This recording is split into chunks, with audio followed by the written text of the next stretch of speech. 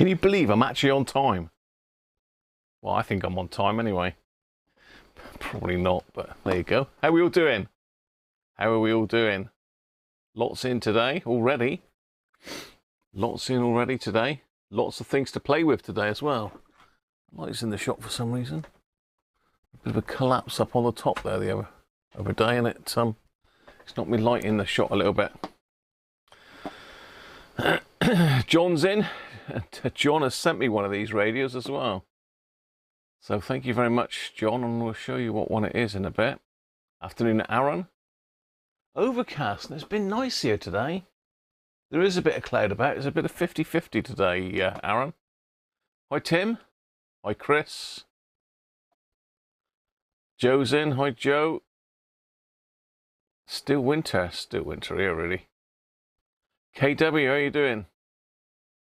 Last transmission for Radio 4. I don't think it is.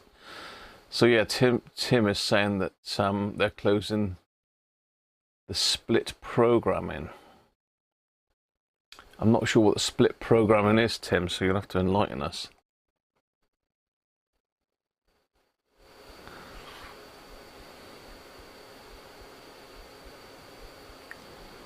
Mike Cass, hi Mike.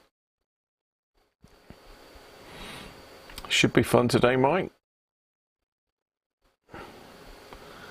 Antenna on the front right radio looks like a pencil with an eraser. Yeah, someone's done a bit of sort of modification, a bit of covering up on that aerial. But we'll see. We'll see what it's like. Rob's radio channel. Hi, Rob. Which one today? Well, I mean, you can choose the first one. I've got them all lined up downstairs, so I'm going to go and get them as we look at them, because I haven't got enough room here to stack them all up.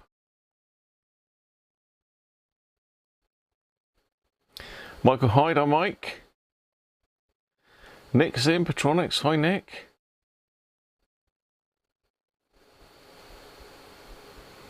Still catching up? You jumped way ahead. Afternoon, Paul, or morning. Danish, that is. Ed Sullivan voice. Logging in for the big show. Ed Sullivan voice. That's what I got, is it? An Ed Sullivan voice. I need some lubrication, I know that.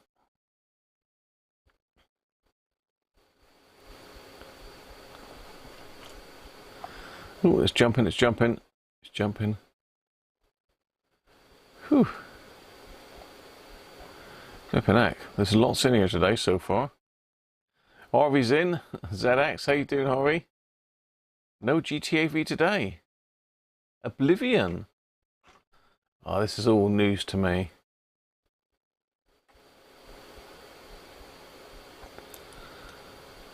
Right, I'm just going down through. I'm quite a way behind. I'm only halfway through the chat so far.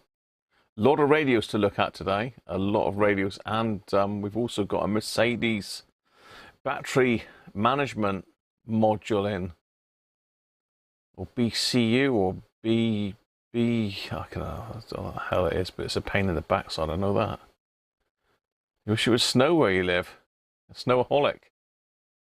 How you doing, Harvey?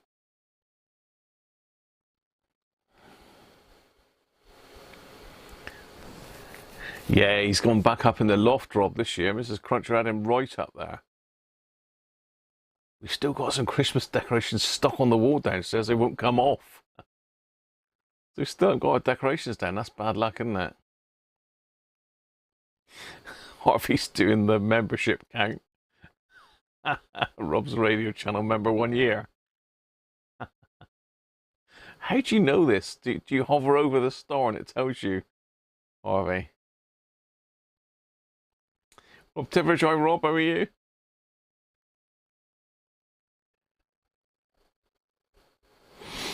Benji's in. Afternoon, Benji. Bob Anderson, hi Bob.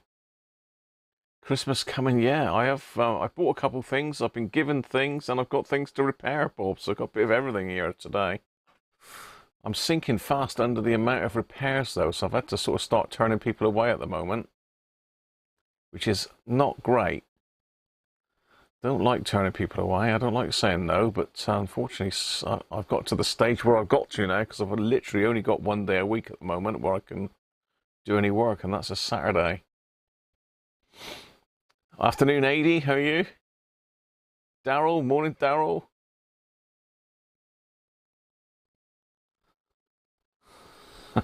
On time, yeah.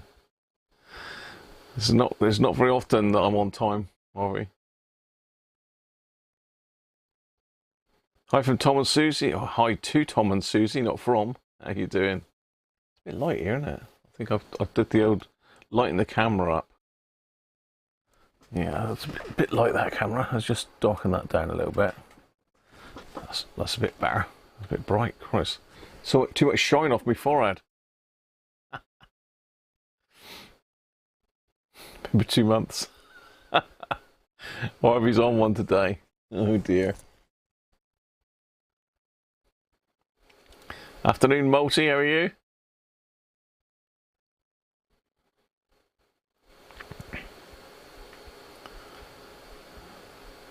Finger. I've got some finger to go in me today, for sure. David Elric. Hi, David.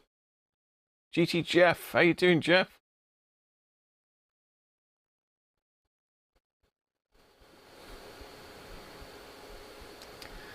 Hi, Rob. That's done.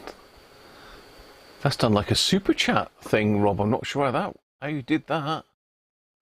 I'm really not sure how that worked. But well, thanks, Rob.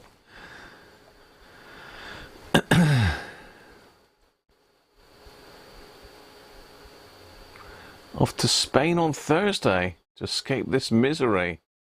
It's actually really nice today. We actually had to open the back door early. It was so hot in here.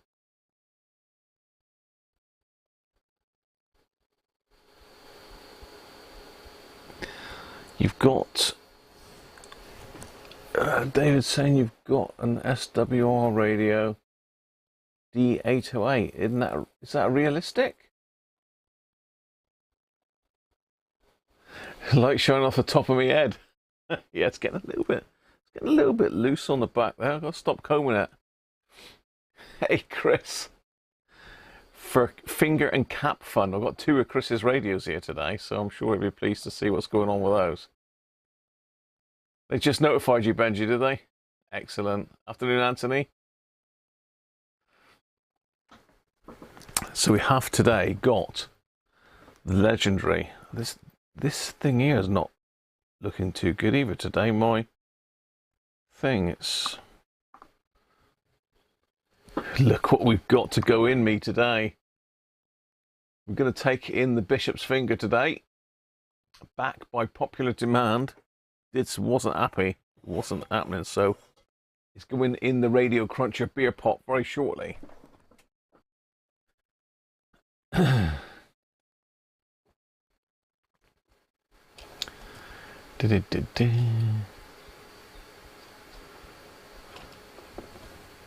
The finger time. It's about time we had another finger, wasn't it? We haven't had one for a while. Had too much other bits and pieces.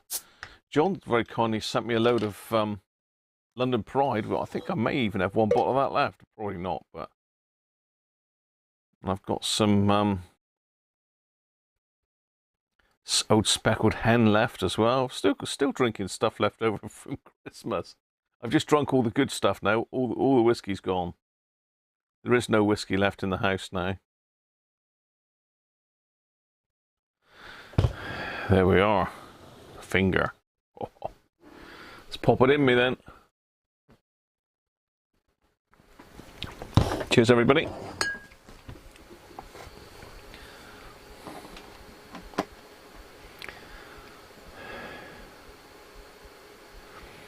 It takes now 10 minutes for a notification for Big Clive. 1.55.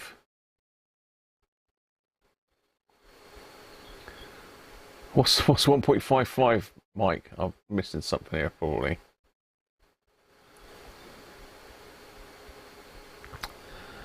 Oh, a Shadowan version of the XH Data D808. Ah, okay. Must buy me some more pounds. Buy Benji stuff. don't know. Maybe you need to go on a desktop, Joe, and I don't know if you're on a laptop or iPad or I think the mobile app and the desktop app are different, aren't they? Daryl's saying the XH Data D608 has just arrived. Paddy, how you doing? Well, you see, bit of Morse there for me.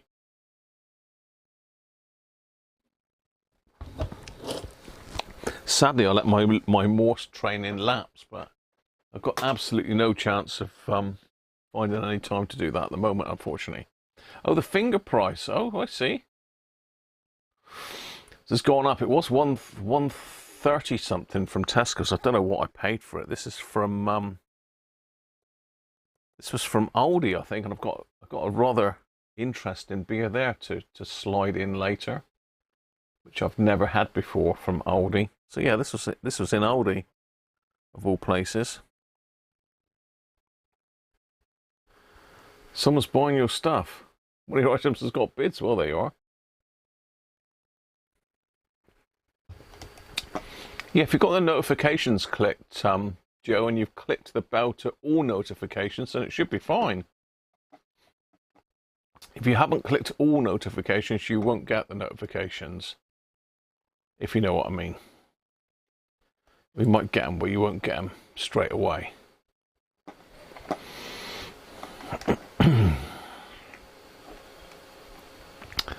Let's just pause that because I don't need to see myself playing back, do I?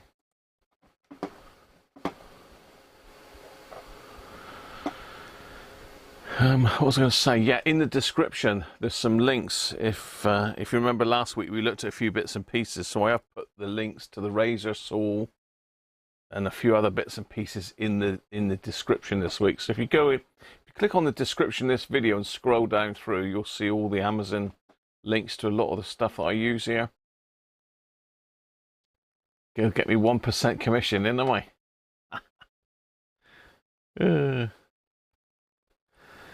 It's set that way here on your channel. Probably a local setting got flipped. Yeah, I'm not sure. Computer error, Harvey. You push the wrong button and kick yourself off. 404 not found. You're gone, Paul. You're gone.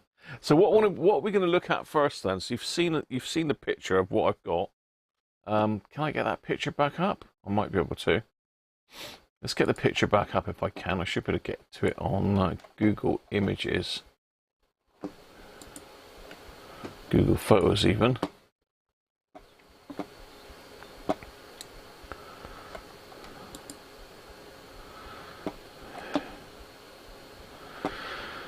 So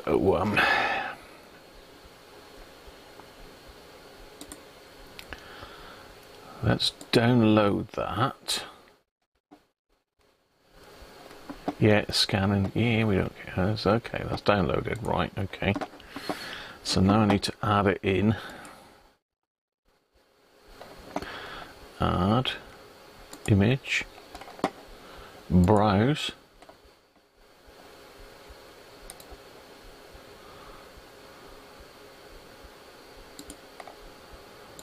Open.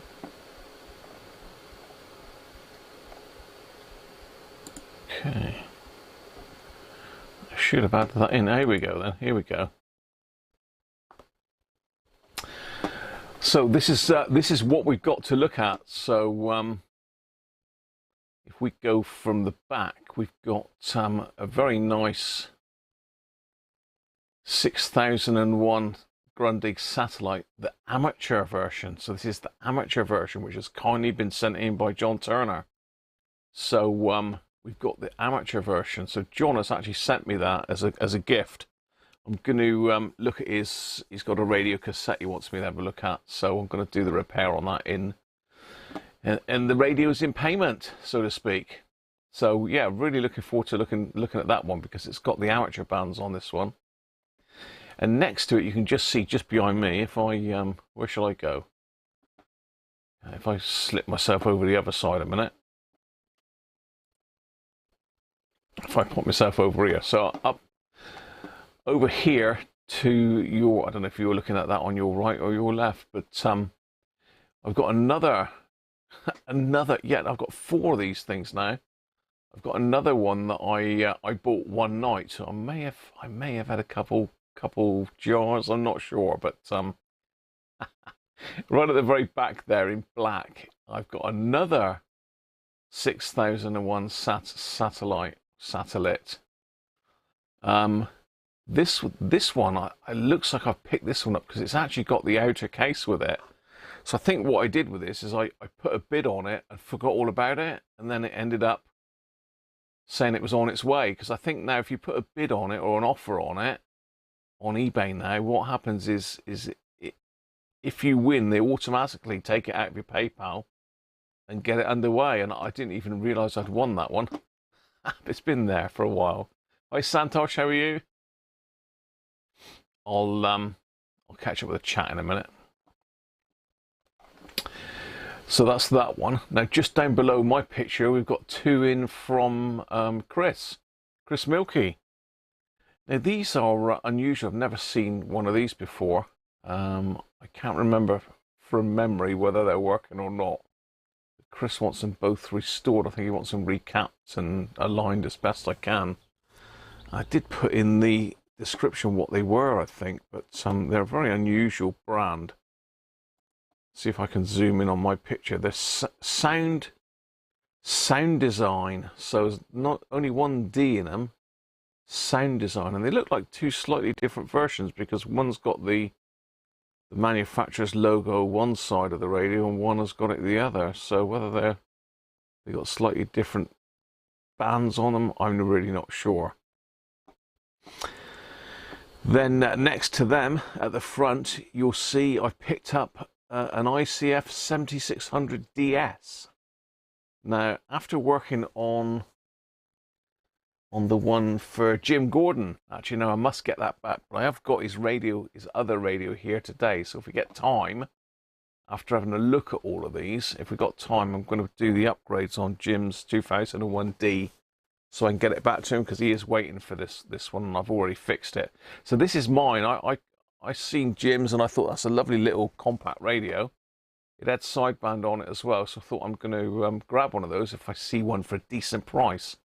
And this one did come up for a decent price. I can't remember what I paid for it now, but I'll look it up in a minute.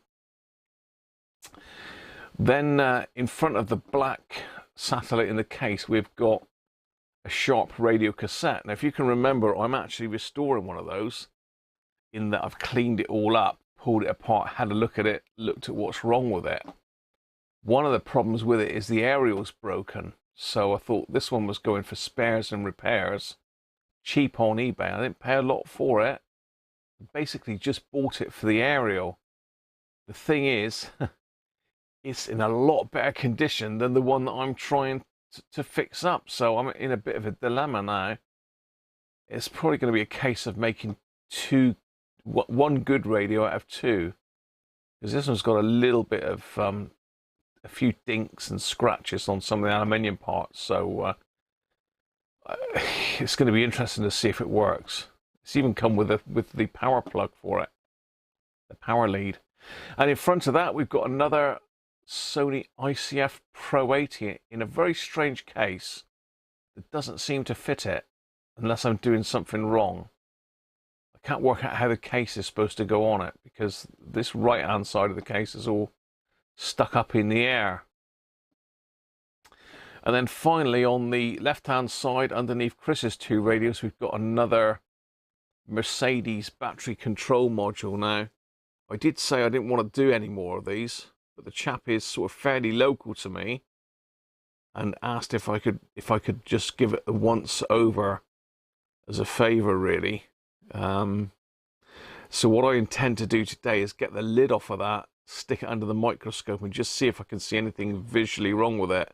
He has sent me some pictures of it and I can't see anything wrong, but apparently it's not charging the battery when it's in standby, because these things, they trickle charge one of the batteries from the main battery. It's a battery management unit. I don't know how they work exactly, but they are supposed to trickle charge like the auxiliary battery, and this one isn't. So there's something wrong with it, but luckily there's not been a fire inside it, so it could just be one capacitor gone or something like that, shorted, that's causing that issue. So it's a case of getting under the microscope, see if we've got any dodgy capacitors in there, and it's the ceramic ones, not the electrolytics. It could be one of the FETs gone in it, but not really sure. So the big question is, which one do we look at first? And I'll go downstairs and grab it. I mean, I can grab the three little ones and bring them up in one, and I can grab the other two, but the three biggest radios are going to have to come up one at a time. So let's see what the verdict is. I know what Chris is going to want me to look at first. So let me go back up. Will I try and get a bit more finger inside me? Pop it in a bit further.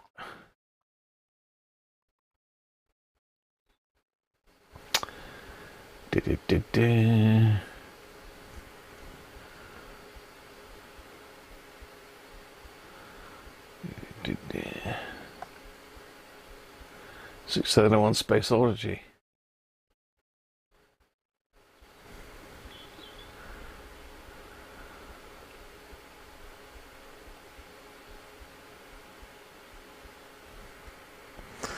Let's pop the rest of that in my glass. Mike Cass, thank you very much, Mike. Seems strange to me over that side, doesn't it? Let's go back over there, shall we?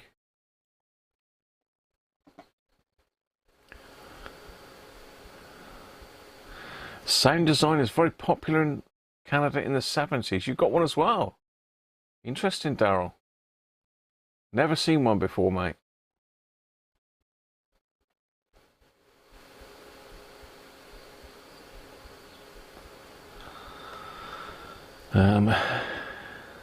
I don't have a schematic for it, Joe, no, unfortunately. So Aaron's saying the black radio first row on the right. Oh, the little scanner airband was. It's a Sony ICF Pro 80. That's the one with the little yellow area. Was that the one you mean, Aaron? Get the battery thing out of the way for AD. Timothy likes the sound design. Andy Tobin. Afternoon, Andy. How are you?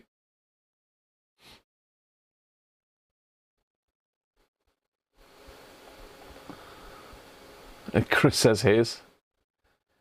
I have to pick the one you will like. Andy B, how are you? Two sound designs. Sound designs look to be the popular choice at the moment. I'm still waiting because there is a bit of a lag on it. Oh, we got a couple for the battery management box. Okay.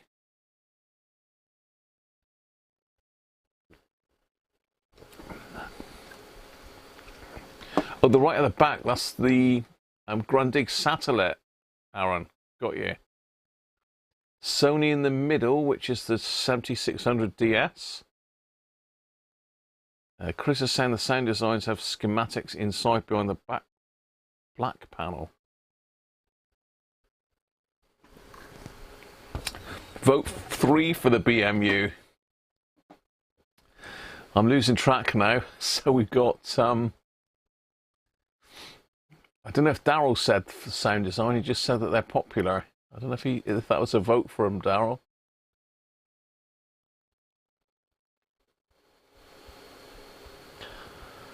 Shop set looks similar to your Ferguson one. I did do a video on that. It was in hell of a state, the one I picked up. It was given to me for free.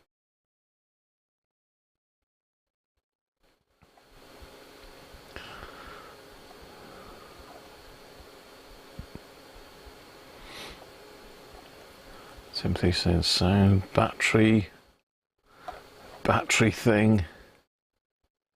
Vote number 48. 7600 for KW. Another one for the Sony. That's 3333, I think. Black satellite. So we've got 2 in. Gerard gone in for the black satellite.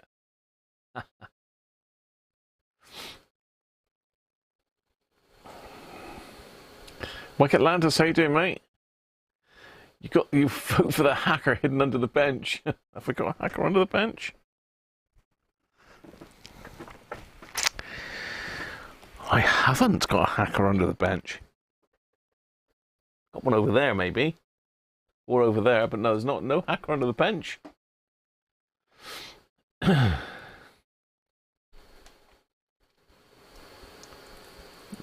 got FM is now saying afternoon to you. Sound designs. Again, I've not seen them before either. Anthony's saying sound designs. Let's have a chat vote. Can I do a thingy bob here? I don't know if I can do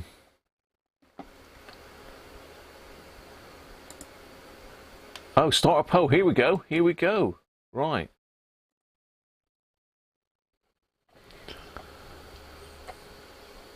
Add option.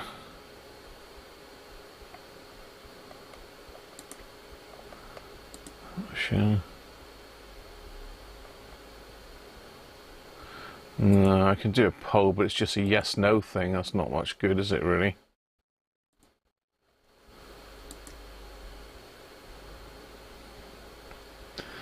Yeah, I don't think it'll let me do two. It only lets me do two options as well. That's rubbish, YouTube. I want more options.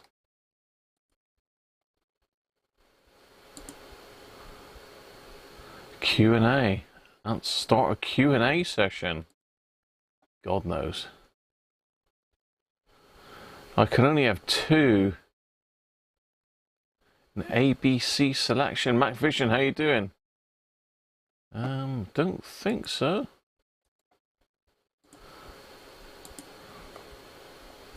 I can start a poll, ask a question, add option, add option. I could do three probably. Let's try it. So I don't think that'll come up. Can only do two. So which first? So option one is. So it's between the sound design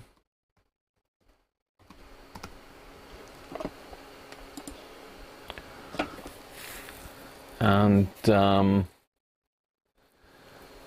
let's do the Sony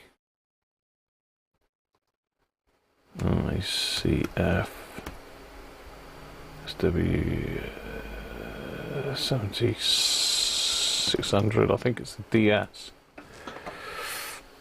I don't know how that's going to look. We got yes, no, and say. Can I change that?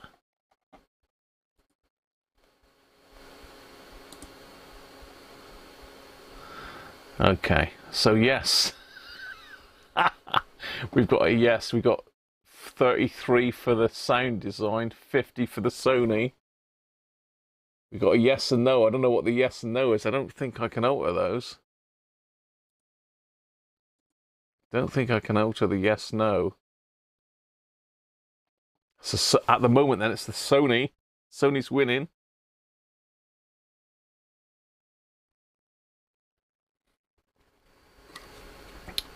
You might have to scroll down. I don't think I can edit it. I can only add the other two options. So really it's between the sound design or the Sony. Sound design's just jumped in the lead, 53%. Nothing for the Grundig yet, Aaron. We'll do that in a minute. So this is just for the first one between these two.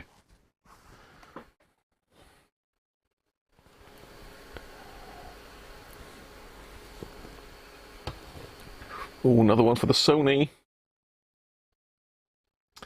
So if you voted yes or no, just I don't know if you can cancel your vote or not. Oh, sound design is. Oh, they're even. Evens. Come on down.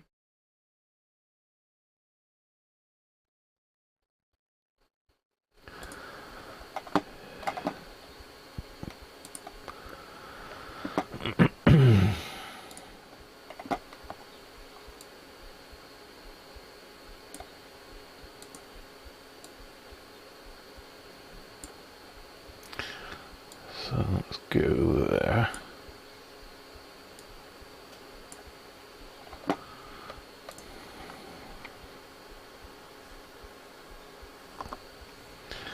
So there we are. So we're voting for these really, the Sony or the two sound designs. Has everybody had a go? Oh no, Daryl.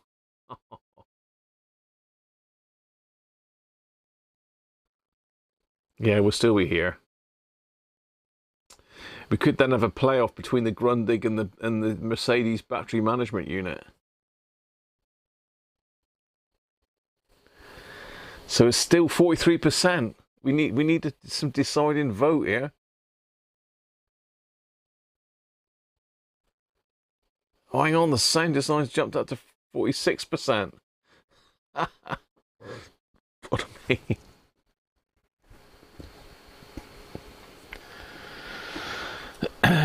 Come on, all you Sony fans. Are you going to let the sound design people win?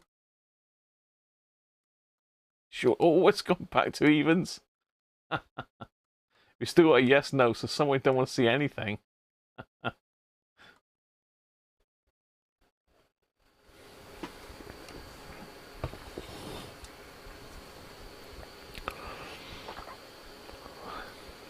Dead on 44% now, that. Seems every time one goes for Sony, someone else jumps in. Oh, Sony's winning.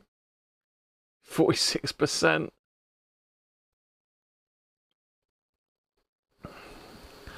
Aaron wants the Sony. Sony's winning it. How we doing? We need a countdown clock, really, don't we?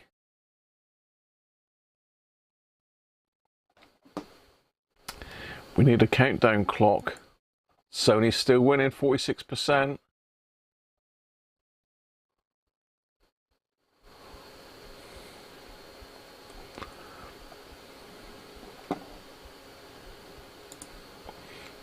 Both back to 44% now. No sound. I've got a sound here. Yes, it says I've got a sound, Gerard. You might need to just restart it, mate.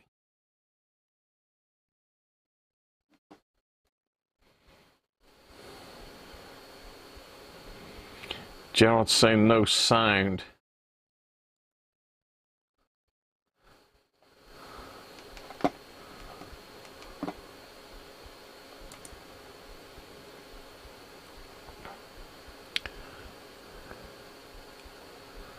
Yeah, you just need to refresh, Gerard. Okay, what's going on? We need a winner. We need a winner. So the next one that jumps up, I'm going to do. So as soon as one of those figures alters, whichever one alters for the better, that's the one we're going to do. So let's wait to see which one it'll be, and then I'm going to hit end poll as soon as it changes.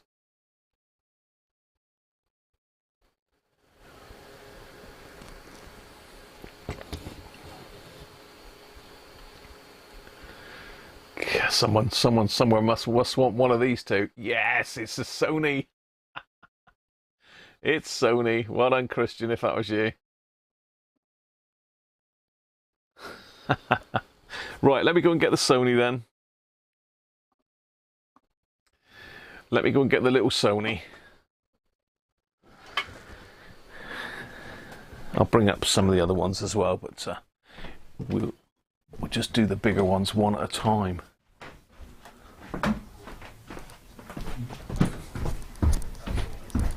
Mrs. Cruncher's down watching the darts.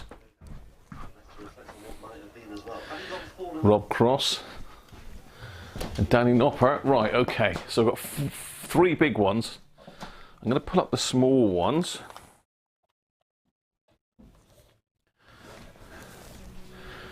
And I'll grab the two. Hopefully the plastic's okay on those handles. Should be, yeah. Okay.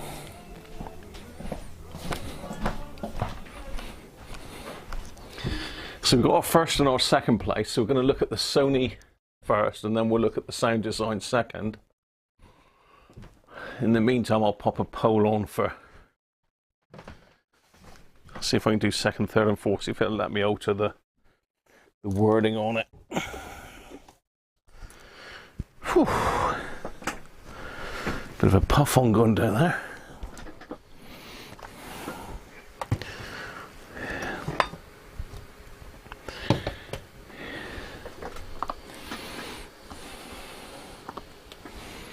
There he is. There she blows.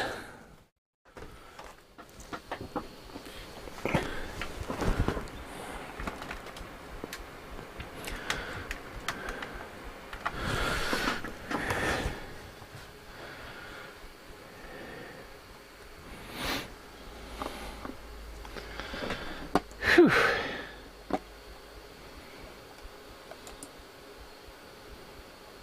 Danish rigged. It deleted your message, Danish, for some reason. You can't argue with it, can you?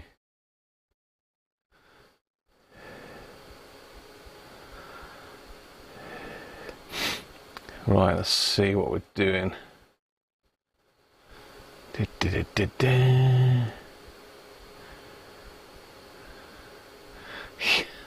could come second, Chris.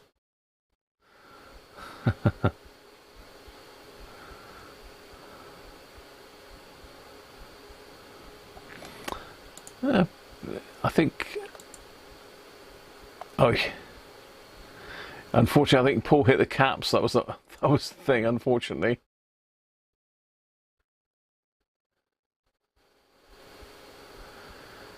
Whew. Very dead caps, you think? No, this is only a quick overview. I'm not spending hours on these. This has been bought in just because I liked the look of the one that I did for Jim. So I've seen this one come up. I don't think I paid a lot for it. Let's have a look, see what I paid for it. Let's see what I paid for it. Again, I think this is one I just put a bid on and just left it, and nobody else bid on it, I don't think. My eBay. Of course, this is going slow because I'm bids, offers. Where's purchases? There we go. So let's have a look at this. I paid, auto paid, so I put an offer in on this of £27, and that's what I got it for. Yeah, £27.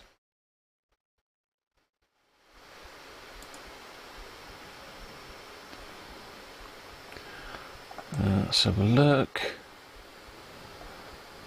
Yeah, so if I pop you over to my screen. So it was £34.95 with free postage. I offered him £27 and he accepted it. It says spares. It's not working apparently. It will not power on because of. Oh, because of this is selling spares. So apparently it doesn't work, which is what we want. We don't want a working radio, do we? We don't want a working radio. We don't want working radio. So that was quite a good price, wasn't it, really?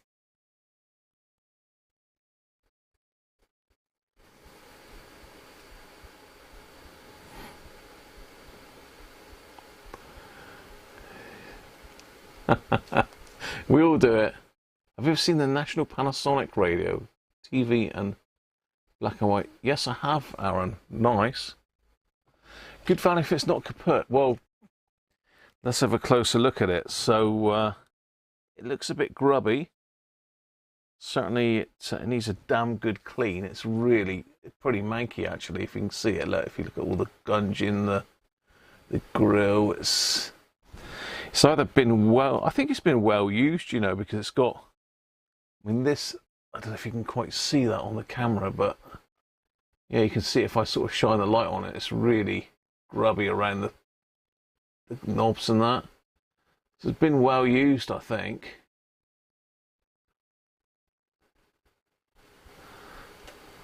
So, I mean, the volume is turned right down. Maybe that's the problem. I don't think so. Yeah, it's really grubby. There's all sorts of nastiness on the fine tuning control, but as I say, it has got SSB, which is nice. It's not going to be any good for listening to well, say that it probably would be, because we've got fine tune, so yeah, it should be fine. Got no sync on it, that's the only thing, but then sync's not the end of the world. Main power switch on the top is in the on position, so that's another one that could catch somebody out. It's a little bit of wear on the down arrow button, but that could be sorted with a transfer and a bit of clear coat. Round the back, so we've got some, if you can see that on the camera, but there is some discoloration around the battery doors. So that usually means that we've had some battery leakage. Can you see that? I don't know how well you can see that. If I there you are. Yes, can you see the edge of the battery doors? Have got looks like the paint's come off on the edge. So it looks like we've had some battery leakage in this, maybe. Maybe that's a sign. But the aerial appears to be there, and it's straight, which is good. Good news. So, you know, it's looking okay at the moment. Let's have a look in the back doors. Yeah.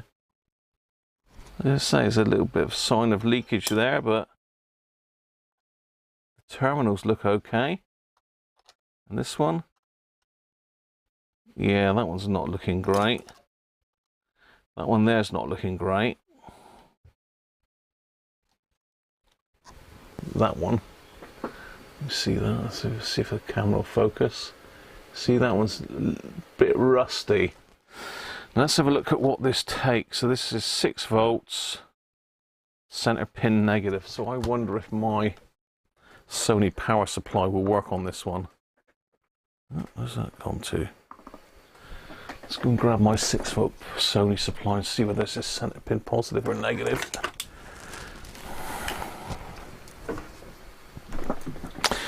So it could be something as simple as the battery terminal corroded that's making it not switch on. Let's have a look at this one.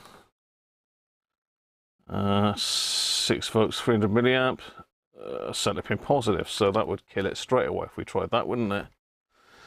Let's have a look. Will this fit in?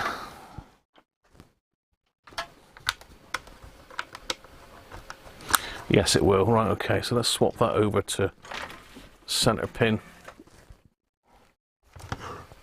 Center pin negative a minute. Stick it on my bench supply, which is better anyway, really, than using a... And that's 6 volts. Let's set a low current limit to start with.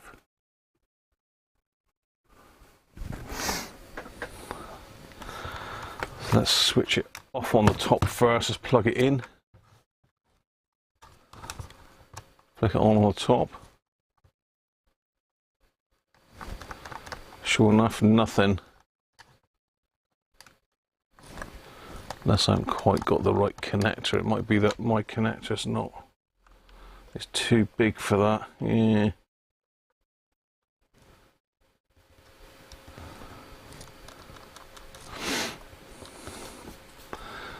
Nothing. Oh, there is signs of life there.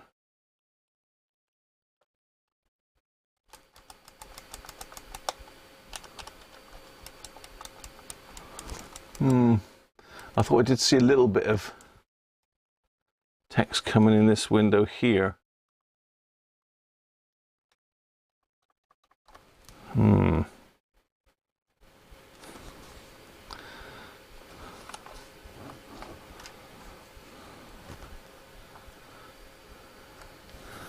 Okay, so I mean, it might be that somebody has gone in there with the wrong power supply and killed something inside it. Let's investigate a bit further, because I'm not convinced that it's not my power supply, because the center plug on that isn't very big, if you know what I mean. I did have one with a different plug on it, but I don't know what I've done with that. Normally all my plugs and everything are in there, but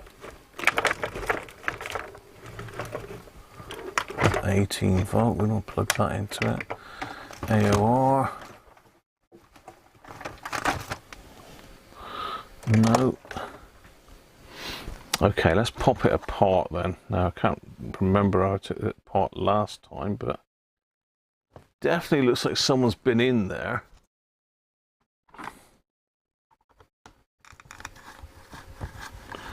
I think we've used quite the right screwdriver. That screw's a little bit chewed up.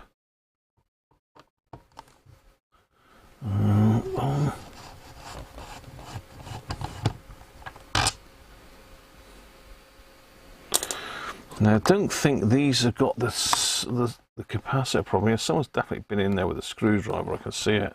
Not used the right one. Is there a reset button in this? Something I didn't think of. Some of them got a little reset button or hole, but I can see, again, you can see underneath there, it looks like something's leaked in here. So I reckon we've had battery leakage on this. That seems to be the wrong size screwdriver for that particular screw.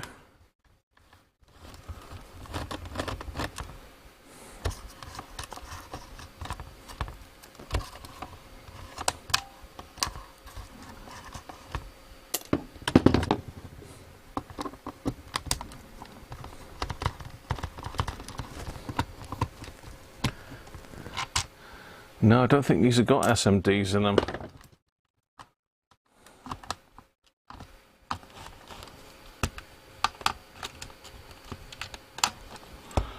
I can't remember if that front comes off or the back comes off. I know we had fun getting the one off the other week, but I think it's just prise it up and slide it off. Yeah, there we go. Ooh, yeah, this is wet inside. This is a bit wet inside. Definitely a battery, because there's a bit of solder in there, look. Oh no, what's going on? What's happening? So if you can see that it is actually wet inside there. I've got it all over my fingers as well now. But yeah, all this here is wet, look. That's battery acid, and that looks to me like a bit of solder there. Is it solder or is it metal foil?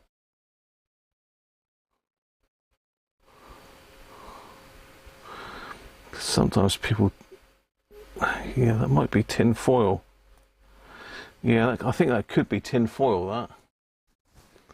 Someone's tried to make a connection there, I think, using a bit of tin foil. Certainly the plating's gone off for that. So we're probably going to have to tin it.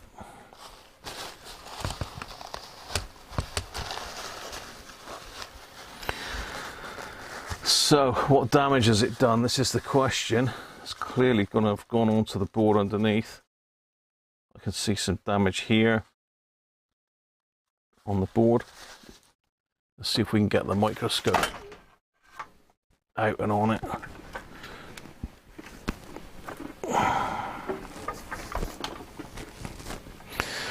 Still haven't managed to suss out the camera on this thing.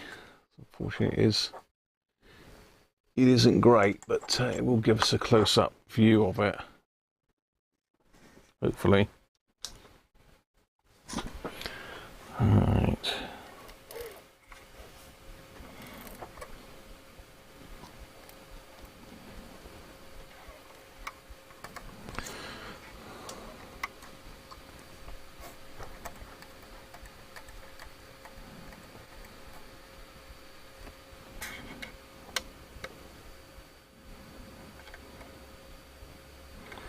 So I'll leave it there. Let's have a quick look at what the camera looks like. Where's she gone?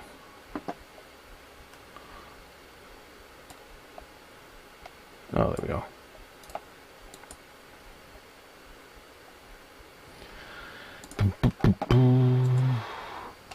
My apologies, not the brightest picture on the planet, but that's a little bit brighter. So I don't know if that is that goo that we can see on the board there. Is that acid? I don't know where I'm looking here at the moment. I'm going to need to angle it a little bit, I think.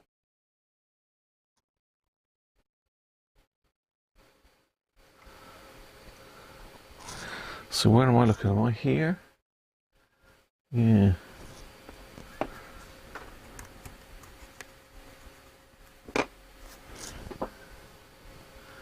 No, I think that's just a lacquer on the board there. But if I move it over that way slightly, see if I can get the glare off of it. So you can see there that something's sort of started eating away at the board.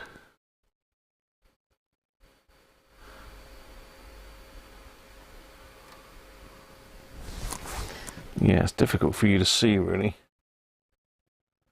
If I turn it like that. I can see that. That's a bit better now. Can you see all the dark areas on that board there? So I'm looking all around here. That's got some battery acid damage all the way along this track here. And there's a bit of corrosion around this joint.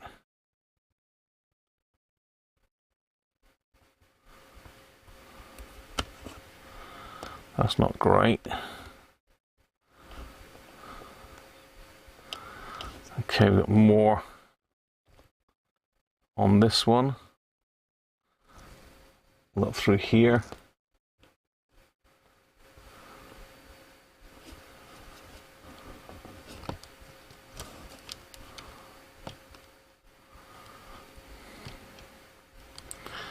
Nothing that I can see yet that I'm thinking that's killed it dead, but there is a board underneath this grey bit.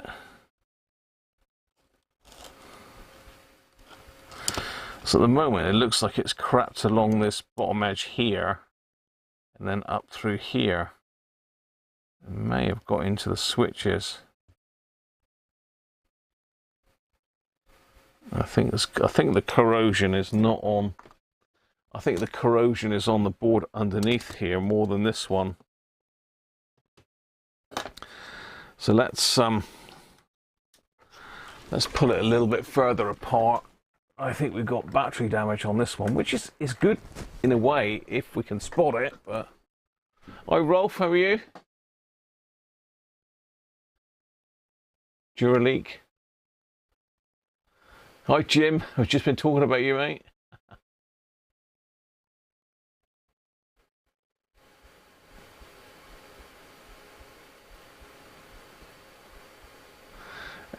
All send an SW55. I've just finished one FM.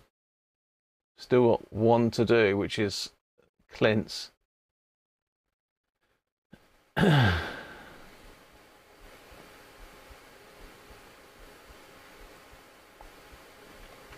Just catching up with the chat a minute.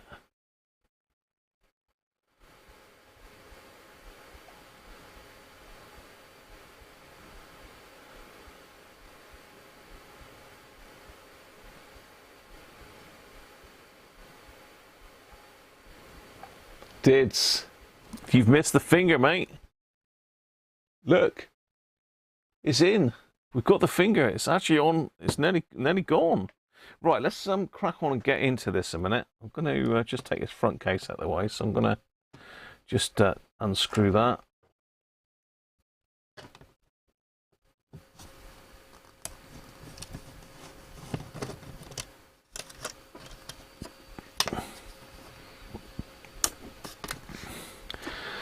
That's a front case out of the way, back case even. Right, so we've got to get underneath this. Here, it looks like I've got, just trying to see which ones would be connected to it. That one there, I would say for sure.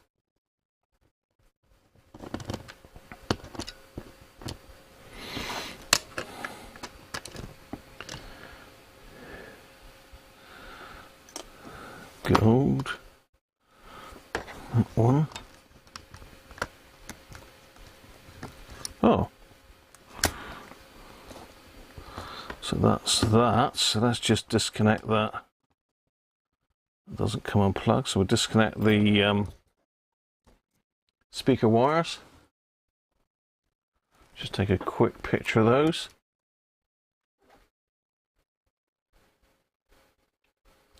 What are we on about now? Are we on about vacuum cleaners now? Oh my god.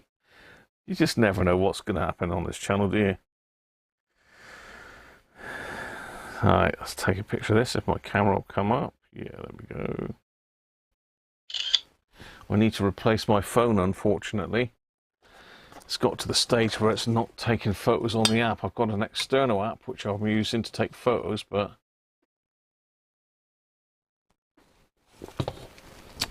nowhere near as powerful as the app that came with it.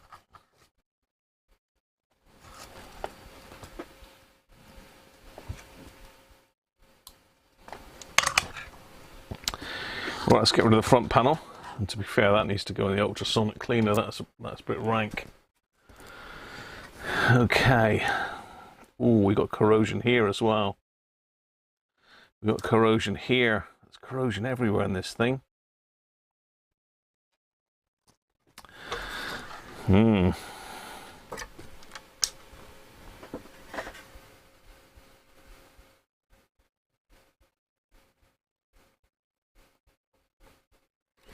Yeah, this has had a bad case of battery damage, I think. Can you see those two caps there? All the dark part of the board there, that's all corrosion. Let's pop the rubber pad off. It's not stuck to it.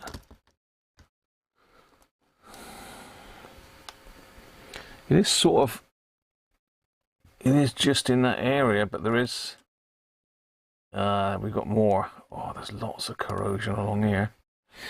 So I don't know if you can see on the board here. Can you see that wet patch there? Where are we? Yeah, so we can see that carbon pad, but this, that's electrolyte there. See it all? That's electrolyte, and we've got quite a bit of corrosion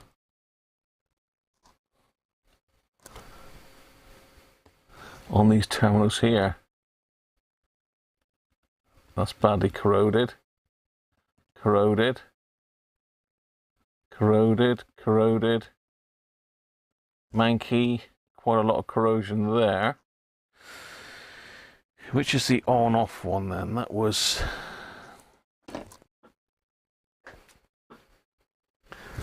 on-off is this top one. Well, the top one doesn't look bad. So the on-off pad looks okay, but you can see we've got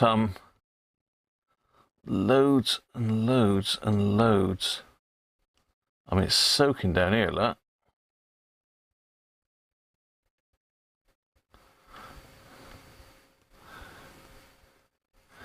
We've got a possible break here. And the side's dark, but I can't really do a lot about that. It almost looks like we've got a break down here.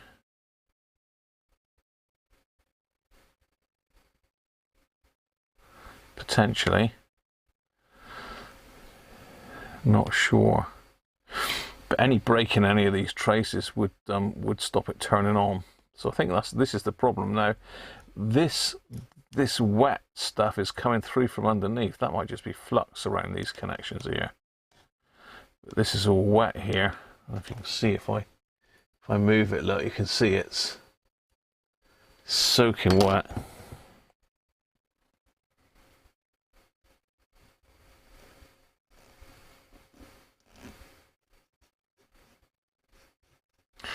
And it's a sort of sticky substance, which is battery acid. So you don't get rid of acid with vinegar, you get rid of it with alkaline, which is isopropyl. So let's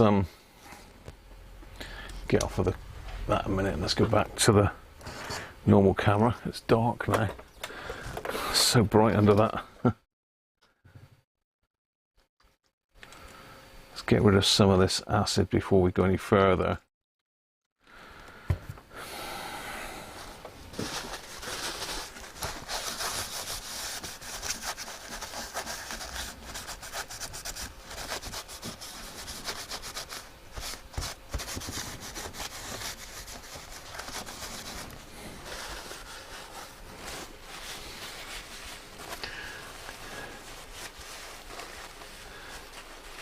Mrs. Dids bought you a thermal camera, very nice. I'd like one of those, Dids. I've got my eye on a unit one, or Uni-T.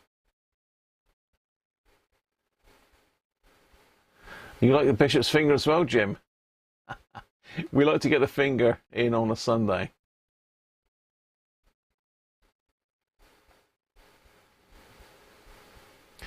Chris, member 6 months. Oh, I like it. It probably needs to go. It probably needs to go in the ultrasonic, but I don't really want to put the LCD in it.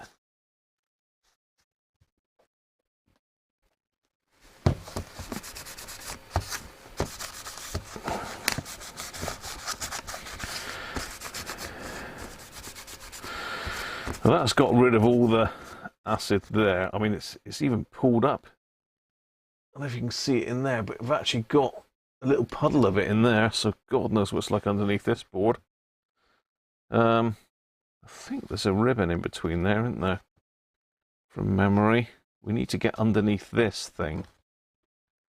So we've got to get... This board is the one that looks like it's been hit. Is there a ribbon? I think there is a ribbon in between that. So I think, let's have a look, how did I get that out last time? Or didn't we go that deep? I don't think we went that deep into Jim's radio, did we? I think we may have to take this board off in order to get the one on the back off.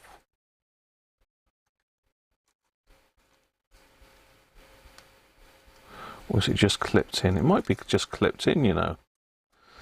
It looks like it's clipped there.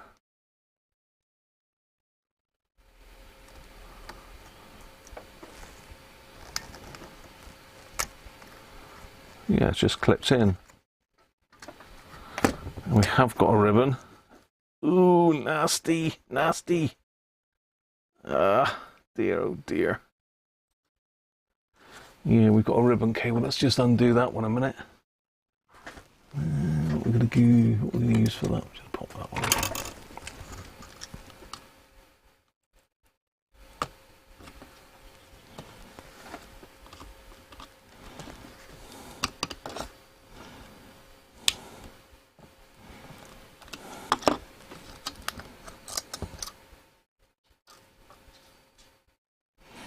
Ribbon cable looks okay, but this is nasty. Oh dear.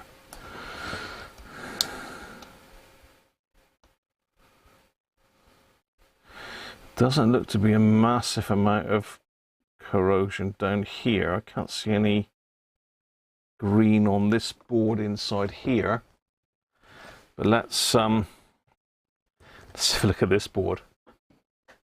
No, I don't know, it's going to be difficult because the camera's going to blow it out, but that is, you can see the corrosion on here. Looks like it's got underneath this copper plate here.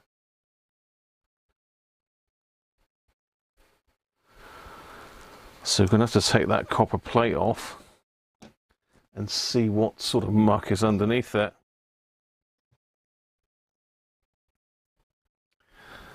Let's turn that off.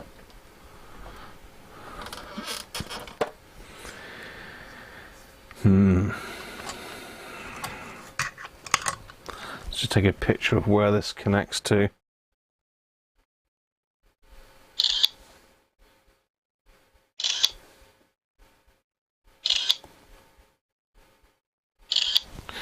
So that's just one of these copper shields that's laminated in plastic, which is great because every time you try and do anything to it, it all melts.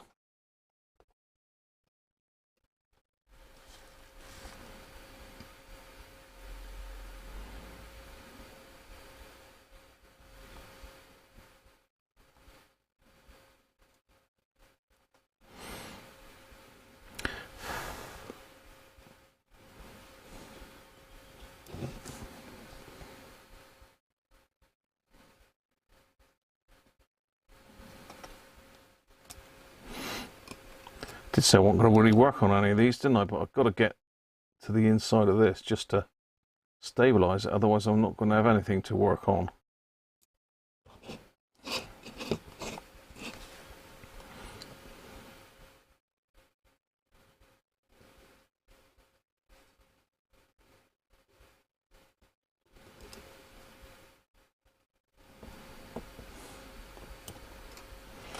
Okay, it looks like it's disconnected, but it's still stuck down.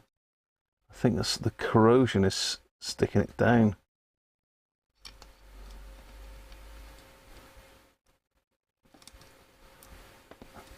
Let's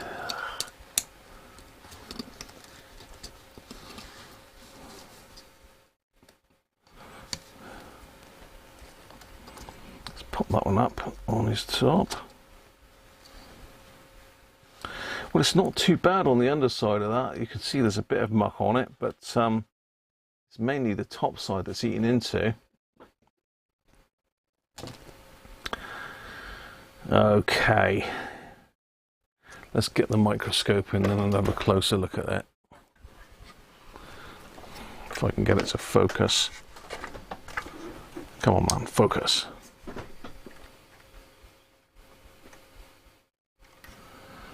Yeah, okay. Oh dear, right. So straight away we got quite a lot of nastiness down in this corner. And looks like we've got a load of diode packages there for maybe switching between AM and FM perhaps. And we've got bad tracks down there. More nastiness.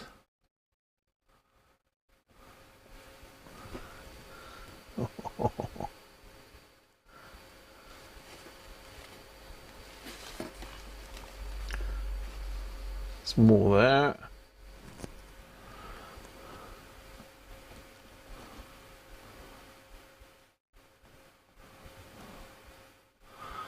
Looks okay up under the display. Oh, we got quite a bit of corrosion there, look.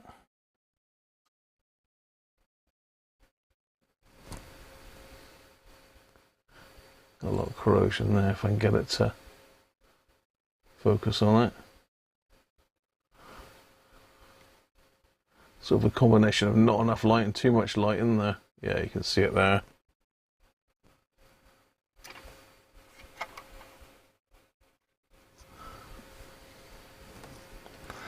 So we've got a big lump of corrosion there. Ooh, this could be a problem. Can you see there? This is the ribbon cable connector now. That is bad there. That might be our issue right there. Where it says number 12. Coming at number 12. That is bad there. Right underneath that ribbon cable. So I wonder if we've got continuity between the there and wherever that goes. I can't even see where it goes, it's that bad. Right, let's move that out of the way for a minute.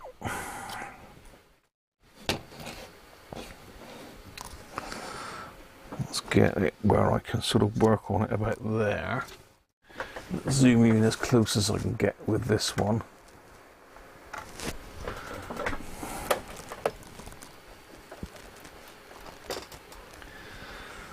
So this is the area of nastiness underneath this ribbon cable. I can't peel this ribbon cable back because it will damage the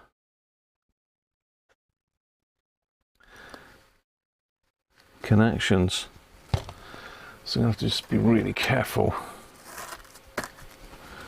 I'm going to go with it with the isopropyl and see what's underneath that corrosion.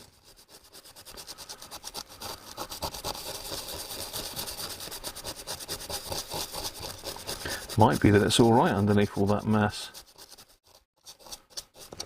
It's looking a lot better already.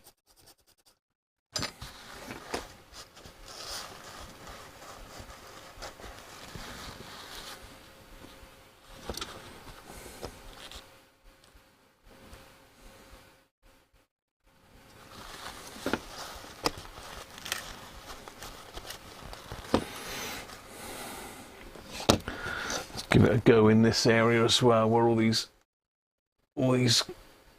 capacitors are manky. I think that's just my isopropyl dripping out there, where I've just sprayed it all over that. Let's give these a go as well.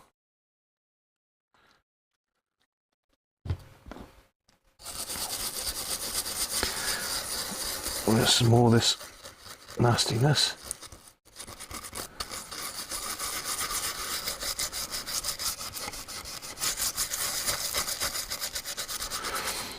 So I can't really see any vias, which is good news. There is some corrosion up by the processor as well, by the looks of it. And over in this area, some real mess in it. We've got a tactile switch here, and I wonder what that's for.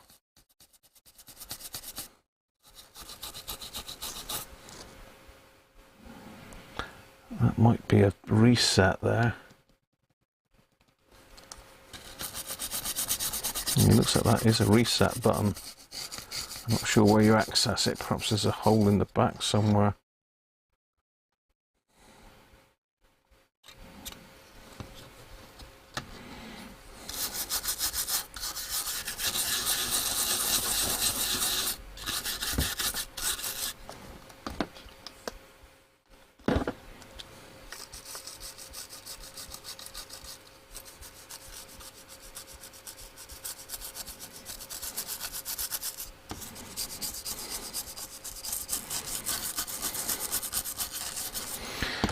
So almost certainly we've got something open here somewhere. One of these tracks has got to be gone.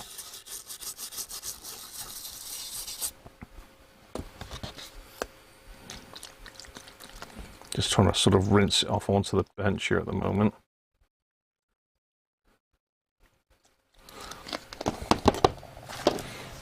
Making a bit of a river of IPA and acid.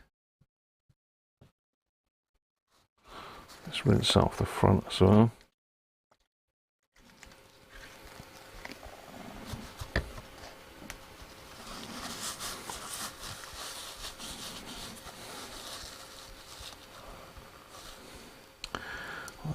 Looks like there's something underneath this silver bit here as well. What the hell is that?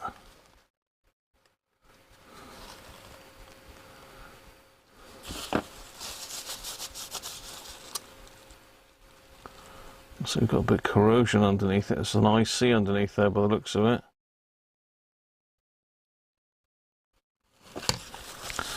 Should we pop that out as well?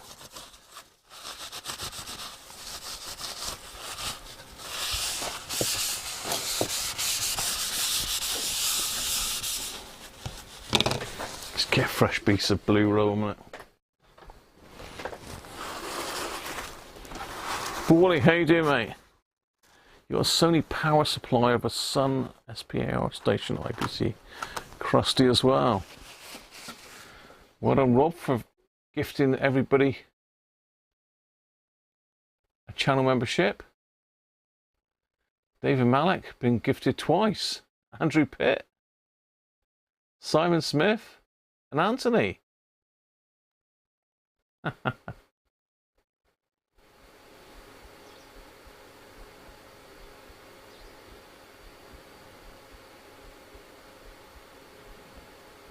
One of your 7600Ds doesn't work with external power.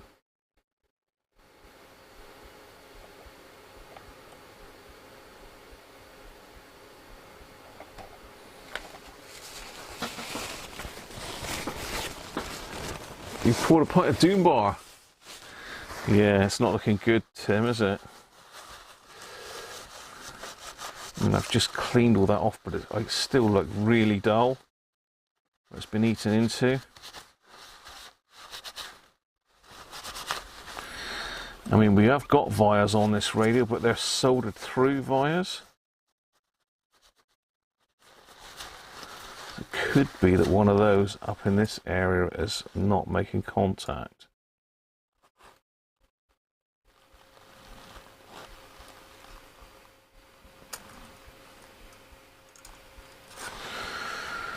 It could be anything with this, to be honest.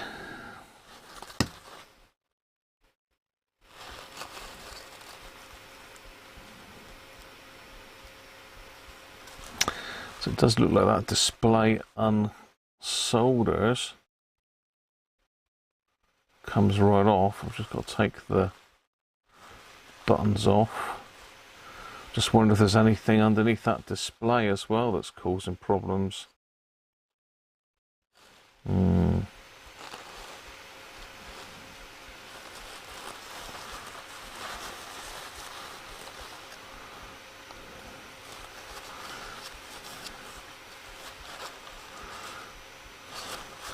You know, my first sort of gut feeling is that it's a problem with the switch panel on the front here.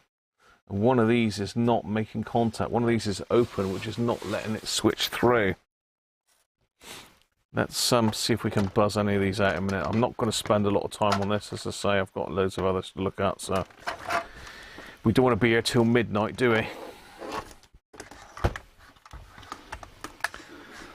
So that's... I don't know what I've done with my magnifying glasses. What have I done with those then? We left them out in the hallway or something away. They're not where they should be anyway. There's no surprise there. They're not on the floor. Do want them really, because I don't really want to look through the microscope, because you won't get a very good picture. What are those then? Bear with me. Let me see if I can find my magnifying glasses. There they are. I knew they wouldn't be far.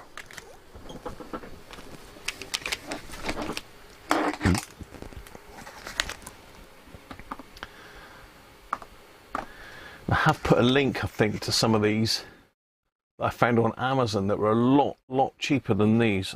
These are quite expensive. These are Optivisor made in the USA. They got glass lenses, but the ones on Amazon say this is Optivisor. I've also got glass lenses, and they come with about 4 or 5 interchangeable ones, so you can change the magnification. This came just with the one lens. I can buy other lenses for it, but they are a bit expensive. So again, that link should be in my video description. If anyone hasn't got a pair of these, you need them for this sort of work, to be fair. So I'm just going to stick it on continuity for the moment. Probably not the best for this, but I just want to make sure there's no breaks. So let's go from that pad.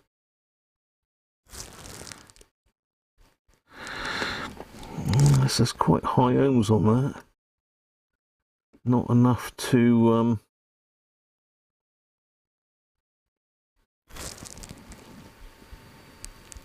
sort of like 40 ohms. Is that about right? You're not making great contact.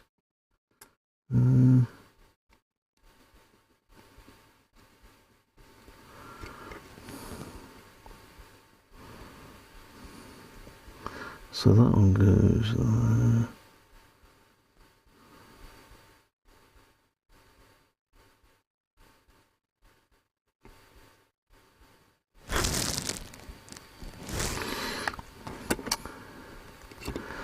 Yeah, maybe they're just not great contacts anyway.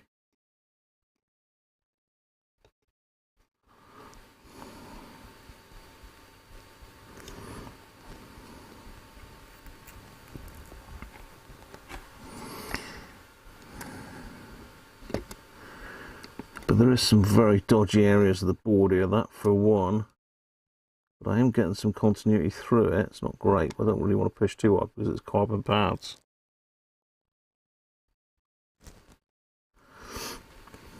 And even if I put carbon to carbon here, it's not great.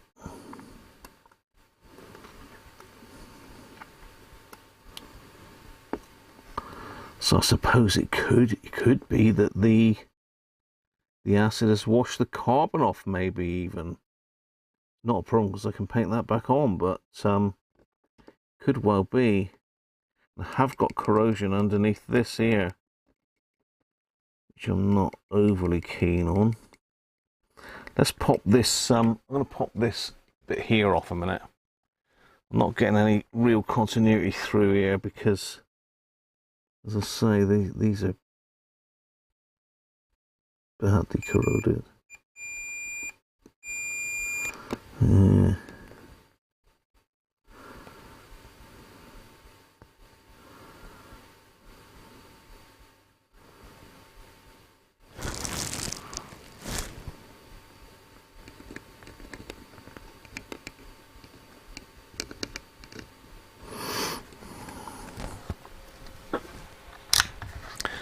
What I didn't do is have a look at the back of these pads, did I?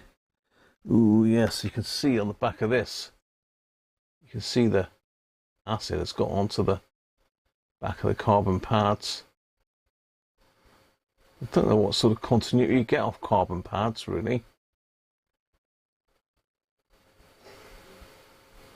Yeah, so we've definitely got some leakage there. Let's have a look which way around that pad went. So don't have any leakage up in the on-off switch position though. It's all down on this corner here that the leakage is, but well, there's definitely something underneath here, so let's get that out in a minute.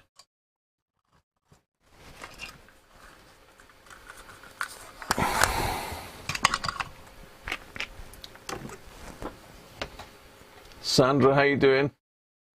And Ben's in. Hello, Ben and Sandra, how you doing? And Daniel's in. Hi, Daniel.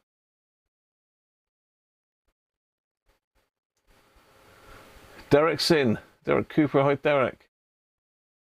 Borley, 31 meters AM 9590.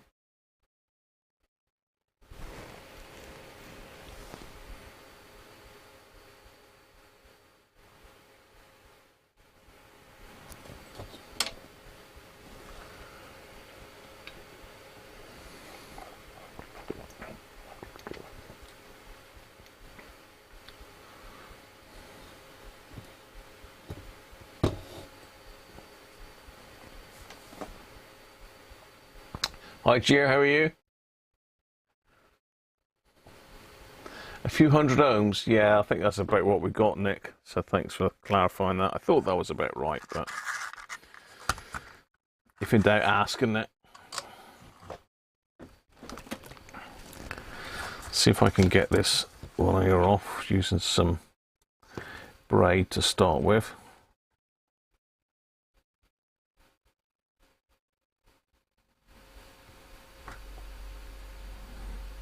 That's what I'm truly stuck on. The trouble is, you get corrosion on these solder joints and they won't solder properly anymore.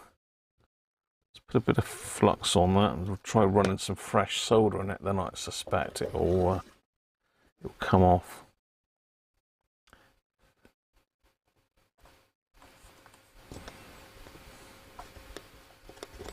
Yeah, so I can tell there's corrosion in that because it's fizzing.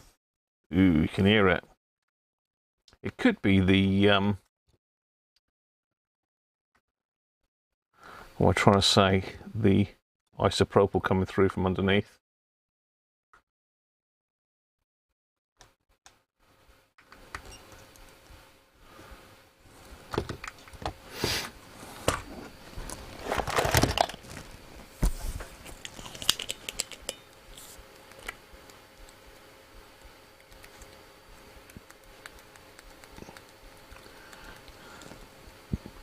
Get refurbed. Yay, Wayne's lurking.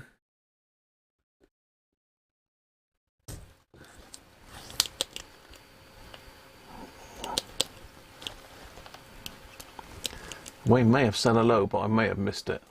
So apologies if I have.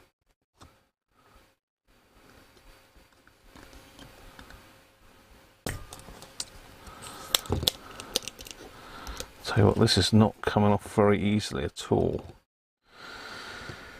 Let's put a bit more flux on. A bit more flux, a bit more wick.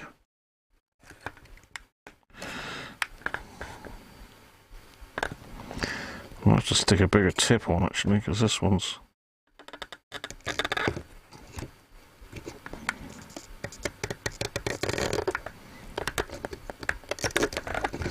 Yeah, that's got that definitely now. Let's unsolder this from the other side. Again, I think I'm going to have to put some flux on it.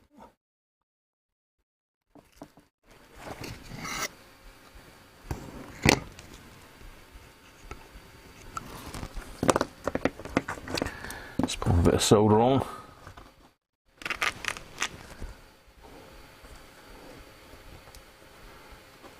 Thanks, Rob.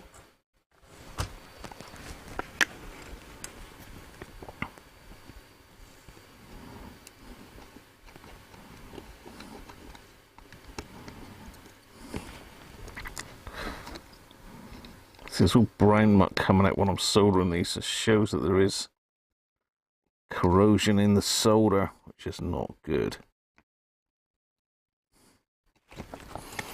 Let's see if we can suck some of that up. Should put the desoldering tool on really, but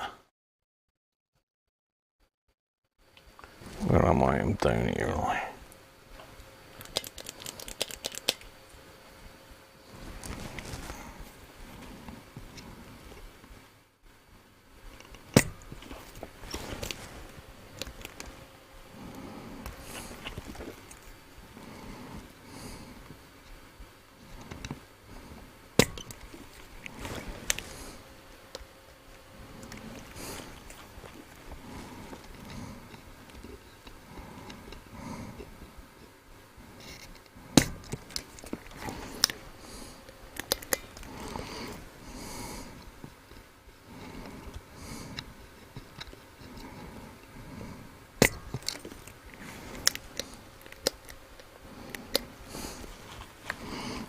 Yuck.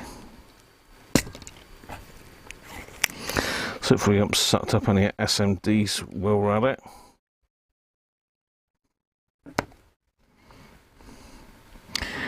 And it looks like not only are these poked through, but they're twisted as well. That one certainly is.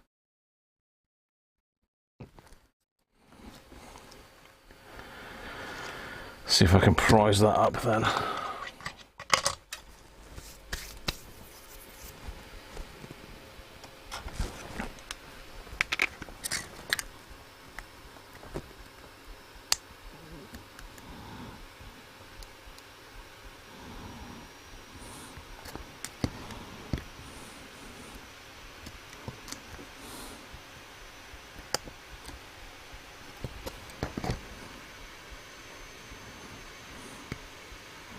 Yeah, so that's great. They've twisted them, then soldered them, so that makes it very difficult to get them off. It's nice of them. Obviously, don't want you to get in here.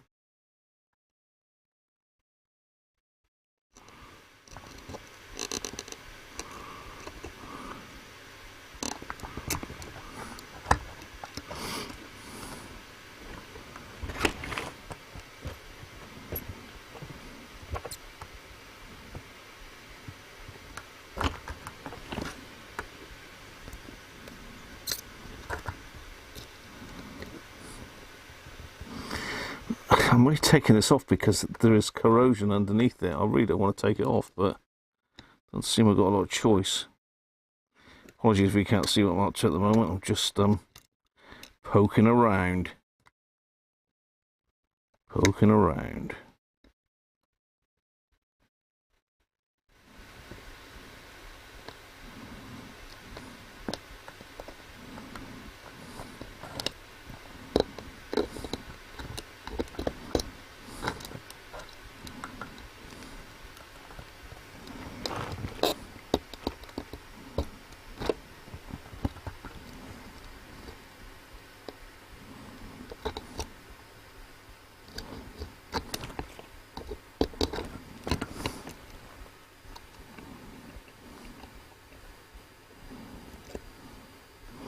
Try not to burn this ribbon cable as well.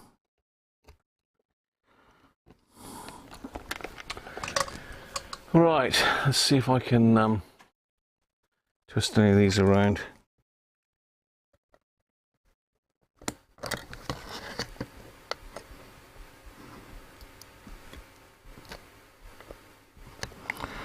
Yeah. Yep. Yeah, there we go. Now can we get them out?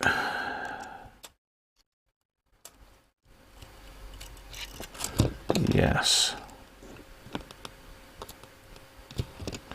Oh, we've got some tantalum edge underneath here. Let's have a look. What else have we got here stuck? And a crystal that's stuck to the top here. Oh. Don't break the crystal, Graham. There we go.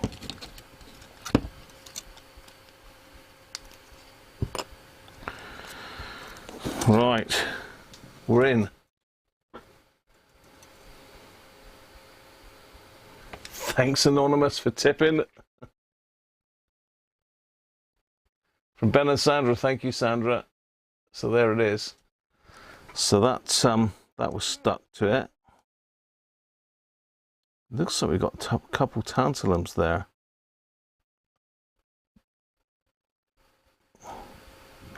Bit of mucking around it, but I don't think there's too much damage in there.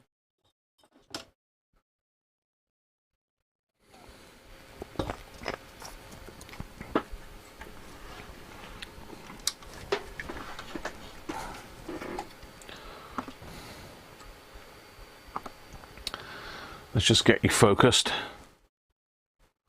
Focus on the situation. Is it that way? No, it's that way.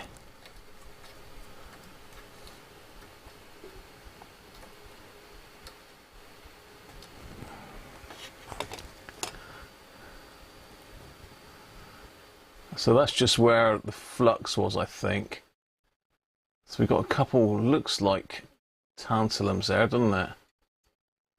Definitely looks like a tantalum.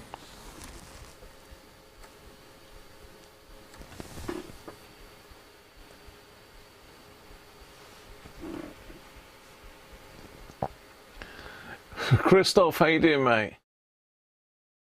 Conductive glue could be, yeah. Thanks, Rob. You sent me a super chat, did you?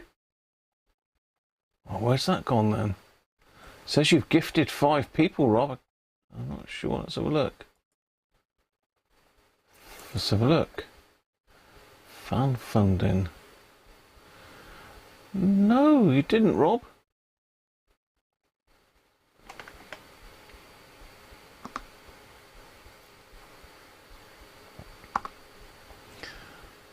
Yeah, you've very kindly gifted 10 memberships, Rob. You sent me one earlier for 2 years, so thank you. And Chris did, and it said that you've been a member for 14 months. So yeah, it's quite a new thing, this fan funding.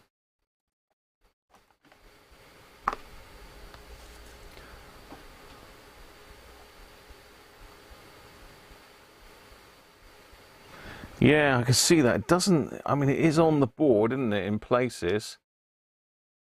Make sure that, make sure that, where is it?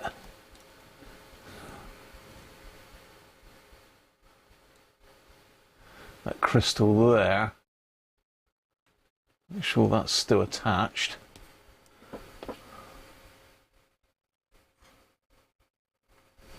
I haven't knocked it off. Let's have a look.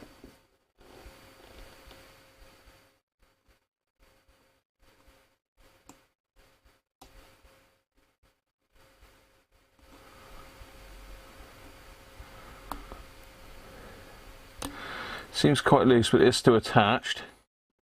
And say we've got this glue, which can become conductive. It's going to be a job to scrape that off that crystal. I don't want to break that crystal. It looks like these are 10 at 6 volts, these tanks.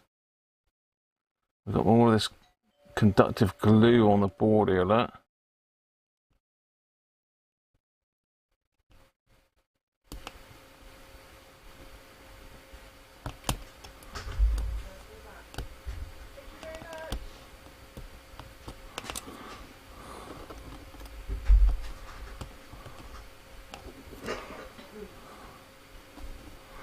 Nasty. So we've got a bit of corrosion there in the flux, you can see. So it looks like they've glued those tantalums down to the board.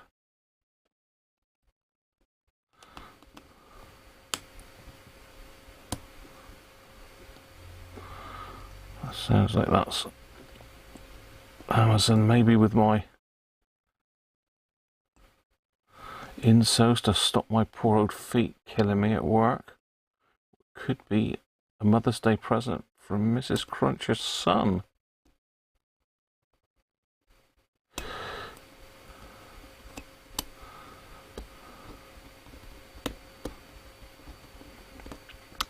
Usually when these radios don't fire up, it's a problem on the switchboard.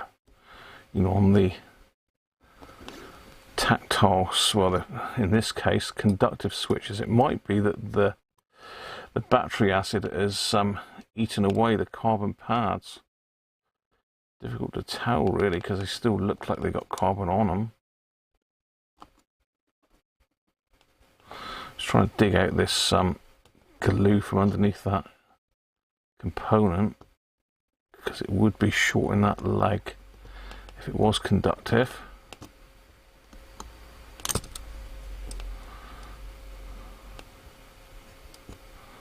Certainly would be short in that leg there, right?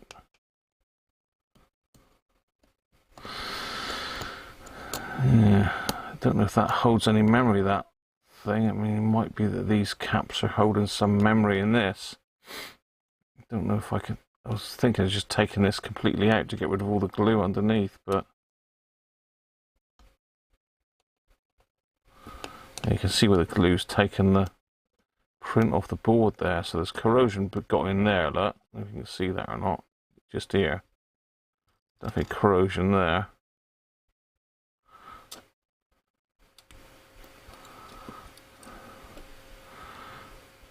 We've got a bit of corrosion on this as well by the looks of it. What was that tape?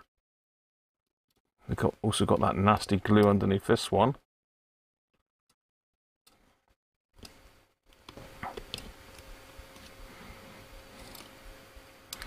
Again, doesn't look like that would have shorted anything, but we'll get as much of it off as we can.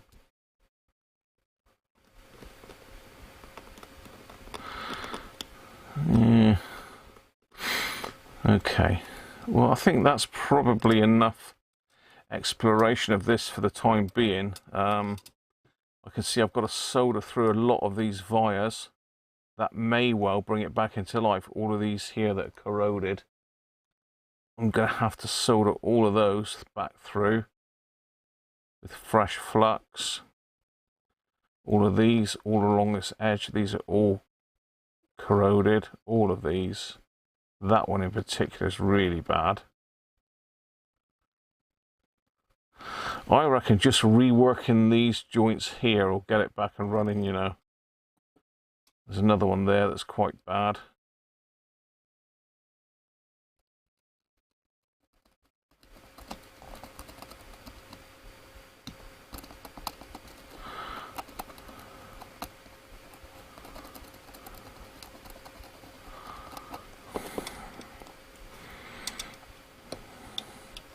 It's really bad corrosion on the leg of that cap, so I need to change these two, reflow those. Just looking what else. Conductive glue potentially on that. Gonna have to knock off the solder mask on that and clean it underneath and recoat it.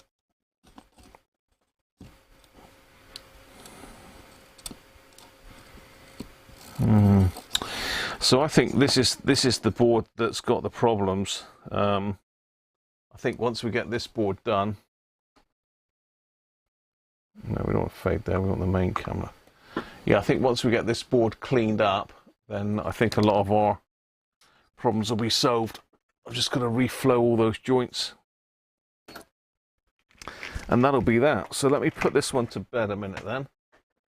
Let me put it to rest. Let's just find a container to put it in. Ooh. I'm kicking around the Pro 80 on the floor here. So we've got plenty of other radios to look at yet, so we don't want to dwell too long, although it would have been nice to carry on with that one really, but I have got more to look at.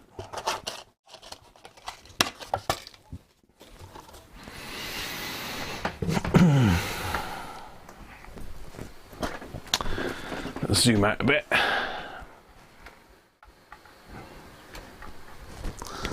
See, I picked up some of these baskets from, I don't know what it was, Dunelm or something like that, but they're ideal for this sort of size radio because it just all fits in there. Keep everything together, you don't lose anything then. All the screws are sitting there because it's got a solid bottom on it. A bit like me. Everything can go back in there, all the nastiness. I'm fairly confident that I can get that working. I'm fairly confident I can get this working. So there you go, there's a statement for you. I can't get Clint's SW55 working. Well, I can. I did get Clint's SW55 working, but it ain't working right. But that's not working at all. So I'm confident that I can get that going, which will be nice. But that may be another stream just for that one, if that's something you fancy. So a bit of a clear up then, and then we'll get number 2. Well, it's a double whammy this because we've got 2 of the same ones. So again, I'm just going to test them. We'll ask Chris what's wrong with them as well at the same time. Let's get rid of all this nasty acidy muck everywhere and off of my hands a minute. So that one is 99% battery damage. I'm pretty sure of it. You know, it could be component failure caused by the battery damaging something and chucking a load of current somewhere else, maybe, but it's more than likely just battery damage.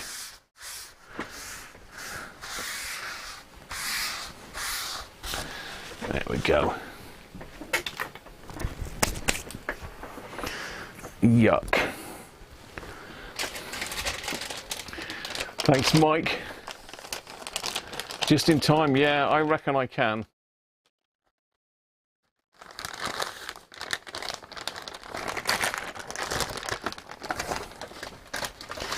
That's nowhere near as nice as Jim's radio.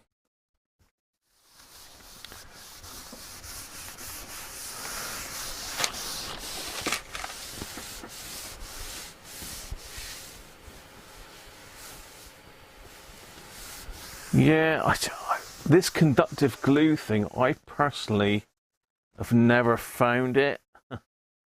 I almost think it's a bit of a myth, but I have had a board before where the glue is ate through the legs of a component, so it is slightly corrosive, and you can see it's, I don't know whether it's a combination of the glue and the stuff on the board. Gonna have to use, I must stick a link to some of these as well, because these are really good for getting stuff like this off your hands.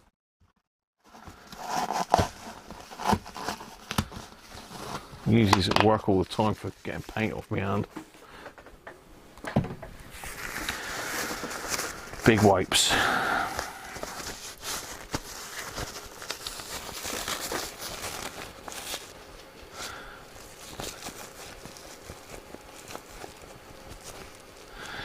Yeah, I think we're definitely going to have to try and get it. Yeah. Just a sec. Mrs. Cruncher's asking for me. Won't be a sec.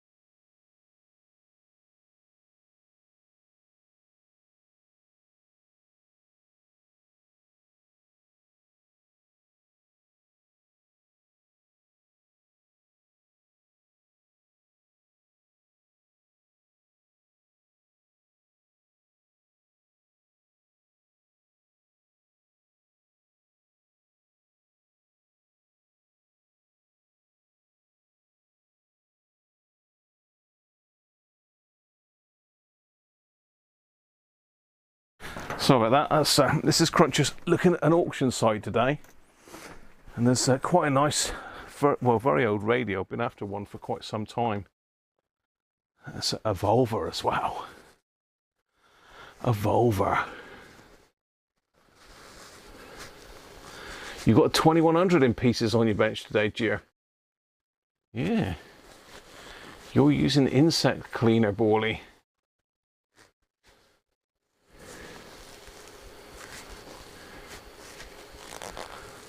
You've had it. What have you had? What have you had? Yeah, I've got 2 to look at today, Gier, so stay tuned, mate. Stay tuned. John Turner's very kindly sent me the amateur version of the 210 or 6001, whichever you want to call it. Right.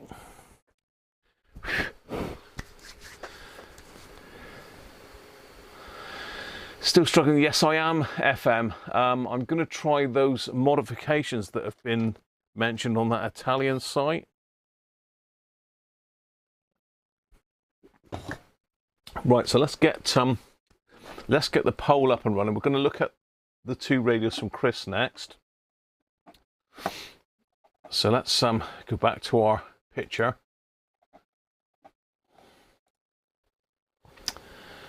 Let's reset all.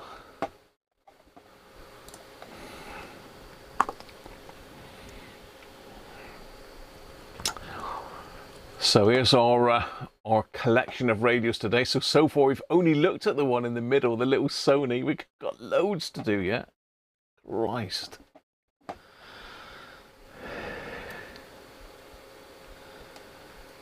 Oh, no worries. Okay, Anthony.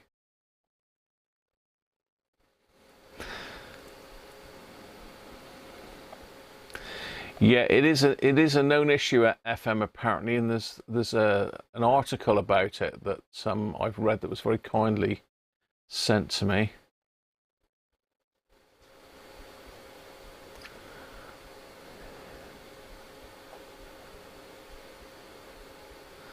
Yeah, it was definitely dead on arrival, Daryl.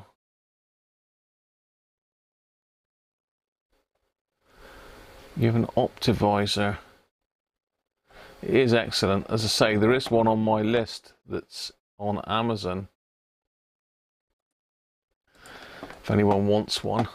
On my Amazon affiliates, I go to my orders. So my insoles are. I've got some rubber channel for that DAC 90A as well, but it's too thick. Here we go. So I bought this for my let's just copy that. Let me pop the link in the chat here for you. So if anybody wants one of these, it's really good, good value. Really good value. The Optivisor, I think I paid about 60 quid for the Optivisor. This was 20 quid, 19.95. I've just popped a link in there, look, to it. I pop onto my screen. 19.99, look, with 4 different lenses in total. You know, to me, that's a bargain. And I've actually bought one of these for my mobile toolkit. So I can recommend that. I haven't tried any of the lenses. It's got a set of lenses fitted in it already. But yeah, very nice. I'll purchase it on the 2nd of February. Look, so you haven't seen it yet because I haven't done the video on my toolkit. Anyway, let's sort out a poll a minute while we get sorted. Start a poll. So, vote for the next for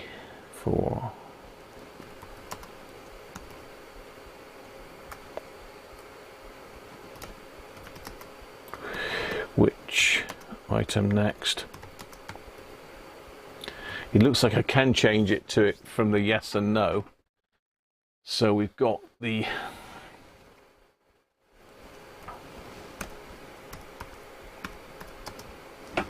$6,001 amateur.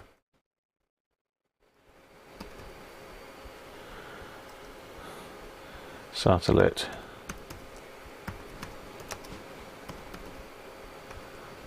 In case. I can put 4 options on here by the looks of it. So we've got the Mercedes,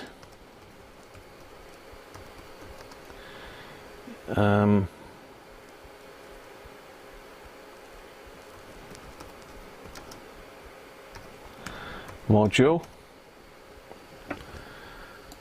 and we've got the Pro 80. We'll leave the cassette one till last, shall we?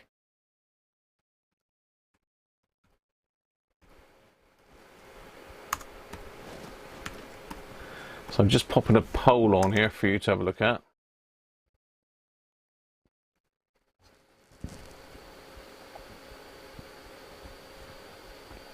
Are you ready? Here goes.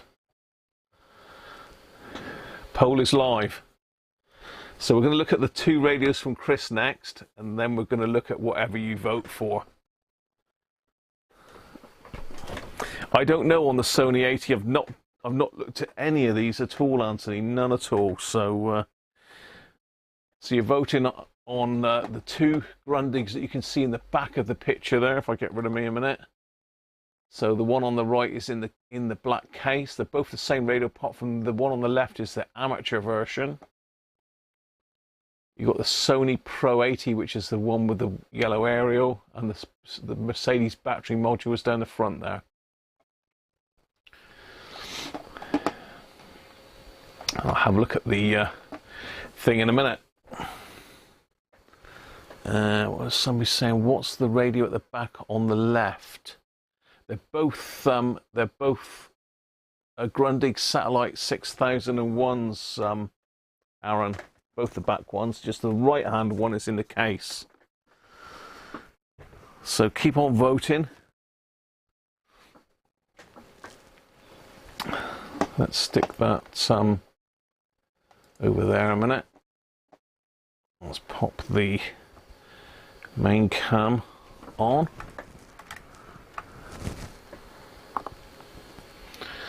And you can pop me up the right, look. We can have everybody on, look. We're all on here. So this is the first one. Chris has given me 2. Well, he hasn't given me. He's asked me to restore both of these, Chris, isn't it? Both pretty much the same radio. Let's zoom out a little bit so I can get me a shot, get rid of my light out of the camera. So say they're just slightly different in that one's got the logo there, one's got the logo there, so they're reversed. But then looking at it, I can see why. This is upside down, so someone's had this label off and stuck it on upside down. That's a bit bizarre, isn't it? And this is like a brown colour strip on this one, and this is black, but this may just be faded. So it looks to me like this is the better of the two, the one on the right. So what is it? I mean, it's got AM, FM, it's got airband, which is nice. It's got police on it, which we can't get in this country. And it's got weather, which we can't get in this country. AC off DC. VHF, FM, AM. Volume.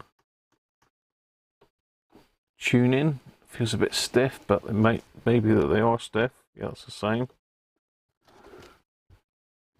Earphone socket on the side. I take it that's a battery compartment. We've got a broken off aerial on there. It's got a little stub of aerial maybe. Oh, it's just got the top piece missing. Okay. Just the top piece missing. So we might be able to find another top to screw on that one. This one is broken off completely. So we'll have to find out from Chris what's what on these, how much he wants me to do on this one, because this is definitely the worst of the two. This one is actually looking quite nice. I might be able to touch up some of this paintwork, maybe. I'll put that aerial down a little bit. So look in the back then.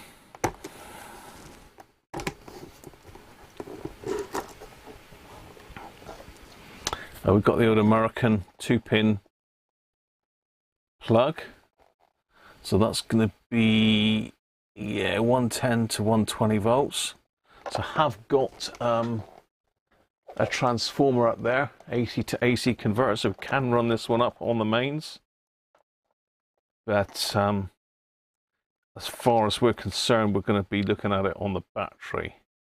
Because again, I'm not a qualified electrician, so I can't really start messing with this, although I can see if it works, but I can't sort of sign my name to it and say it's okay, because I'm not going to work on the main side of it. Right, so that's that one. Battery compartment looks nice. Chris said there's a diagram on the back of the black panel, so whether he means on the back of this panel, I'm not sure. So we can certainly connect that up to the power supply. That is definitely looking the best of the two. Let's have a look at the back of this one. Oh, that's a bit stiff. Let's just pop that one off with a screwdriver so as not to strain the popper. Okay, so we've got another battery label there. Oh, looks like that one was actually up there. Again, much the same. Yeah, right, let's get some power on them and see what they do, shall we? Let's get some power on. Should we do this one first? How are we doing on the poll? Let's have a look how the poll's going. What's winning? At the moment, the 6001 Amateur is winning. Closely followed by the Pro 80 and then the Satellite 6001 in the case. There's not many people looking for the battery module. So if you're not had a go at the poll, it's for what's up over here. I've got a little picture of what we're up to up there. Jess, how you doing, mate? Laser 558's online again. That's good news. John Hughes, how are you, mate? That was Rob. Very kindly did that. Dave Rhodes, how Dave?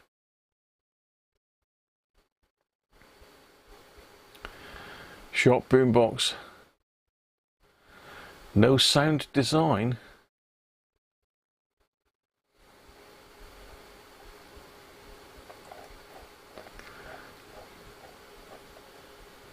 Both need a recap. I think that's what Chris wants me to do. Chris has disappeared for a minute, look.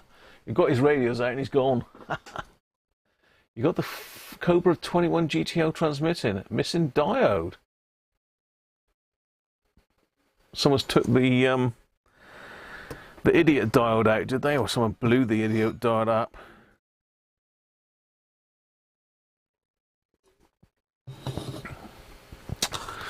Right, let's get this connected up to some power then. So it's got to be 6 volts, hasn't it? So it's a 6 volt radio, so let's connect it up to my power supply. Let's get the telescope out of the way for a minute. We might need that back later, but for the minute we don't. Telescope? Microscope even.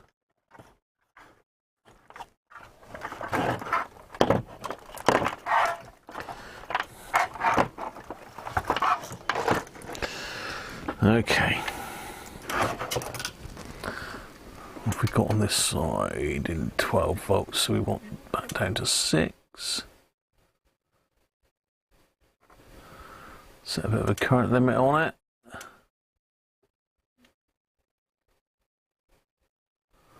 There we go.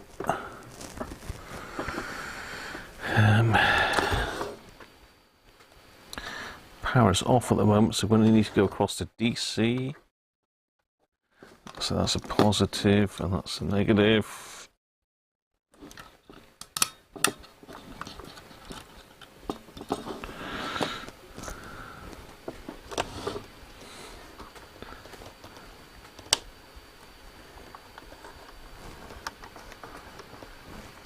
Okay, we don't appear to be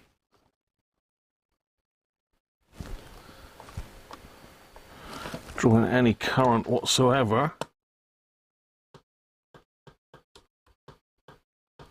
I can hear a pop in the amplifier.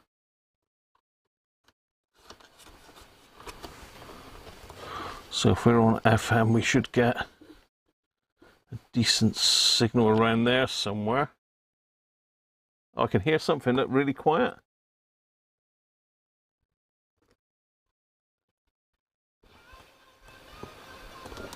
Can you hear that?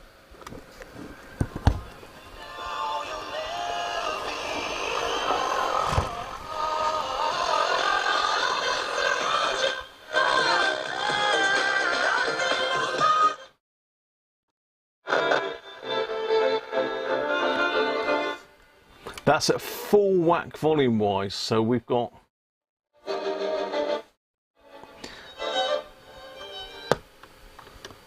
knackered capacitors in the...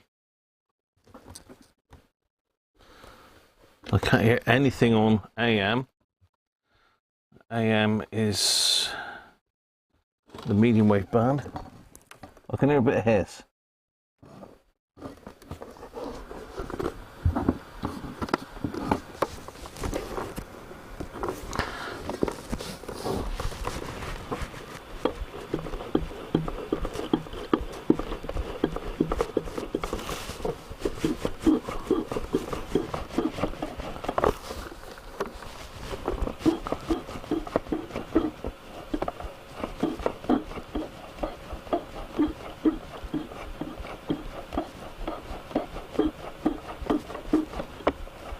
No, nothing on AM that I can hear. I need to probably use an airband.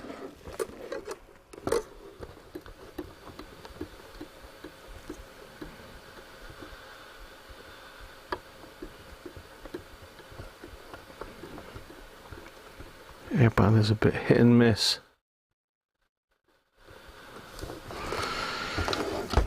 Let's just pop the signal generator on.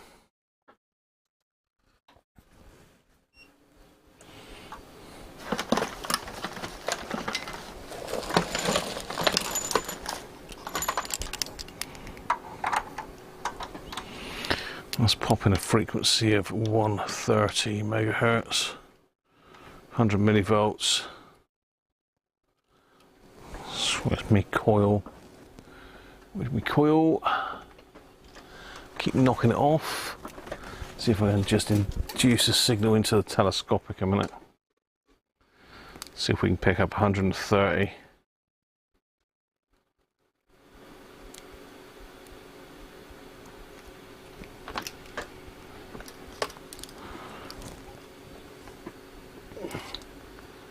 So we've still got the 6001 amateur winning.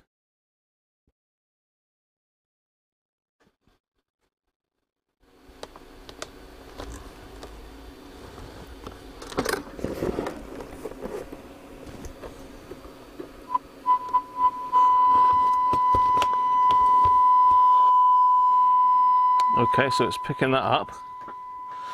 So let's go to AM then. Let's go to 100 kilohertz.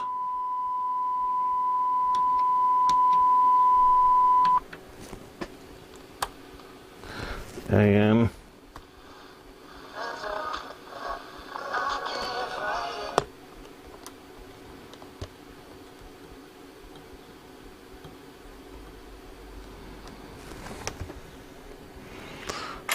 Kilohertz, 50% modulation. So we should have something around here.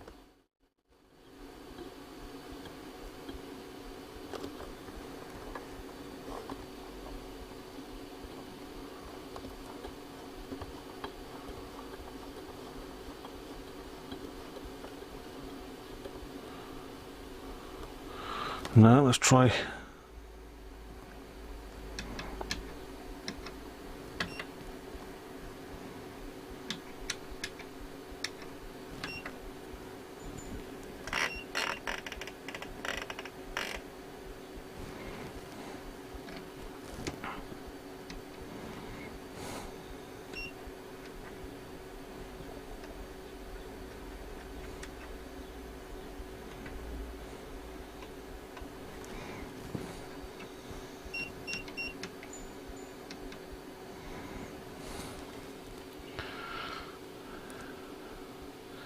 That can't be 100 kilohertz, surely, can it? Let's try 1 megahertz. 1.0 megahertz.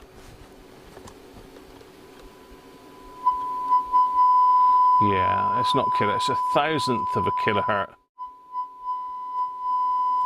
So it is working, it is working.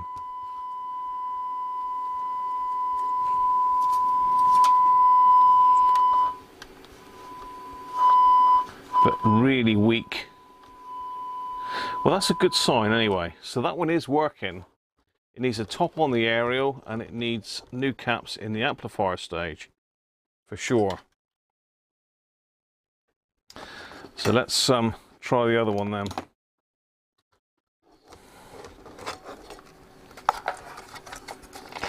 I'm not going to take those out of the case today. Let's try this one with the upside down sound designs. Yeah, I sussed it in the end. It does say on the scale though, kilohertz, look, 160 down to 54 kilohertz, but it's times 100, I assume. So if we go round to 100, that's 1 megahertz. Bit strange way of doing it. We've got a bit of corrosion on the battery terminal on this one, but we should be able to get it up and running. Let's go off.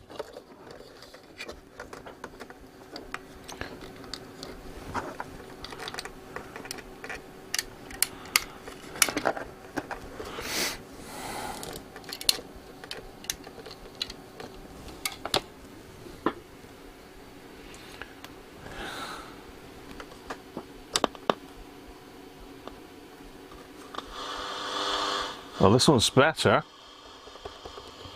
See if I can get this aerial up.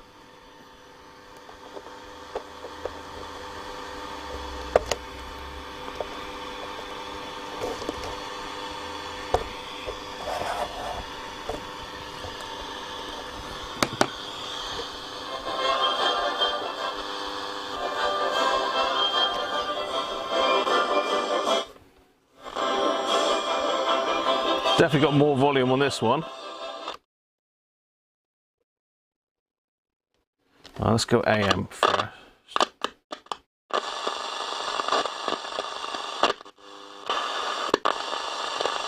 Much more sensitive.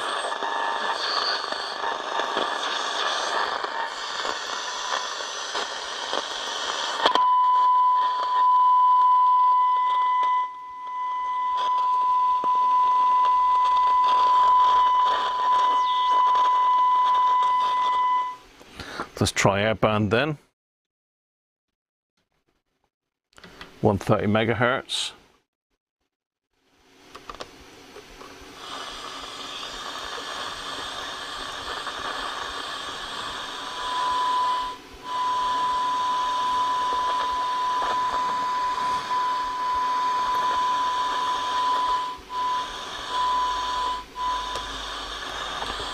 Not very sensitive on airband.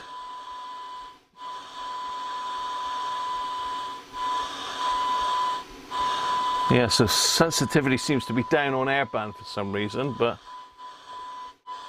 Oh, hang on. No, we're alright.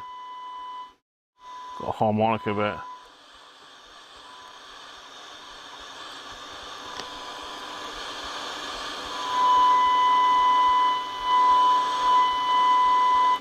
Yeah, he's alright. That was just a harmonic of it.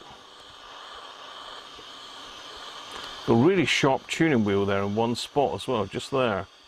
It's got a bit of a dink there, and it's really sharp. You sort that out. There you are then. So this one's not looking as nice as that, although this one's performing better than that one. In that I think the amplifier is slightly better in here, but both of these are going to need a recap. For sure.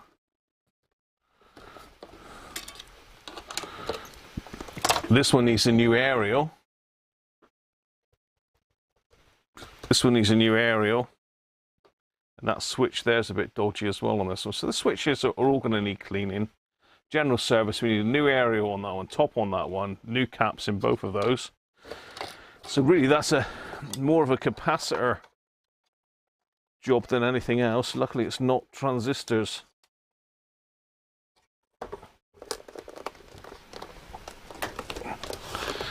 Right, let's just pop that back on those. And that one. Doesn't lose anything.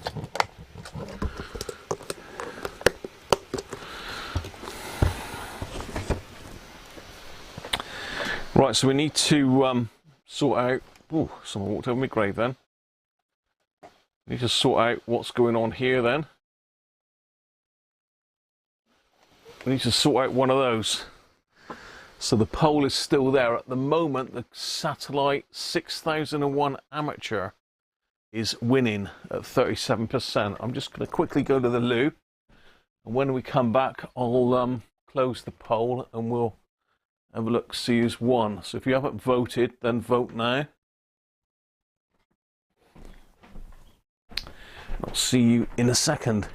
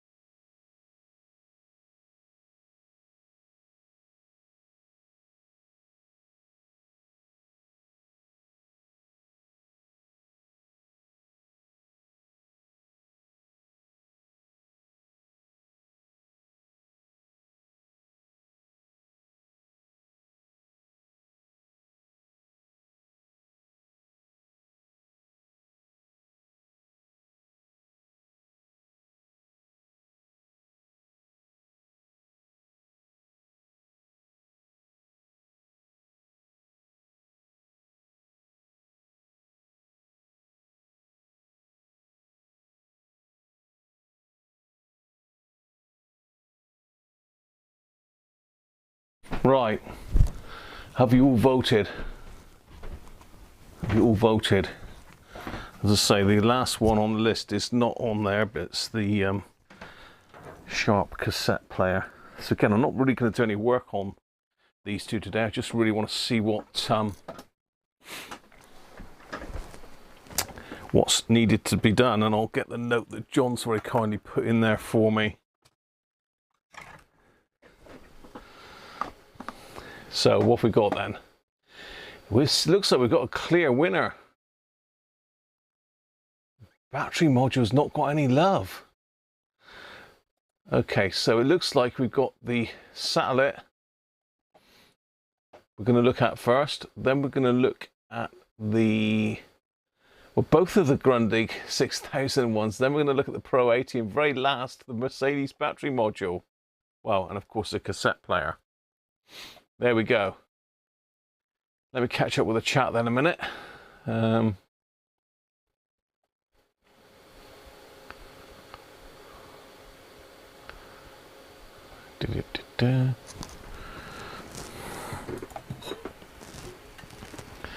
to get the next beer out as well.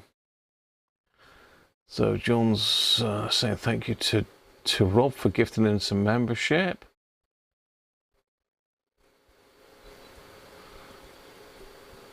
So everyone that's a member has now got a badge, and the different colours denote how long you've been members for.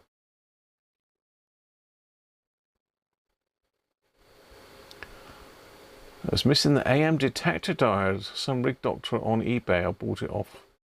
No doubt. Yeah, someone's probably thought it's a good idea to clip a diode to make it do something that it shouldn't do, and hasn't reinstated it.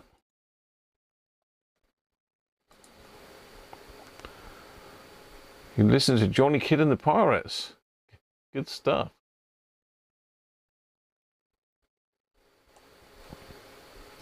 Easy enough to work on.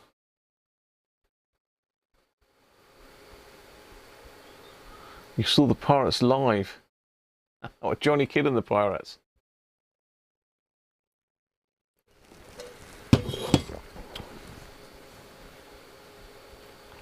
The sound of equality is not. They're not great radios, but they're okay, aren't they? Back in the day, they were probably very much sought after, I expect, because they were reasonably priced.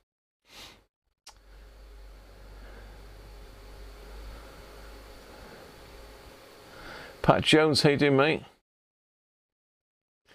When you saw those two sound designs, you thought you were on the wrong YouTube channel. Pat, they come in for repair, mate. You need to listen to Radio Moscow.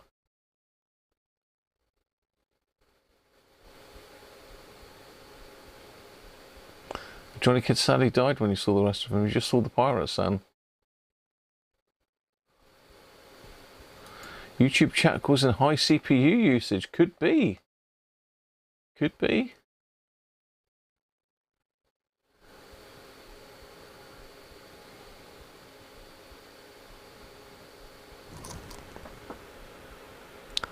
Yeah, there's no stations marked on there, but the weather band's marked on there, which I think is a thing in the US.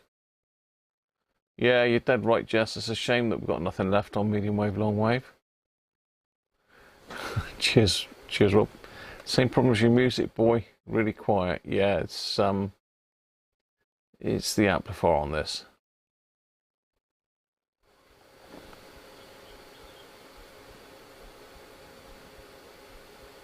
Oh well, thanks, Joe, for the info. The metal box is it's a Mercedes-Benz battery control module, Harvey.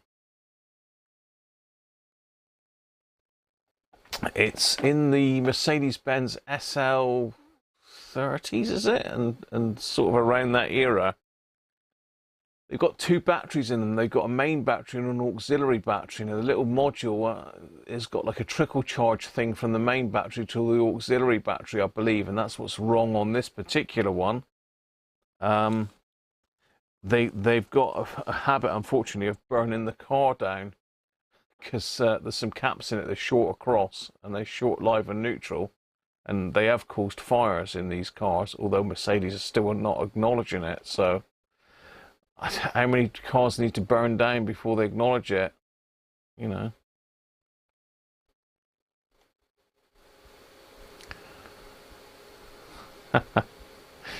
Yeah, so it's good. I think the poll's quite good. That's a good bit of fun, isn't it, really?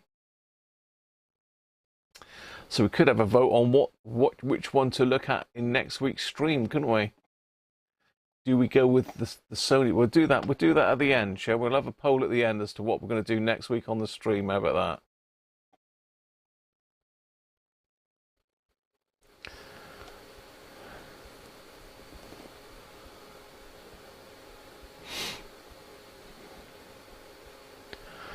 Yeah, pretty much. It does all sorts of other things. It's got a lot of functions. There's a lot of connections to it. It does all sorts, but as I say, there's no schematics available for it. There's a lot of people in the Mercedes world that are very interested in my video I did where I actually repaired one. I've been inundated with people sending me requests to fix theirs, and I've sort of declined them all, apart from this one, because this one doesn't look to be burnt to pieces like some of the other ones. Right, let's get these off the bench then a minute, and I'm going to pop down and I'm going to get the amateur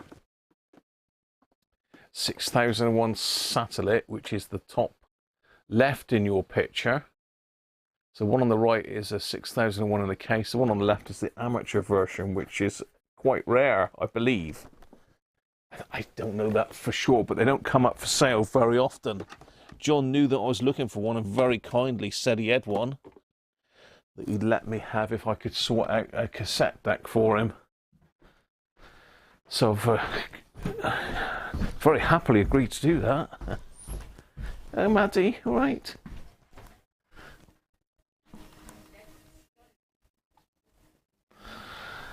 Just see how Mrs. Cruncher's doing on her auction.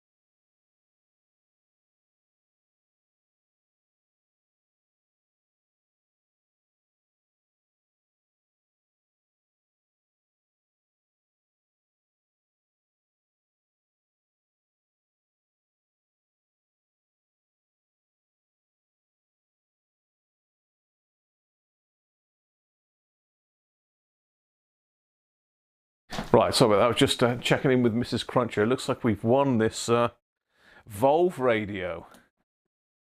So I'll be collecting that tomorrow, so we could throw that in the mix. Let's see if I can find you a picture in a minute of what it is. Now, one of these radios... No, it's not this one. This one's all right, but the other one smells really musty.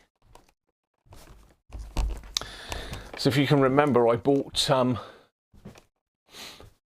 the 6001 with the SSB unit. I paid a fair bit for it, but I did say that the SSB unit came as standard with the amateur version, and so I have now got the amateur version, but it's not good. I didn't pick up John's letter. Let me just get John's letter a minute. Out of puff again. That's quite a heavy radio actually to carry up the stairs. That's my excuse for being unfit. Okay.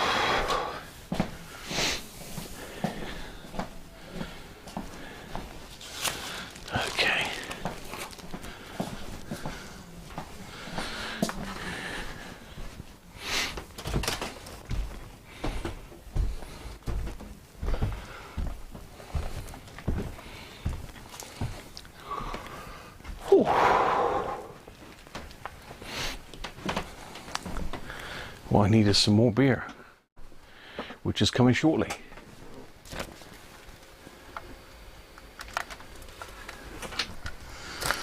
Right, let's make some room on my bench here because these things are big.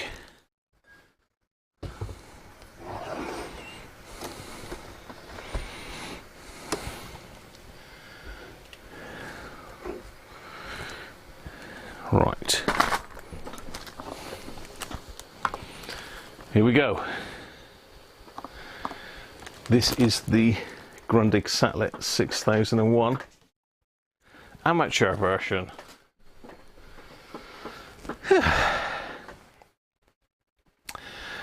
And we go onto the top panel. You'll see it actually says satellite amateur. Now, normally it just says satellite 6001 on the top, I believe. I haven't got the other one here to show it, but we'll have a look in a minute.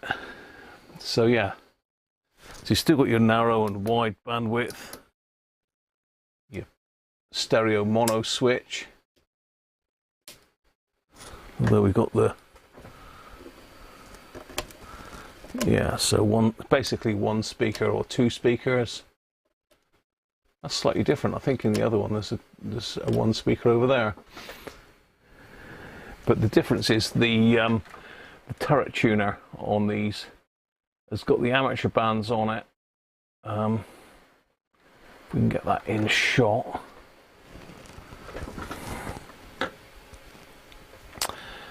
So we want that one there, shortwave 2 to 9.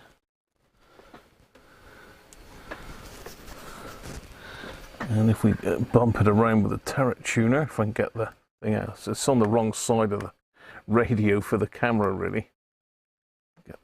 Get the handle out.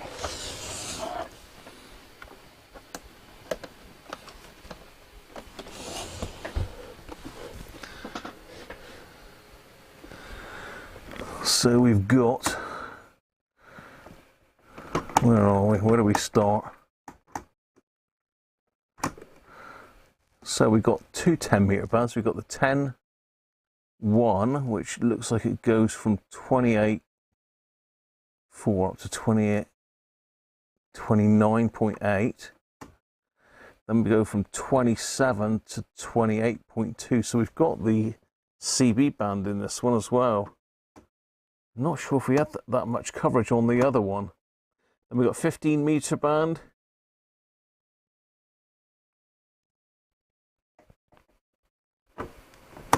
/20-meter band, so now we've got the complete amateur band in there. Like 14 to 14.4. I think 14.35 is as high as it goes in the UK. We've got the 40-meter band then, which is 7 to 7.3 megs. I think there's another part of 40 meters, but we've got 49 meters, which is the broadcast band. We've still got some of the broadcast band. We've got 80-meter band, 3.6 to 3.8 megs. And we've got top band, which is 1.6 to 2 megs. So yeah, we've got all the amateur bands in there, which is excellent. So John, thank you very much for that. I'm really looking forward to getting this one up and running and working, really. So before we look any more into it, let's get this next beer underway, because this is quite interesting, actually. I've not seen this before. Has anyone seen this before? Caramel biscuit flavour beer. Harper's, not Harvey's. 4.8%. It says, what does it say? A Moorish biscuit beer with caramelized brown sugar notes and noble hops. Now this I got from Aldi. Specially produced for Aldi stores. I don't know where it's brewed. Where's it brewed to? It says Harper's Brewing Co. Brewed in Britain, but I'm not sure where.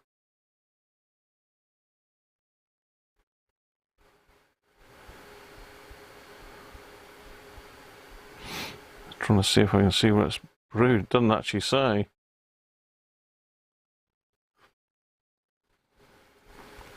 Doesn't say where Harper's is, but very unusual beer. I do like caramel myself. I'm got a bit of a sweet tooth, although I can't have a sweet tooth. I have.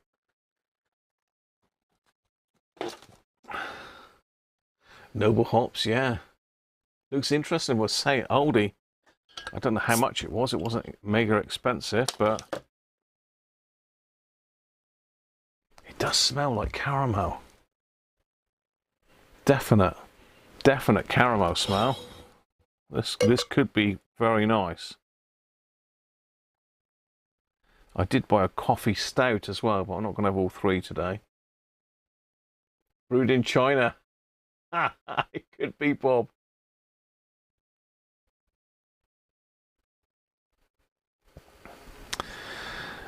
YouTube gets its money from ads, and we also, as creators, get money from YouTube showing ads as well. So it may be a pain in the neck, but it's one of the only ways that we get paid. So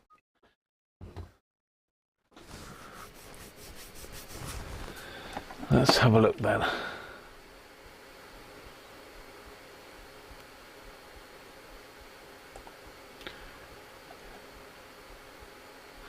Let's catch up because I missed out some chat there.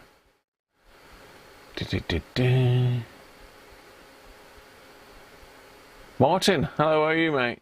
Thanks for the emails as well, which I sent over to John last week.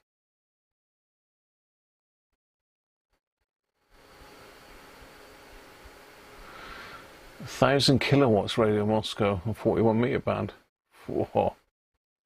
Joe Adamov, never heard of that one, Jim. I expect it's available on YouTube, somebody somewhere. Anyway, cheers everybody.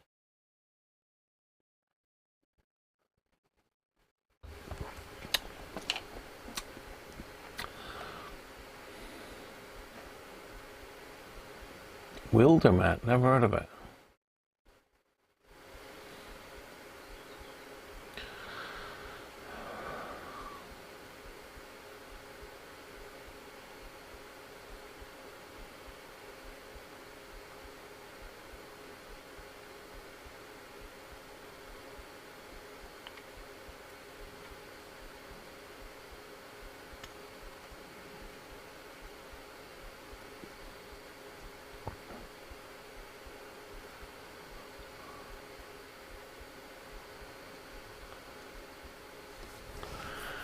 Yeah, here, Bob.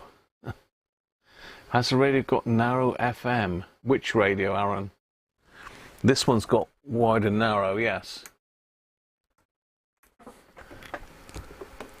No, actually, this is AM. There was a narrow. Oh, AM. Yeah, AM bandwidth. Ah, so it's band spread on the other radios. It's bandwidth on this one. I didn't spot that until you mentioned that, Aaron. There we are. That's another difference then. The other one's got band spread, but this hasn't got band spread. Bandwidth, so wide and narrow. Interesting. Very interesting. Oh, even more intriguing. Can't wait to get it going.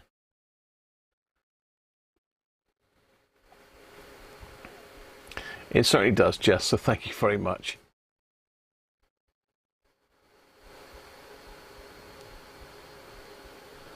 YouTube Premium, yeah, fair enough, Aaron.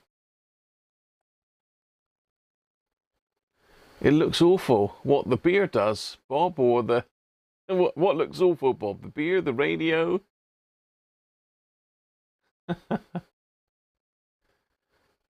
You're addicted to carbonated drinks.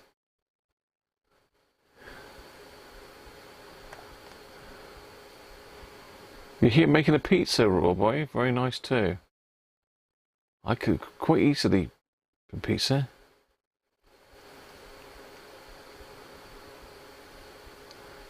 Oh, there you go, John. I only just mentioned that to Martin, actually, that I passed on your info. So yeah, thank you very much, Martin. Looks like John's been sorted. Which ones did you get then, John? Because there's quite a few different ones, wasn't there? There's the one from the German website, which they looked exactly the same as the ones I had. A multi did back-to-back comparison of the new and old Bishop's Fingers. The old 5.4 tasted much better than the new 5.2, really? I didn't know they changed it, John, to be honest. Yeah, this is a 5.2.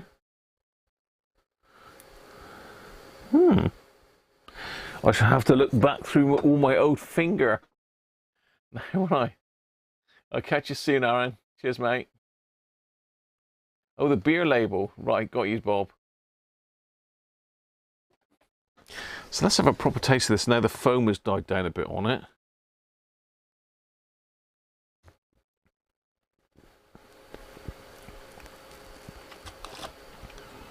I actually like that. It smells of creme brulee. It's got the creme brulee smell to it. Or those like caramel mousses that you get.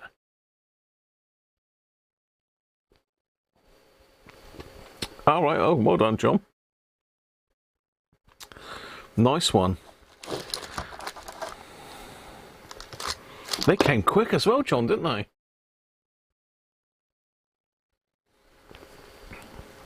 So there you go, Martin. Big shout out. Thank you very much for sorting John out with those Grundig plugs, mate. Much appreciated. Okay, so yeah. On the other one, I'm sure we had AM bandwidth was on this switch here on the other radio. Battery check. I'm sure it had AM bandwidth on there, and we had band spread up here. This has just got bandwidth on this button, so it's wired up differently than the other one. I wonder if there's a separate service manual for this version then. So I've got the service manual for the normal version, but not the amateur one. I say that, I didn't really pay much attention, to be honest. You know that that nice basket that I put that radio in with all the bits? It's now upside down with all the bits all over the floor. That's not good, is it? Yeah, so this manual that I picked up off of eBay is genuine Grundig manual, but it's for the satellite transistor 6001, not the amateur version. Oh, I can't look at that now. Right, let's have a look at John's notes then. Not John Noakes from Blue Peter, but John's notes. We all remember John Noakes, don't we? And Shep. Now, what the hell did I do with that bit of paper? Anybody seen the bit of paper? That's bizarre. Ah, it was on top of that basket that I've just knocked over with everything in it.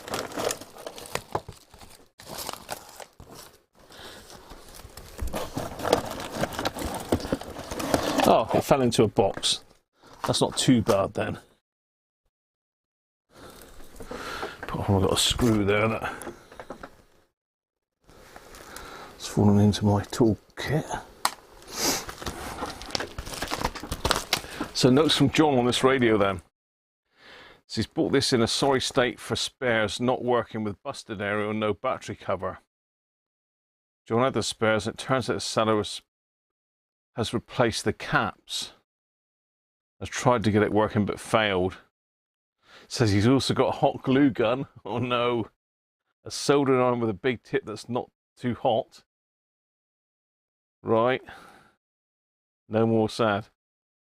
He's repaired everything to his best ability, including loose broken wires. Dial cords are okay. It's deaf. Okay. He's had a look at it and he thinks it's the output transistors that have failed. You need 2 new transistors, an AC187K. Not sure on that. And an AC188K. Not sure on that either. Maybe, maybe not. I'm not sure. So it looks like it needs a couple new outputs in it. As you look at the board, the top output transistor is the 187. The power pack was covered in black glue. He's cleaned that off and it checks out okay, which is good. Just use a three-way connector to speaker, 12-volt terminal wires. Once the transistor has been replaced, she will sing again, and along with the SSB unit with great radio. So yeah, thank you very much, John, for sending this on. Really is going to be a bit of a project, isn't it, to get it going again? I'd like to. I mean, the grill's got a bit of muck in it, but it is dead straight. There's no dinks in that at all. No dinks in it. So it's the what am I trying to say? It's the metal version, not the wooden one.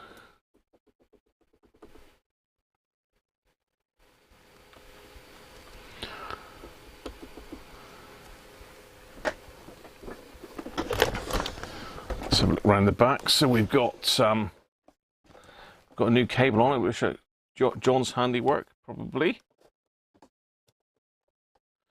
This has got the same issue with the door that won't slide back because the power supply is in the way. I don't know why it does that, but the other one I got did the same. So let's pop the two screws off and we'll have a look in the back.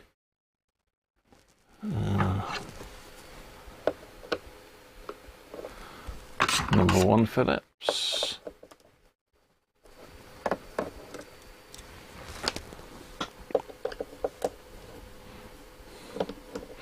I think John said he's taken the battery wires off, so just get that little screw cup off because it'll just fall out when you don't expect it to.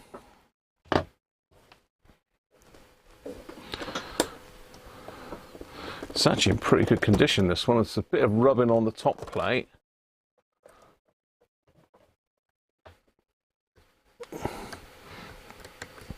Yeah, it looks like the battery pack's had a bit of a beating.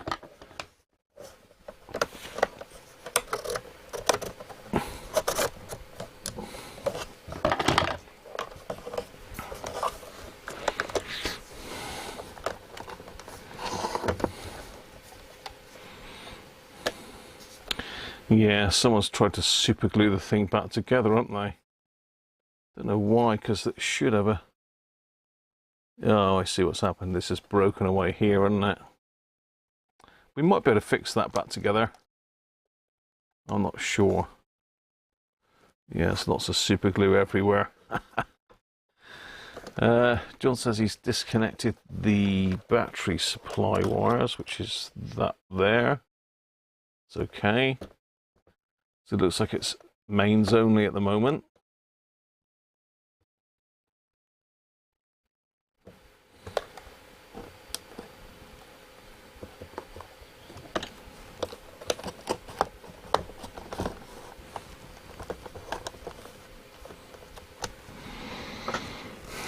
So dial cord is looking nice, a bit slack.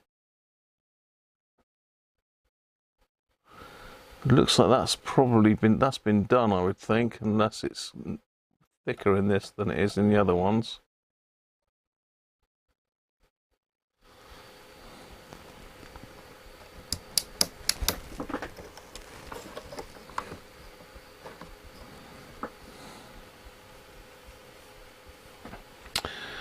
So the amplifier's in here. It looks like, as from what John has said, someone's changed the caps in it. I don't think I'm going to pull that apart today, but I can see lots of traces in that missing from here and sort of some work that's been done on this board. Not sure what's gone on there. It looks like he just disconnected the wires off, but as John said, there's some pretty bad soldering going on in there. It looks like there's a traces missing there almost, but I think it's just where the solder mask has gone off. Let's just get you in a bit closer in that area so you can have a look what I'm going on about. So it certainly looks like we've got a bridge wire here. Someone's obviously taken that track out. So I don't know whether that's a factory bodge there on that wire. Seems to be some solder mask missing in various places there. Looks like there's a transistor been soldered in over here. Let's move you over a bit. There's 4 legs there, so I would assume that's a transistor in there. And also in here, so we've had 2 transistors in here by the looks of it. Someone's soldered in. This would be the... because the IF is in the amplifier, isn't it? So this is the RF board. So if we've got the wrong transistors in here, that would cause us an issue. So somebody's really been inside this one, really deep.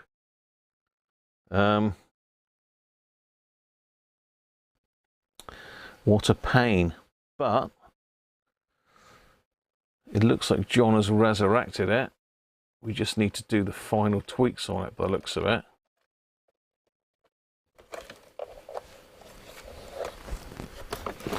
So the switch there is on AC.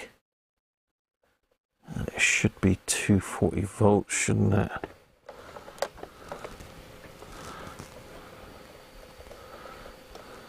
Yeah. Assuming this is set correctly, which I'm sure it is, because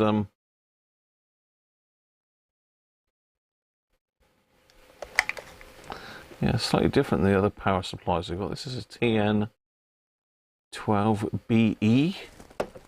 TN12BE, what's this one here?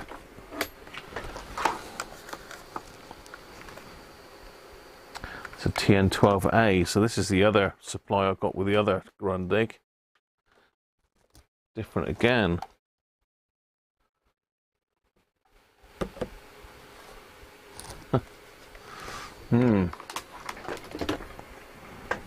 So I'm looking down at the power supply now. So this is taped, I think John's taped that together, but it looks like it was stuck together with super glue. That's classic super glue nastiness. And I think what's happened is this is broken away in here. Someone's over tightened this and snapped this piece off because they haven't put this back together properly inside. Because that should go flush, but something's stopping that. Something's stopping that going back together. Look. So something in there is not put back right, potentially.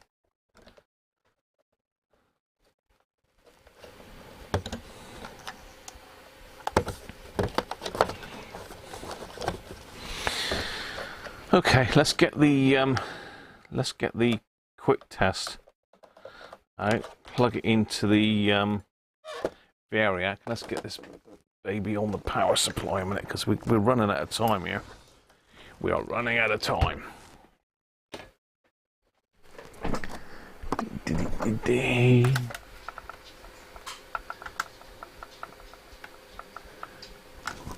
Right, where's my quick test gone?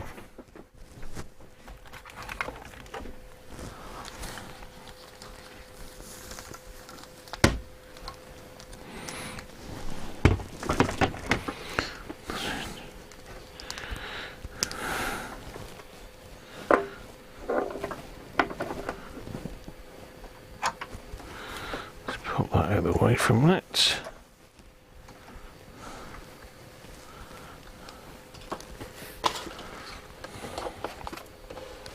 So that's my quick test, because we've got bare wires on the end. I'm not going to put a plug on it at this stage.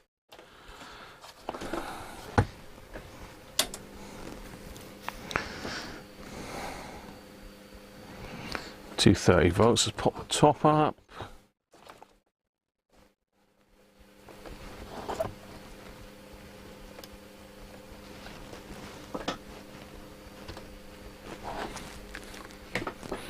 Right, are we in the off? Right, let's put that down. Well, certainly a pop as we turned it on. Let's stick it on FM. Stick the aerial up.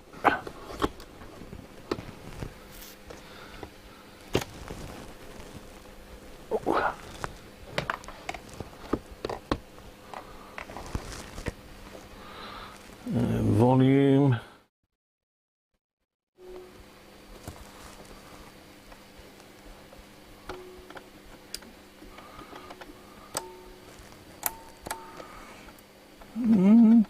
appear to be anything on FM, am I?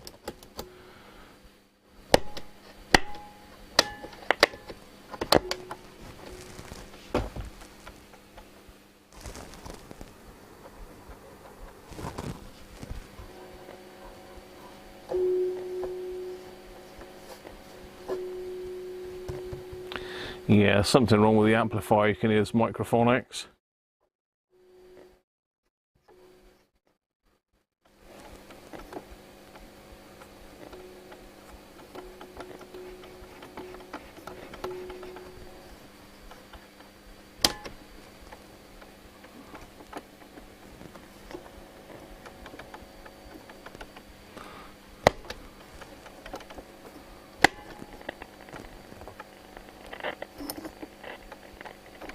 Bit of noise on shortwave, so yeah.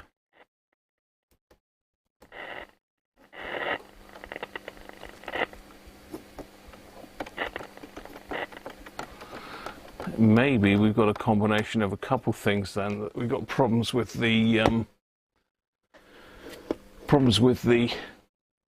I trying to say there?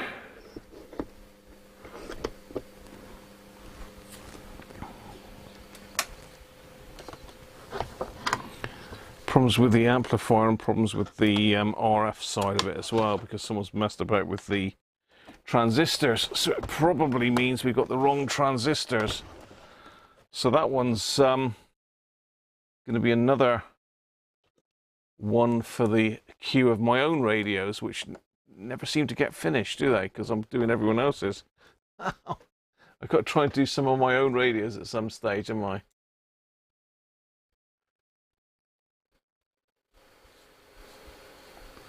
It makes you grumpy. Nethergate growling dog. Sounds very nice. I've not seen that in there though. Might be one they've just got in recently.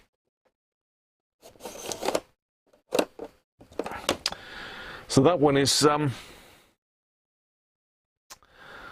got some noise, but it ain't working at the moment. So that one's going to need pulling apart completely and going through. That's going to be a bit of a monster job, that one.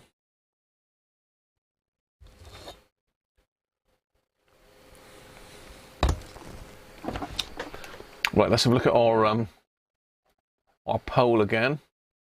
So next one up is the 6001 in the case. So let me get rid of this one and I'll go and get the 6001 in the case.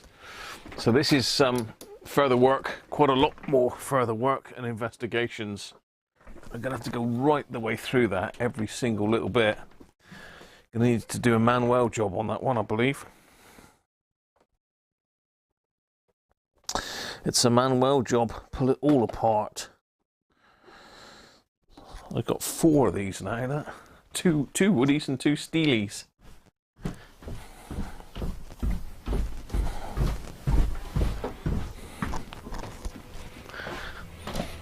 Two woodies and 2 steelies. Oh. Right, I'm going to bring both of these radios. Oh, I'll tell you what, this one seems a lot heavier for some reason. And I don't know why. It might just be the case, but it seems a lot heavier, not a little heavier. There's nothing to the case, it's only a bit of vinyl. Oh dear. Got a bad back at the moment as well. I probably shouldn't be carrying these up the stairs, but there you go. Always got a bad back. This one smells rather musty. So this one's been in a damp environment. Just catch my breath.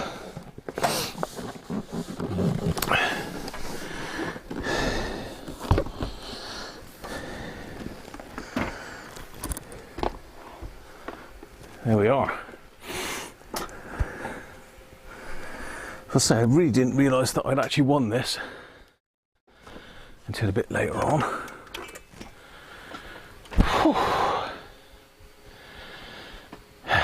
Right, let's get this bottle out of the way. I can certainly recommend the caramel beer if anyone's got a sweet tooth and they like caramel. that's rather nice. I shall get some more of that. Whew. Just catch me breath a minute.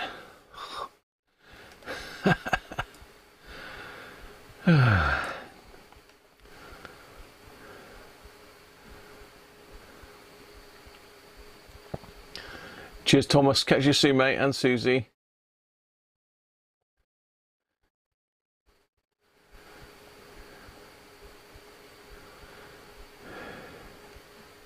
Why are you worried about the tuning meter? There's no stations there, Rob. The tuning meter's not going to be working.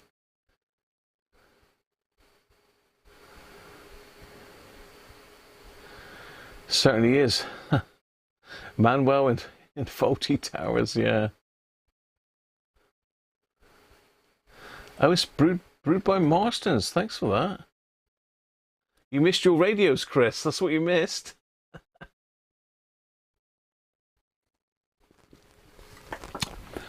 So as I say, this has got the original satellite case, and you don't see these very often. It's basically got a couple poppers here. It comes down like that. And look at that beauty inside. I can't believe this, because if you remember, mine's got like quite a bit of the wood worn off in this area, but this one looks in really good condition. Also, the writing on the top here is all perfect on this one. It's on my other ones, it's not. Now it's lifted a little bit there where it's got damp, I think. It smells really musty. Really musty. It smells like it's been underwater. Now I've got some signs of battery leakage there. It's got the guy's address here. He lived in Ashstead, Surrey, by the looks of it, and he's got his name up on the handle here. So Keith Wilson, if you're watching, this was your radio, mate. I don't know how you're supposed to get out of this. I take it you sort of angle it and then slide it out that way. But it's got the little thing there where the user's manual would have gone in here, I assume. I don't know what else would have been in that cover. Anybody know what else would have gone in this little pouch here? Certainly you would have had the green user manual, which I've got a copy of here, but I haven't got an original. So I might have to pick up an original to slide in there. So that would have gone in there. Maybe a world map or something like that. A time zone map, maybe? I don't know.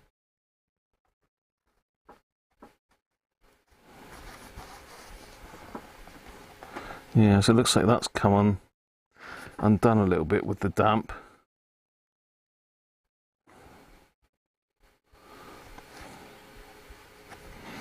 So we're going to need to maybe try and restore this case a little bit as well.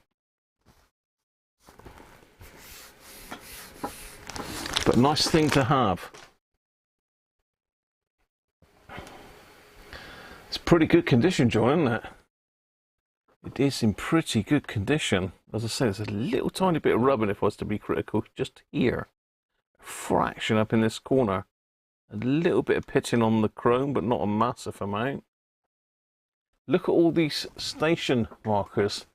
These are nearly always missing, or there usually ain't a lot of them, but look at all this lot. He must have bought extra ones. Look at them all. There's loads of them. We've got 2, 4, 6, 8, 10, 12, 14, 16 station markers. So these are for FM by the looks of it, and these are for AM.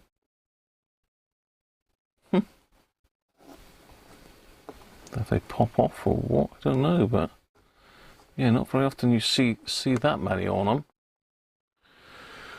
Of course, this is the normal turret tuner on this one, with the normal bands on it,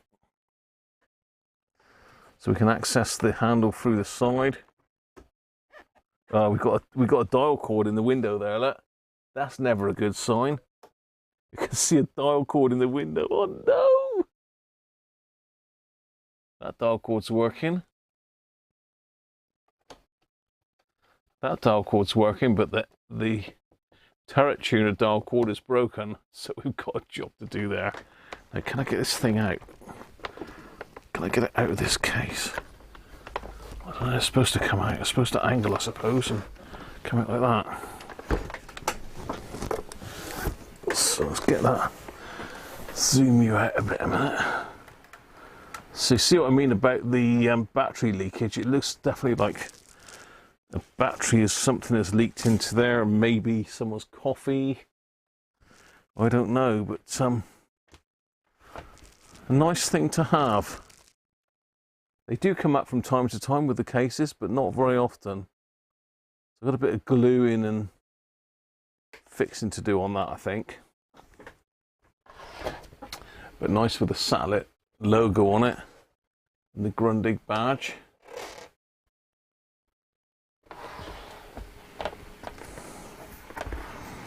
So say this is a purchase by me from eBay.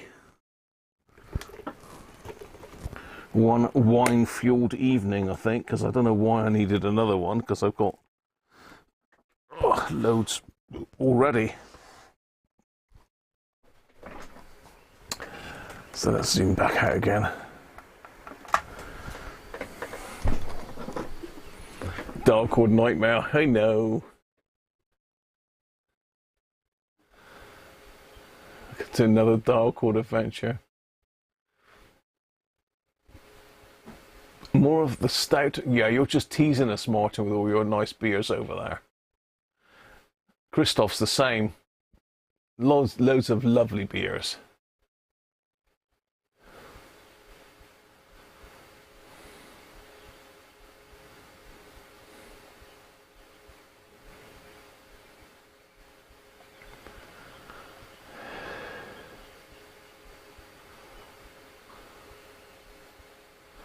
Most of the AM stations listed are no longer broadcasting. Yeah, can we believe that?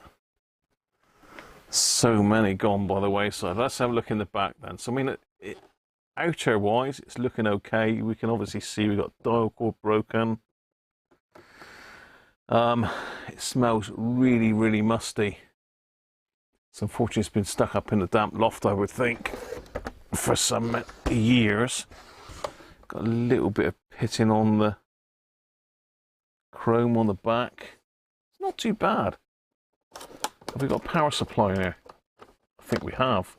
But again, it's not accessible by opening this door, although that door does sit right on this one. Let's have it out then and let's have a look, see what we've got inside.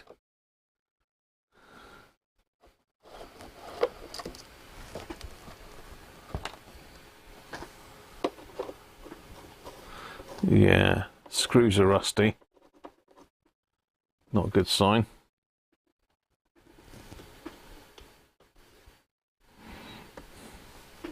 Okay, we get it back off.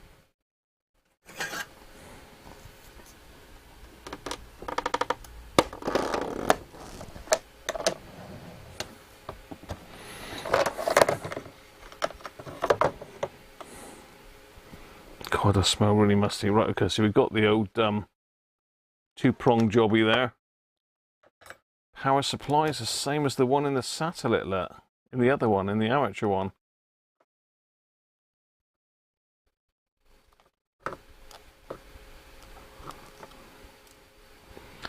TN14E. It wasn't even connected.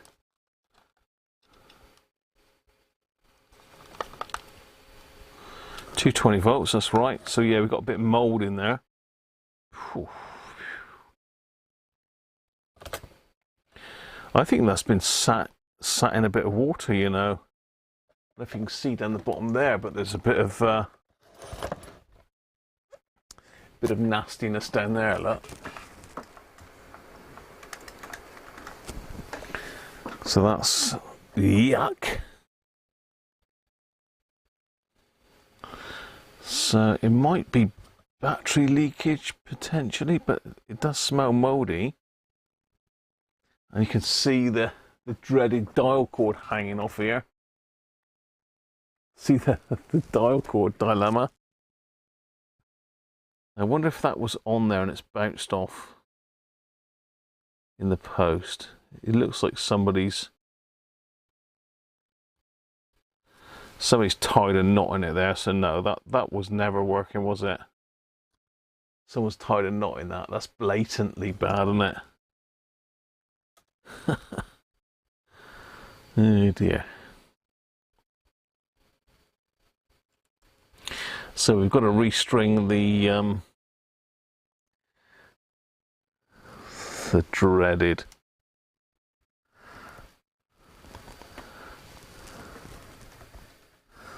okay. Well, can I do that? I don't know. I can do it, but I don't want to do it. Aerial's looking good. Nice. Massive, great aerial. Yeah, aerial's bang on. Perfect aerial.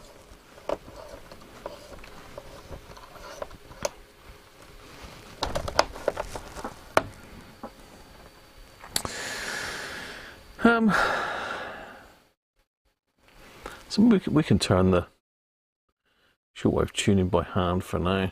That's not a problem. We can test this, make sure it's all okay.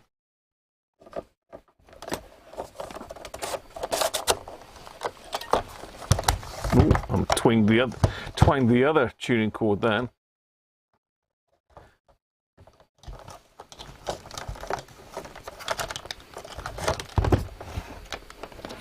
I'm going to have to bring this one up gradually on the Variac, I think, because this is not looking good. The pins are quite tarnished on here as well. Pins there are pretty tarnished, look. Yeah, I know that, Rob. I know, we all know that.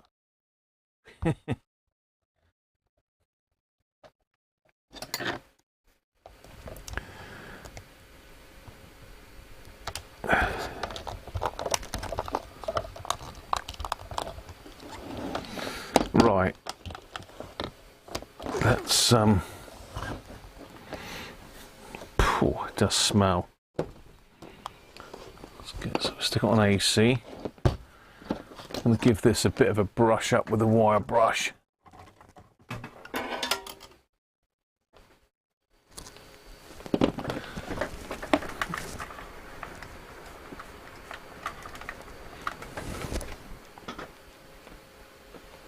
Be careful breathing in mould. Leave it in an airing cupboard for a week. Yeah. I have got some the same diameter, John.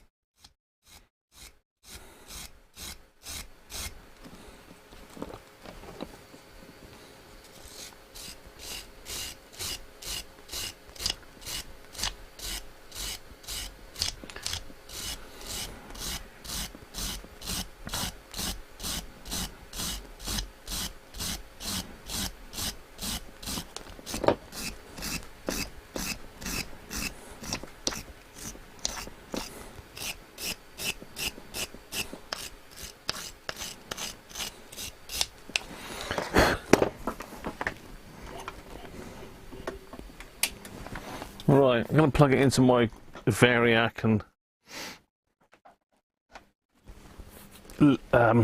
lamp limiter. My Variac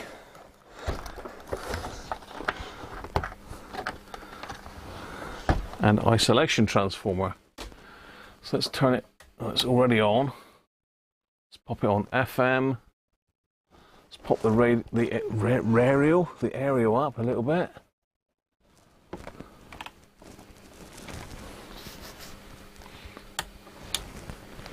Let's wind it up. So this has got a cutout on it, the Variac as well.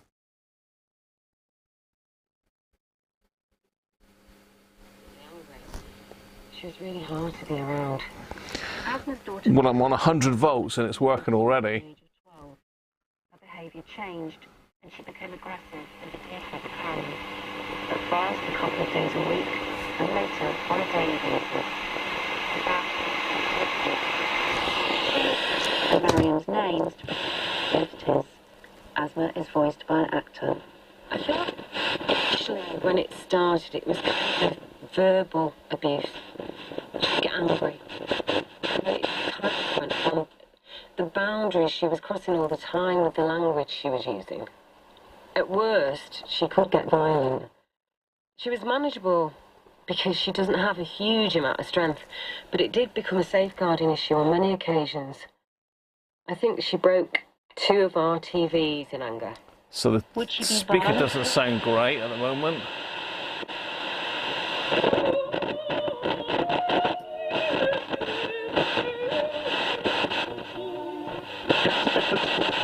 From Act 3 of Mozart's The Marriage of Figaro, music of disconcertingly serene conspiracy, otherwise known as that Mozart moment from The Shawshank Redemption, when Tim Robbins' character takes over the prison's PA and plays Mozart to the inmates and the prisoners. The switch doesn't seem to be and time stops.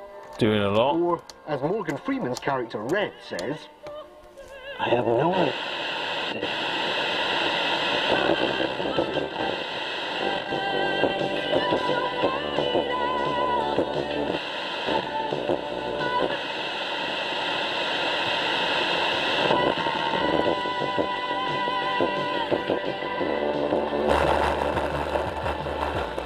I think the speaker's knackered.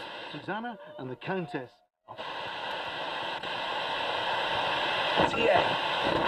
I used to be such trouble I can't figure out.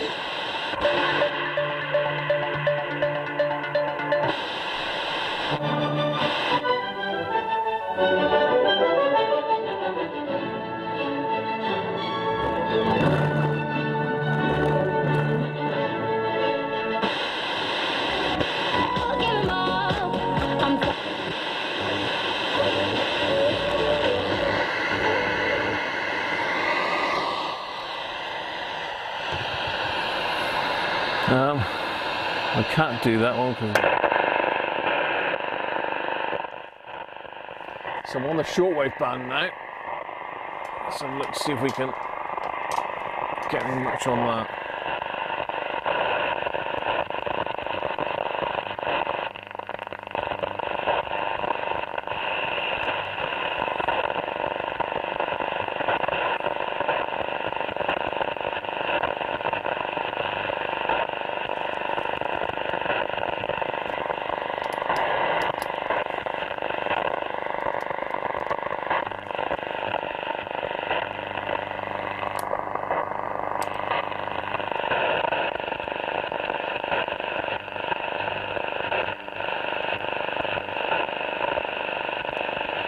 There's nothing going to be on there with a internal aerial. Let's I need to have a look at this speaker. There's no point going any further with it if the speaker's knackered. How are we going to get the speaker out? Have we got time to get the speaker out? What's the time? 5:15. I think we have.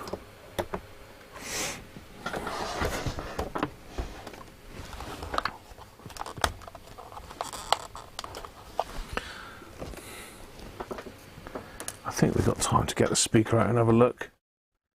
So it does seem like we've got a very poorly speaker. It's not sounding great at all, is it? In fact, it sounds pretty shocking. Now, from memory, I've got to take these top screws out.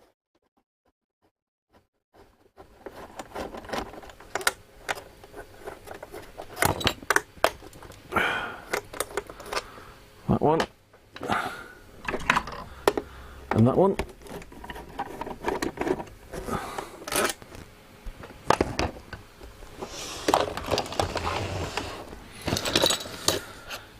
Whew, stinks, doesn't it? You've got a spare speaker, John, have you?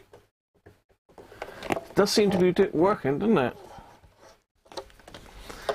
But I think this has suffered at the hands of the damp loft police. Now, let me think. We've got to take that aerial out, haven't we?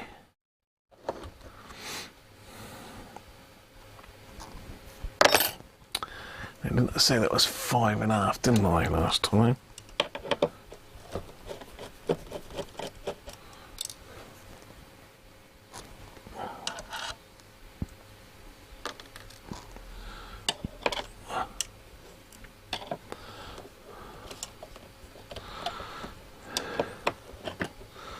Can I get that one on there though? So I'm going to have to put a screwdriver in that one.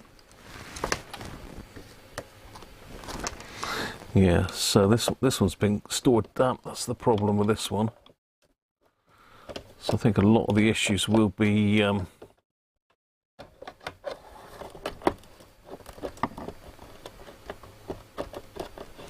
damp related. So that's why we've got a noisy tuning cap, because it's got damp. Come on, it should come off of there. Come on.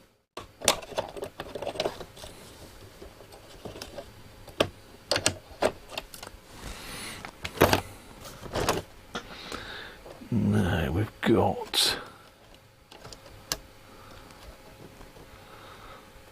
screw there.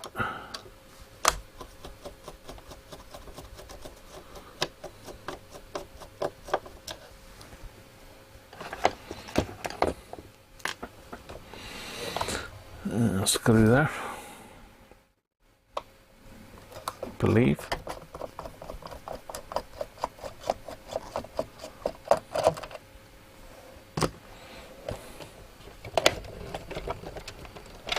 Got to take the knobs off.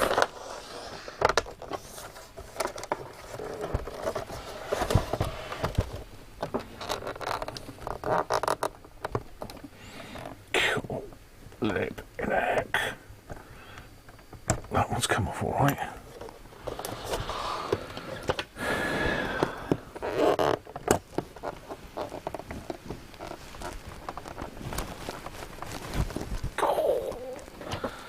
Going to use the old cloth trick again, I think, on that one. Get it round, it should be able to. I can pull it out a little bit. Maybe not.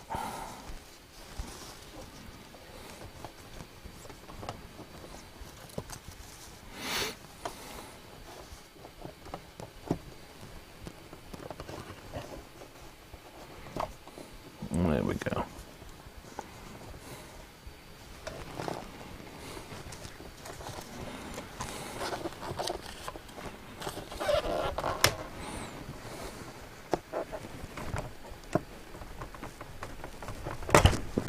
Flipping it, that was on tight.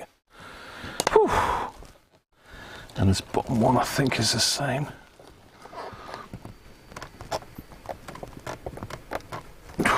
Come in.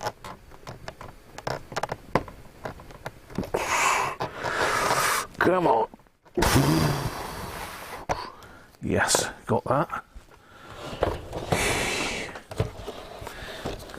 And now we've got to take off the controls on the side.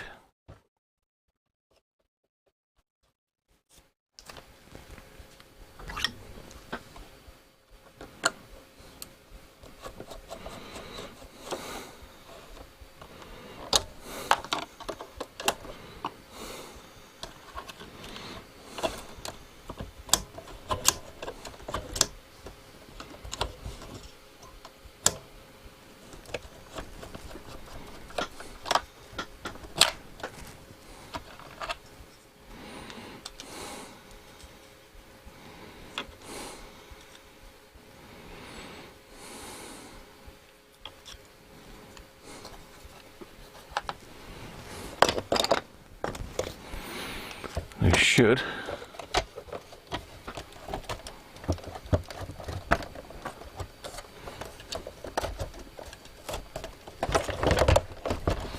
Come on out.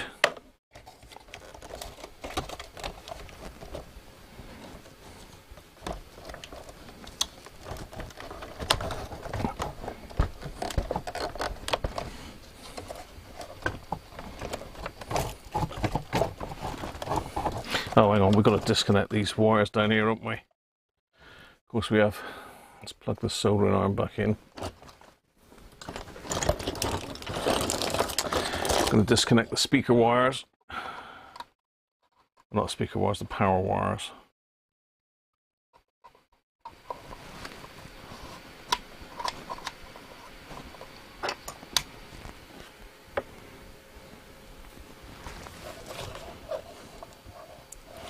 Getting a bit of corrosion on those.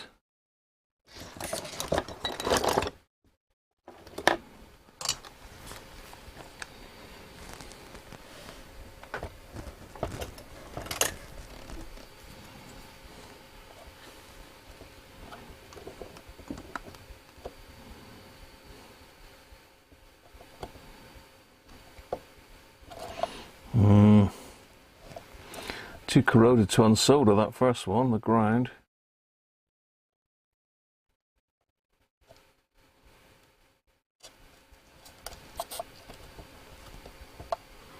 Well, this has never been taken apart before, I don't think. Never been out of the case. That one certainly has never been unsoldered.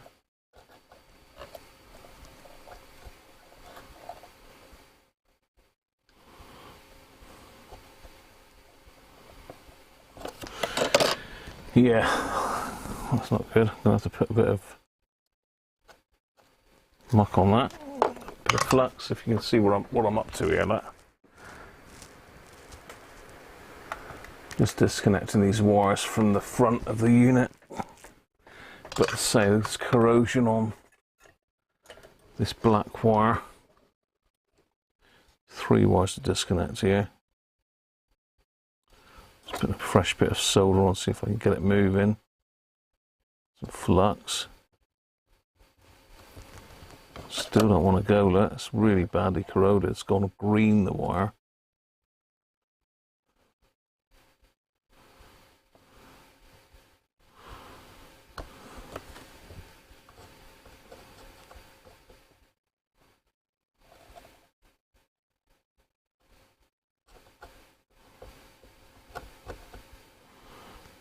It won't even heat it up.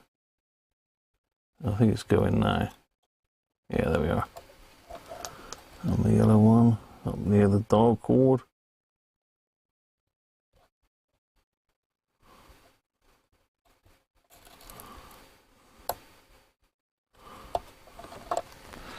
There.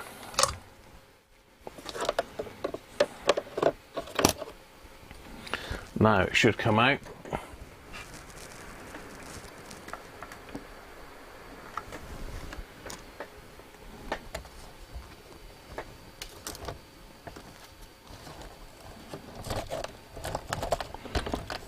Why would you do this live?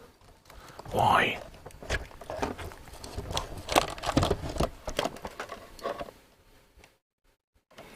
Yeah, I think that speaker probably has had it. Yeah, let's see if I can get this. Get the speaker wires off a minute.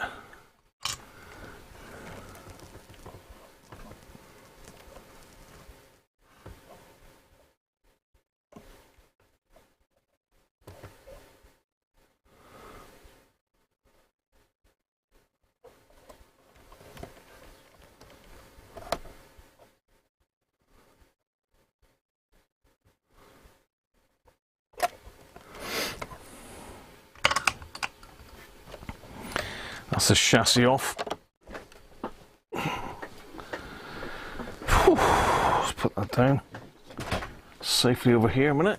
He says, knocking the radio off. Let's not pull any dial cords off in the process. No dial cords were damaged during the filming of this video. Let's have a look at this speaker. This is looking bad, this speaker. Oh dear. Okay, yeah, that ain't looking great. That's really rusted. What's that?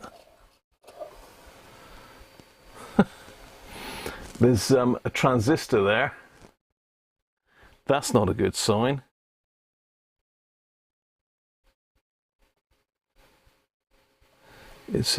Looks like an NT 947.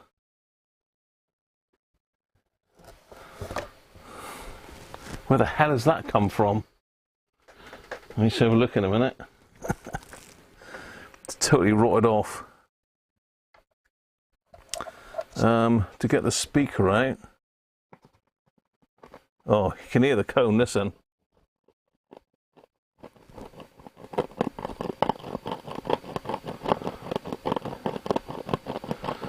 Let's not even take that out. That has had it.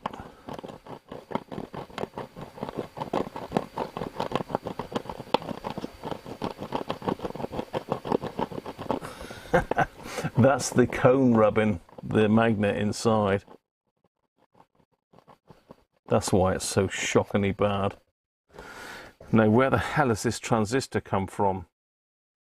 It's rotted off the board somewhere. Or it was part of, is there a crossover network? Is there another speaker in the speaker? I can't remember on these.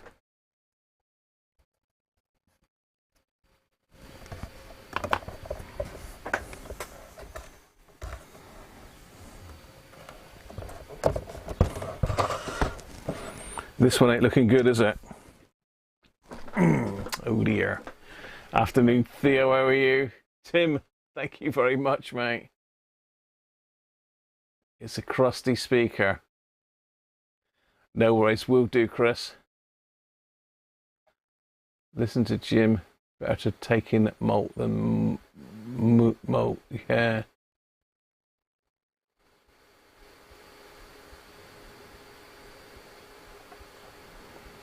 Speaker's gone. Speaker's had it. He's kaput.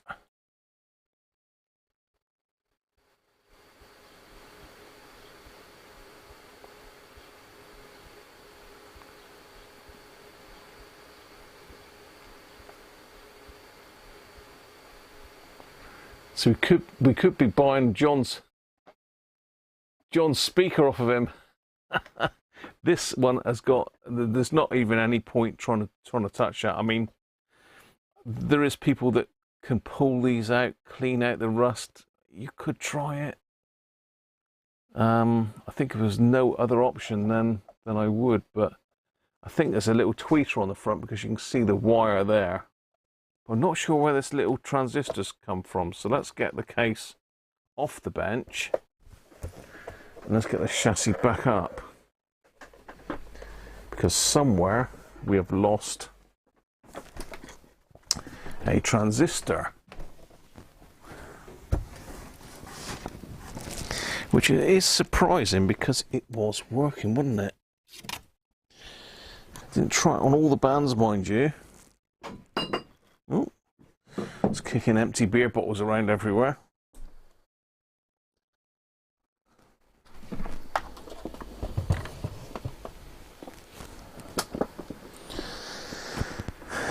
So, where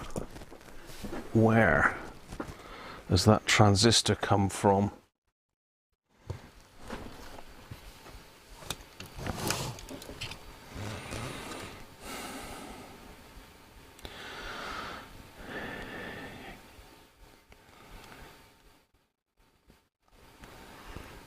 And the speakers in this area, so it would have either come from this top panel or down in here, or the amplifier.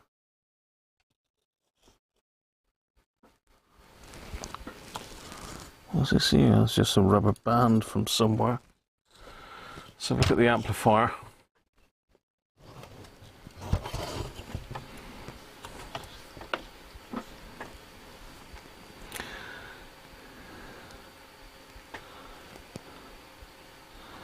So we've definitely got 3 transistors still in that section, in the IF there. There's definitely one up there.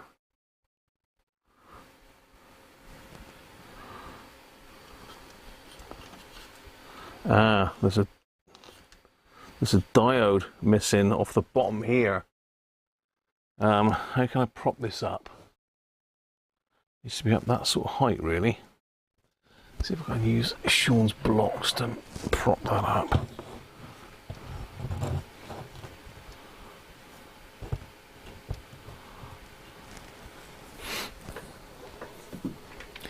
I reckon it's a diode. And can you see just down the bottom there, there's a picture of a diode. Looks like a double diode package. Need to prop it up a little bit higher for you to be able to see it, but I'll lift it up. Let's get the camera up a little bit higher.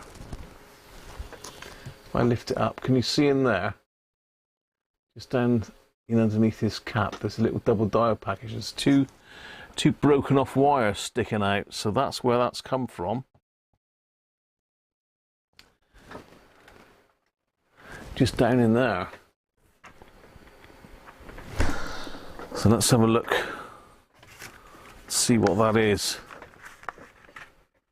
It's definitely a double diode package. I wonder how critical it is. It's this here. And it's just, the legs have just corroded completely off of it. If it'll focus on my fingers, you can see it's an NT 9476, so it's some sort of weird diode package, but corroded right off. Now whether that prevents thermal overrun or something, or I don't know.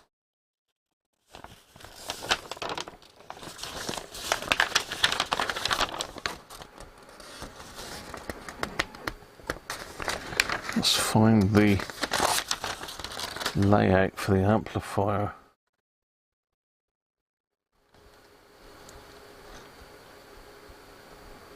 T19, T20, that's the one. So yeah, I can see it. It's listed as 9475. Is that what I said it was? 9476, maybe. Okay. Let's see if I can get the schematic up on the screen for you.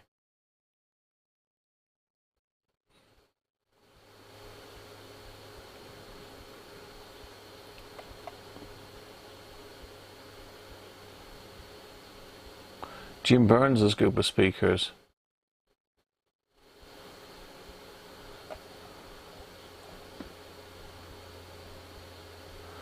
The pot near, yeah, underneath there, that's, yeah, that skeleton pot there looks very crusty. That might have to go as well. It's a pretty bad. You can see the one down in the corner here. Just there, that one. Very nasty looking.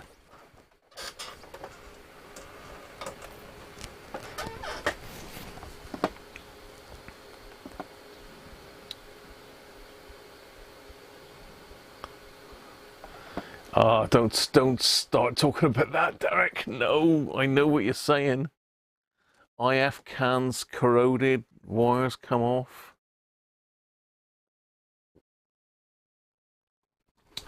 So on this radio, the IF and AF sections are in the same box. So this is all your IF transformers down through here.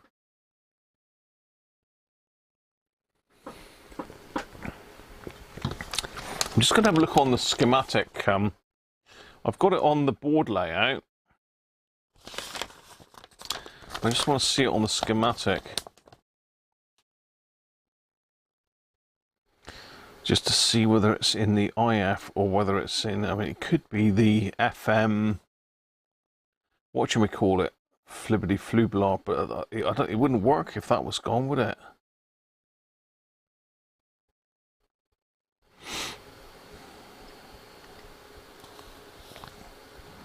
Is it something to do with the power supply, maybe? Let's get the schematic up. I'm sure I've got it on screen here.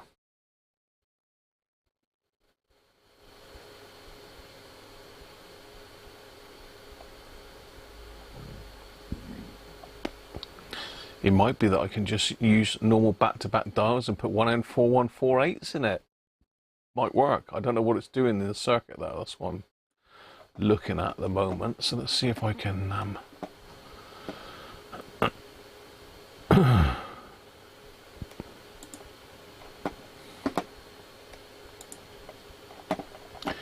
right, let's see if I can get to my get off history.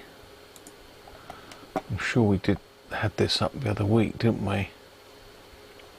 Grundig satellite, here we go.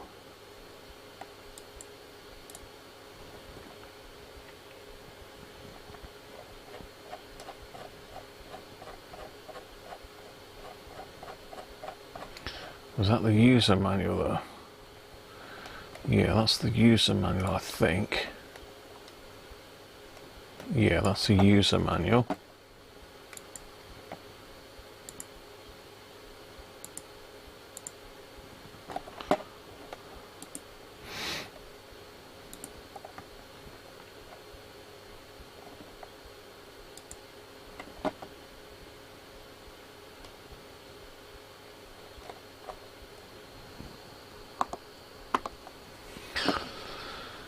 Right, so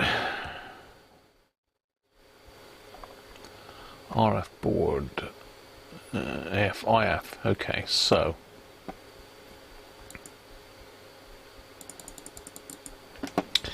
the part in question is this bit here,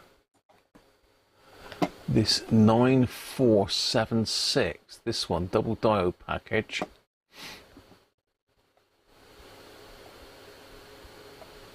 Where is it?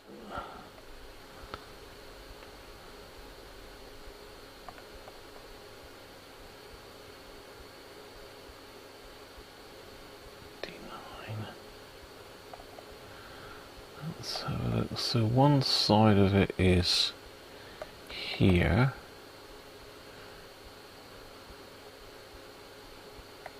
The other side of it goes C5 and up to 2. Actually, they both go in the same place, although that one's via a capacitor. Both on this same track going up to pin 2 of ZFX. Now I think ZFX is the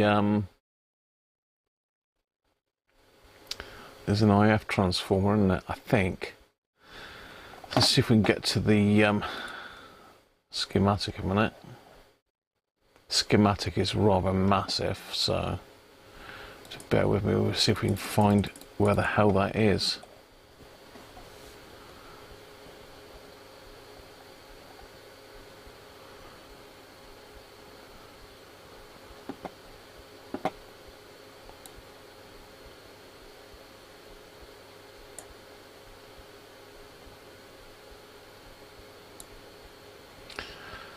Right, so if we go across to this side, we've got the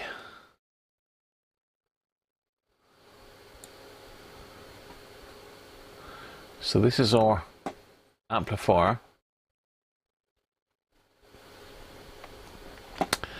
So if we follow this up, this shaded section, this is it. Here we are. It's this bit here.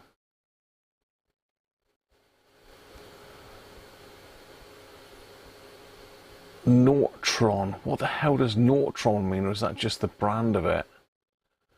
9476. So this is our IF circuit. Let's just zoom us out a bit.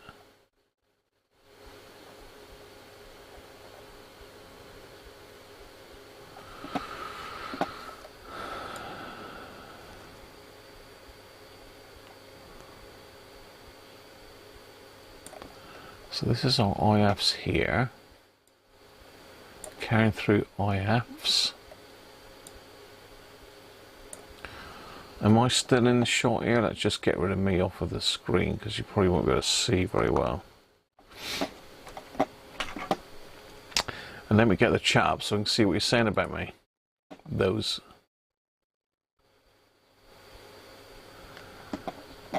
So looking at it, comes off here. Now, is this is the last stage of IF, I think, isn't it? So this is our FM discriminator, isn't it? Here. So this is the FM IF. It does appear to be linked into that.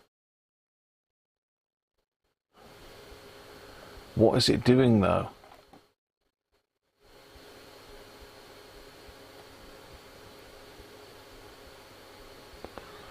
What is it doing?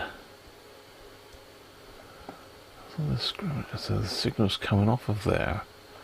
It's going down, but we've also got a signal. We've got one coming down here off of this. So our signal's coming out of there, in through that. It's a signal limited for AGC. Oh, Nortron was a German manufacturer, was it? Looks like auto tune for FM. What's the switch it goes to?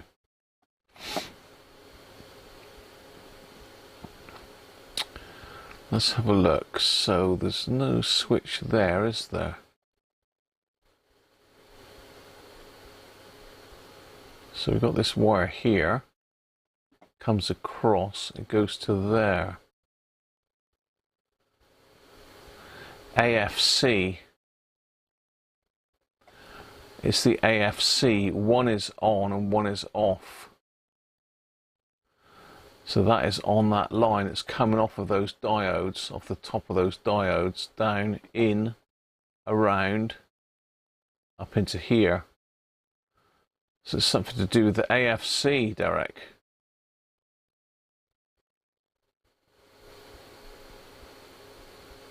Yeah, cheers, Mike. Thanks very much, mate, for joining us today and for your tip. Very much appreciated, mate.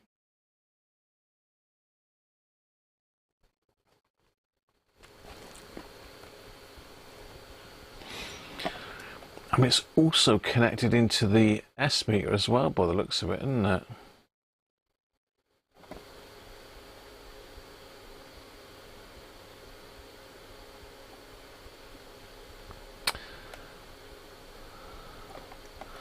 So something to do with the AFC. Do you reckon I could get away with just sticking to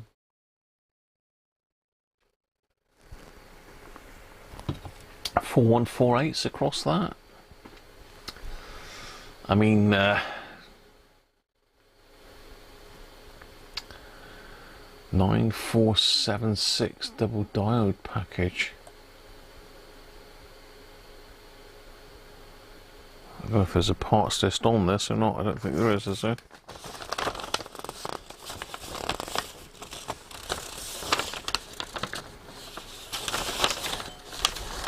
It's a circuit description, maybe.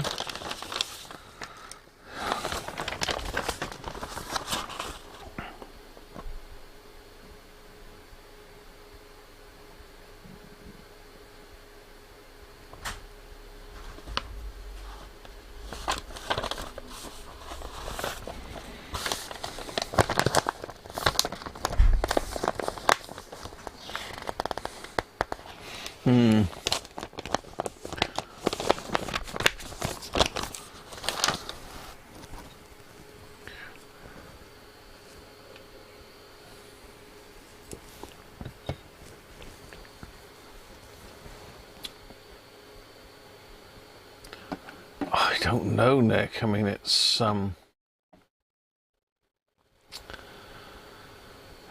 enclosed in a package, isn't it? I wonder if there's anything on the internet then.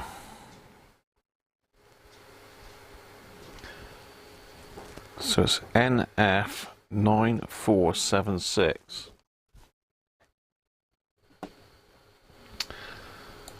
Let's try it. NF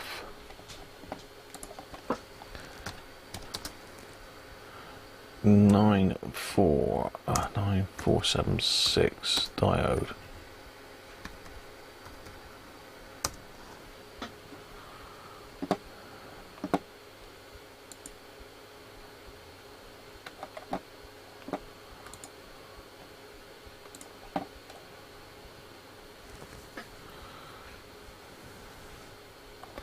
Solid state diode power supply.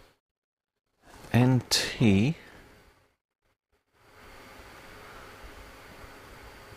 Yeah, it does say NT 9476. So here we go.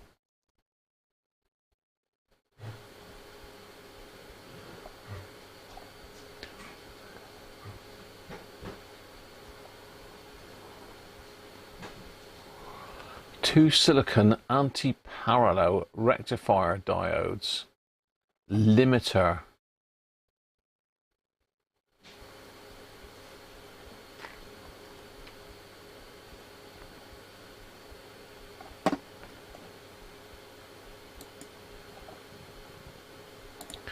So it's NT, not NF. Why did I put NF?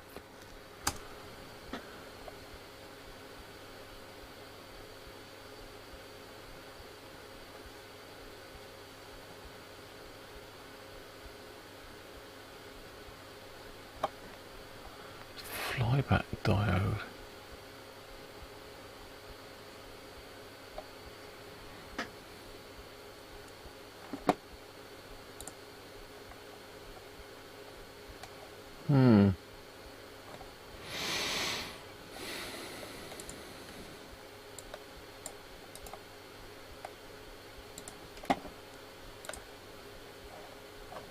See if anything's on eBay.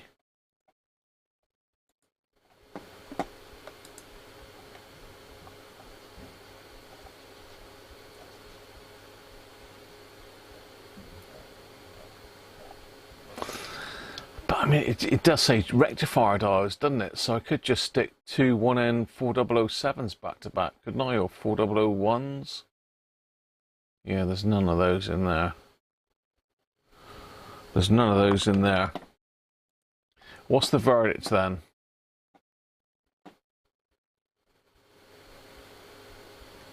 So match up a couple of 1N4 and 4/8s.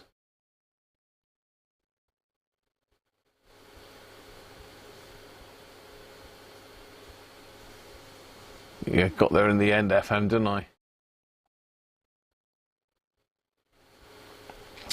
So it does say rectifier diodes, doesn't it? It does say rectifier diodes.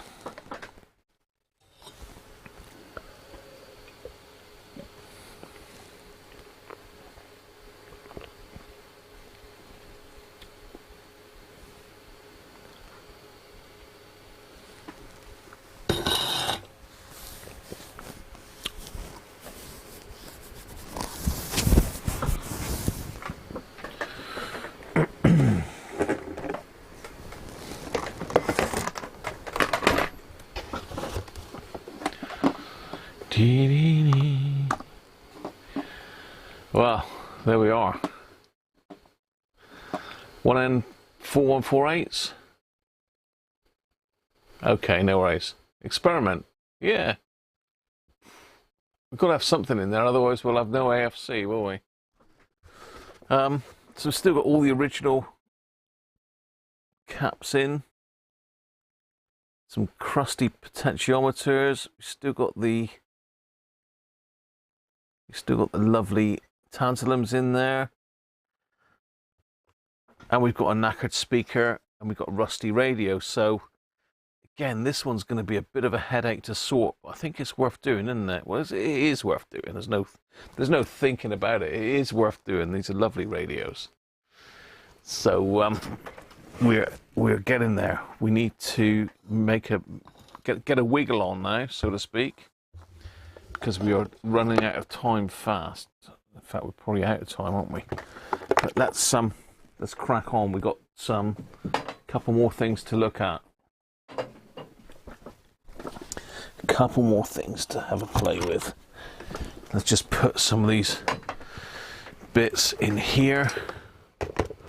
So put the power supply in there. That's going to need to be recapped. We've got the knobs, aerial, screws.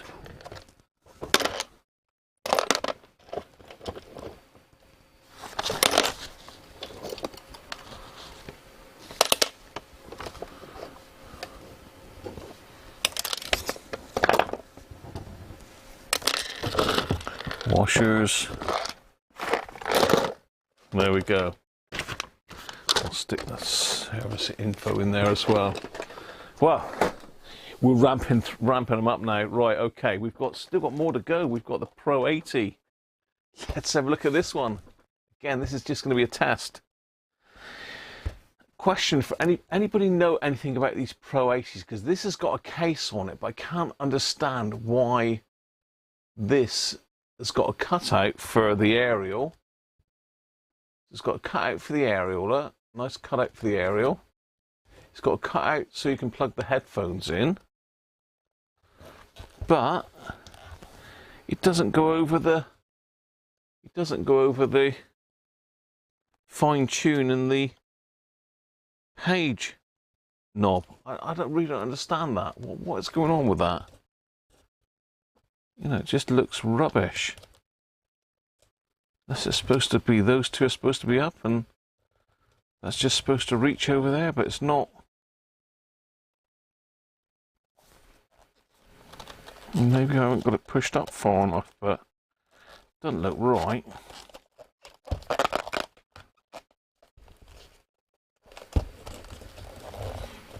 You know, the whole idea of the case is that you can operate the radio with it in the case still.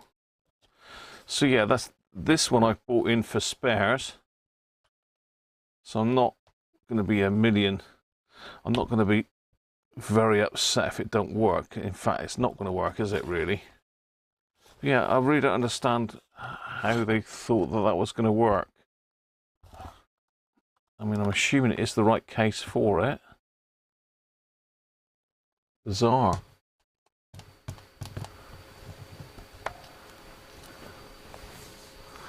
Four and 4/8.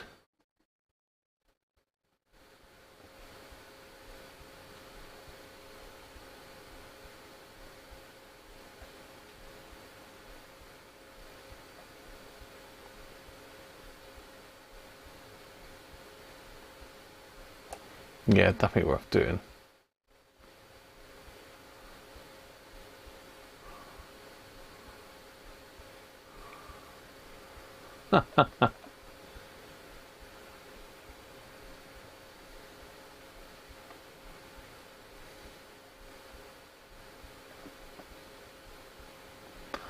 I don't know, Timothy. I mean, I've seen these cases before, and they are for this radio, so I'm not sure how they're supposed to fit on, really.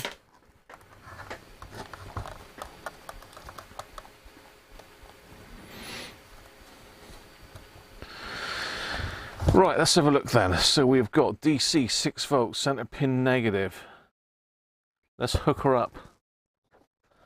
6 volt center pin negative. Yeah, we're good to go with that, I believe. Yep. So what's the likelihood of this thing working? I would guess none at all, but you never know. Oh, there's noise.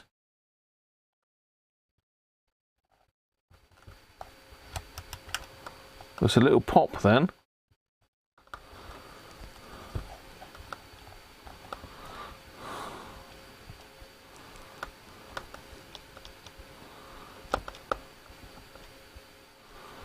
Okay, why won't it do the step size right?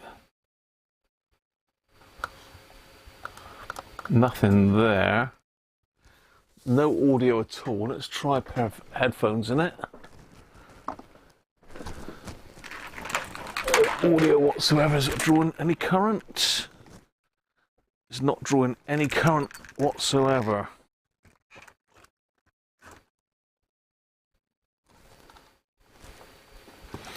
But the display is on and the receive light is on.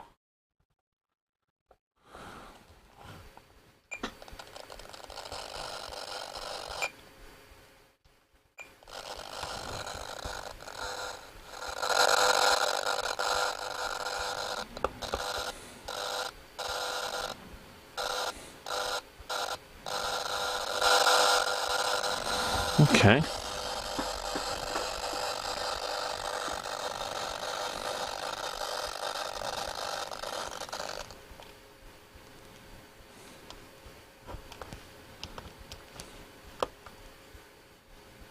Try again. So what am I not in the right mode? Let me think here. Function.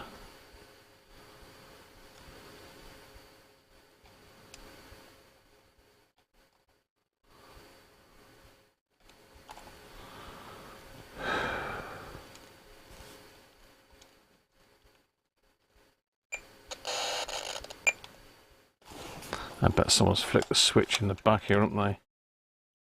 Yeah, needs to be normal. Try that again then. Someone's flicked the switch in the back. Let's try that again. Right, 100.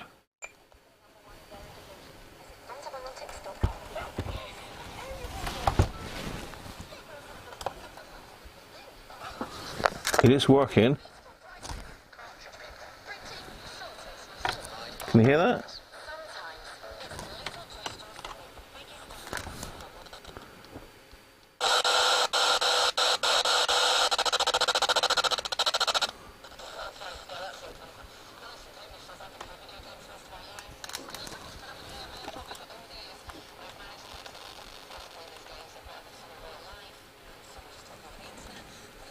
Well, that is a good sign. It is working. It is working. Just. Let's try... Yeah,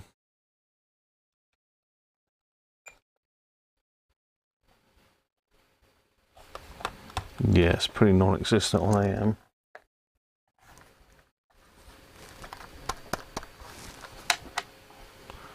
I've got 9 kilohertz step on. Yeah, the step's 9 kilohertz.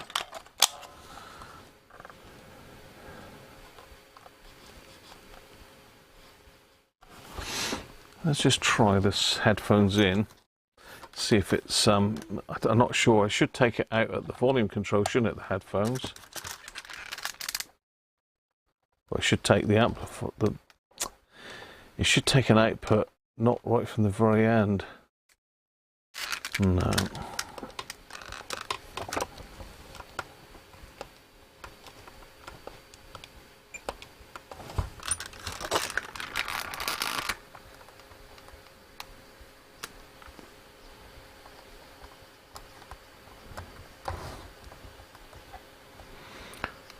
So you can hear it's working. It's very distorted, so it needs recapping. Unfortunately, this one did not come with the converter. Now, I did ask the seller about it, and he said it did have it originally, but he can't find it, which is a real shame because that's that does knock the value of it quite a bit. You know, I have got one of these with the converter. So if anybody's got a converter that they want to get rid of and they want to sell it, then you'll need to let me know. But I did. One of these was given to me very kindly by Simon from Simon's World, and this is the converter that's missing off of it. So this is my Pro 80, and that is the converter that's missing. So if anyone's got a spare one of those, a little box there, which is an FRQ80. Focus, will it? Come on, you crazy camera. Focus, too close. There we go. So yeah, I need one of their little boxes.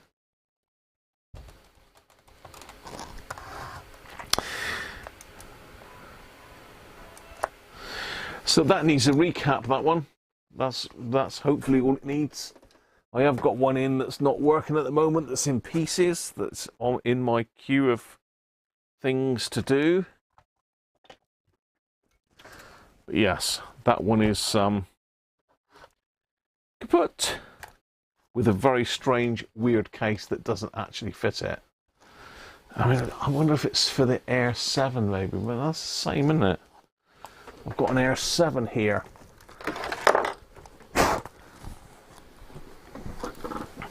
So whether maybe it's a case for the Air 7, but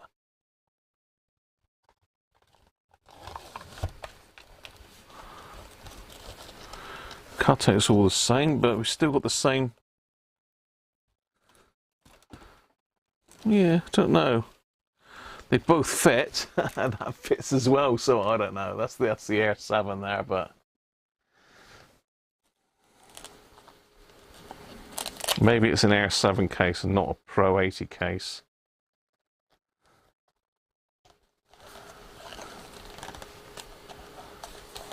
Maybe it shrunk a little bit with age. It should go over it all, but it doesn't, you know? I can just about get it to close. But you know, surely if you're going to make a case for one of these, you're going to make the controls accessible, aren't you? I can't understand that. I'm mental. Thank you, Theo. Star. Thank you, mate. Beer money. More caramel goodness for me. Okay, so where are we? We've got two things left to quickly look at. Let's grab the Mercedes module next for a quick look. Now, these things, I don't know if anybody has got any experience of this, but these are mental money.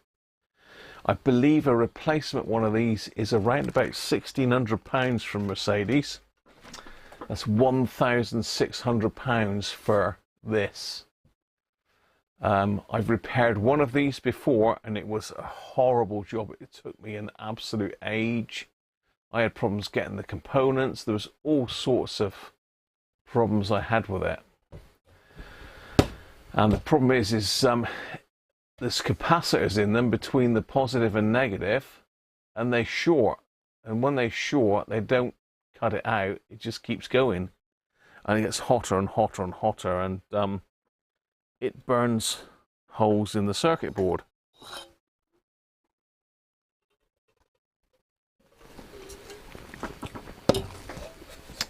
So this has got Torx screws in it. So this gives me an opportunity to show you what I bought in Lidl's the other week. Let me go and get it, because this is a bargain. I can't remember whether this is £2.99 or £6.99. Ow! Just whacked my knee on the case of the Grundig then.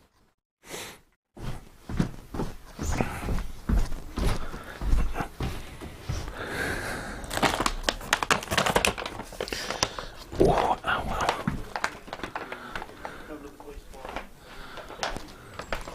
Oh, looks like Mrs. Cruncher's got some flowers for Mother's Day. Oh, flowers for Mrs. Cruncher. Ha! Smells like a nursery in here. Right. Okay, so my two purchases from Lidl. I think it's Lidl, isn't it? Parkside. Yeah, Lidl.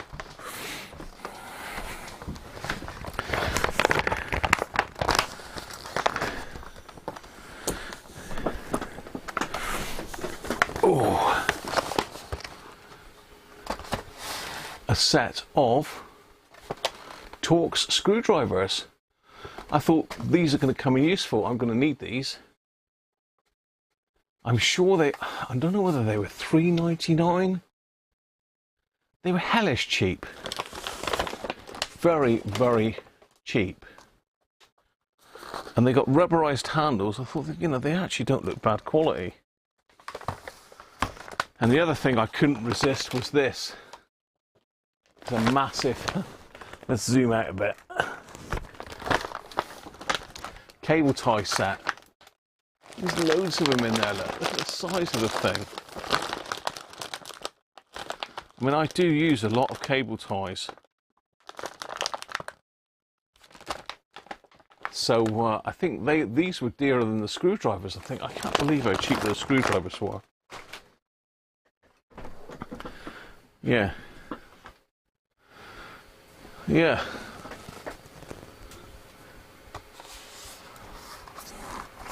So these are magnetic tips and non-slip handles. I know you get into the box without damaging it. Let's see, cut it here. Yeah, after all this, I probably haven't got the right size one, but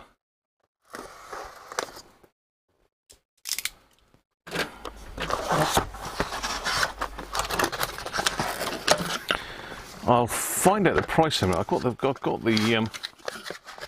ticket downstairs, but they were not expensive. I really could not believe how cheap they were. It's going to be probably that one. No, smaller. That one. T15.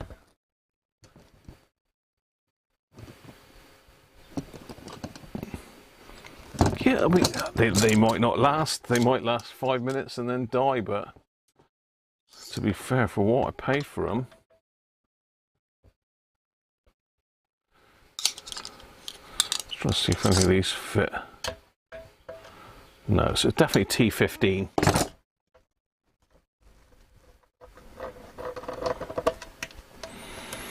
Now, the gentleman that's sent me this, he did send me some photos of the inside of this, and I couldn't really physically see anything wrong, but always difficult with photos, isn't it? Trying to see problems. It's much better to get it up close and personal and have a look inside it. So this is made in France. Looks like it was 2006. This one, 2nd of 11th, 2006, made in France. So inside we have lots of goodness. If anyone's interested in what I did previously to repair one of these, you'll have to have a look back at a video I did back in lockdown, I think it was. I've been batting these off ever since. I get a lot of people asking me if I can fix these. I said, well, probably, but I don't want to. I do not want to. Right, let's have a quick visual. Let's get the light down a bit closer. I don't want to blow it out for you. Where are you? You need to be that way a little bit. There. So let's get something to point with. That's plastic.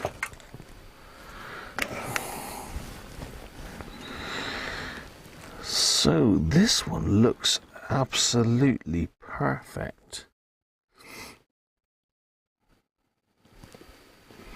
This one looks perfect.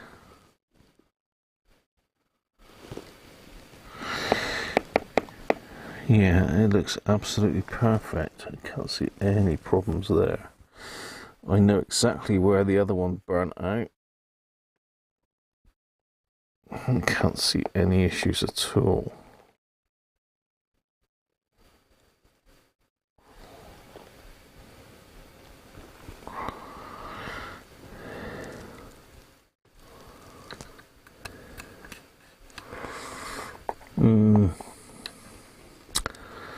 I cannot see any issues.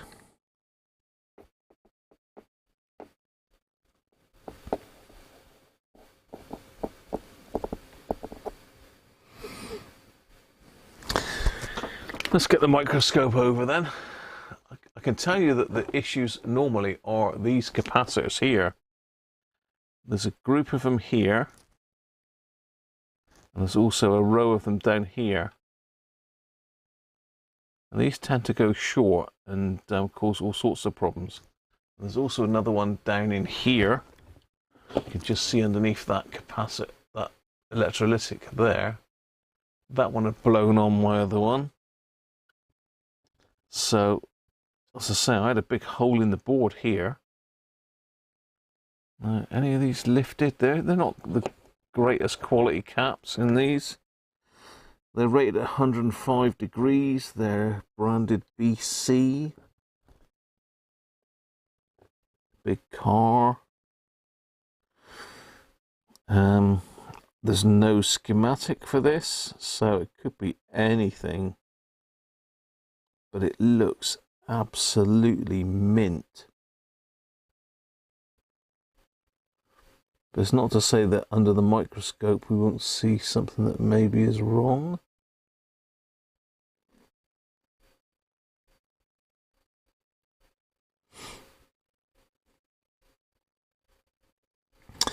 I can see a couple of caps with little tiny dots on. They look like they've been painted on by hand though. It's not broke there, is it?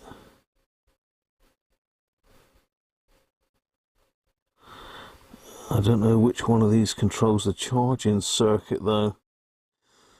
I don't know what would be the charging circuit. It'll be one of these chips here probably doing the charging. You can see the amount of connections coming out. So this is your main battery connections here. And this is all your auxiliary stuff plugged into here. So somewhere one of this lot, something feeding this connector is wrong. I say, it's just saying that the auxiliary battery keeps going flat all the time. So the charging circuit in this is not working.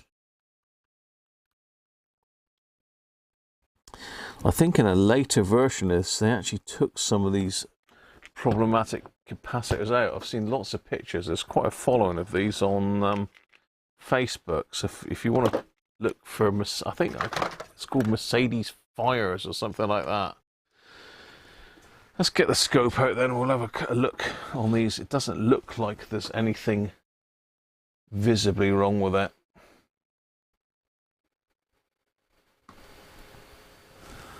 Let's pop the light on. Put the light on for me.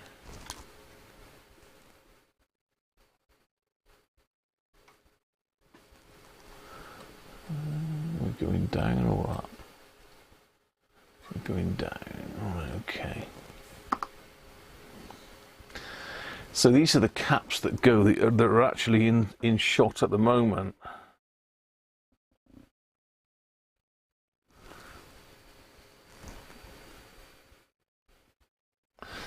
It's the three big ones there.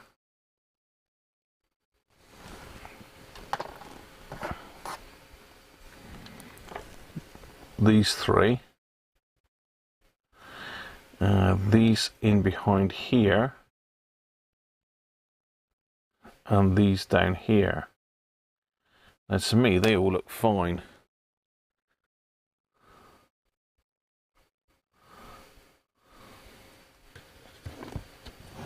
Bit of glare on them, but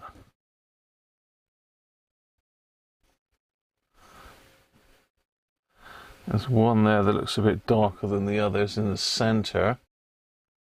That small one in the center looks a bit darker than the others. So worth putting the meter across it.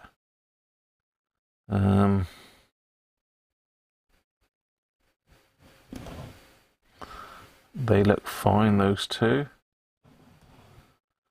That one looks fine. It does, however, look to me like there's a bit of electrolyte leaking out the bottom of that one. I don't know if you can see that or not. Let me see if I can go in a bit closer. The trouble is it'll go a lot darker if I go in closer. Can you see that? That looks to me like a bit of electrolyte leaking underneath there.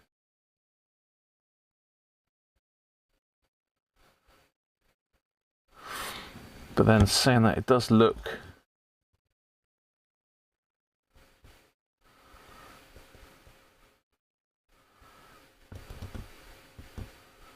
yeah, no, I think that one, that cap's leaked.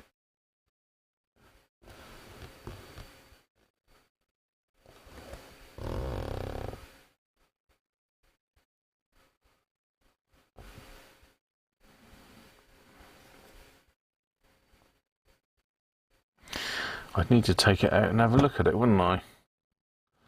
Can't see any signs of leakage on any of the others.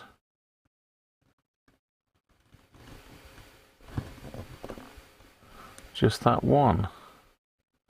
How strange. Now the other ones were these ones here with the little dots on them, look. It's gone out of focus now.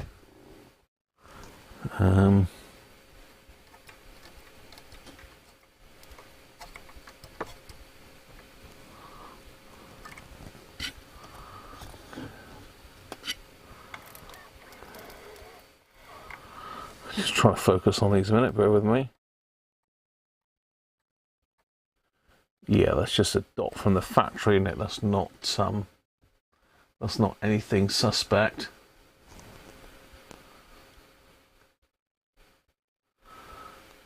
Yeah, that's not a burn mark or anything like that. And then we've got some tantalums there, they could be dodgy.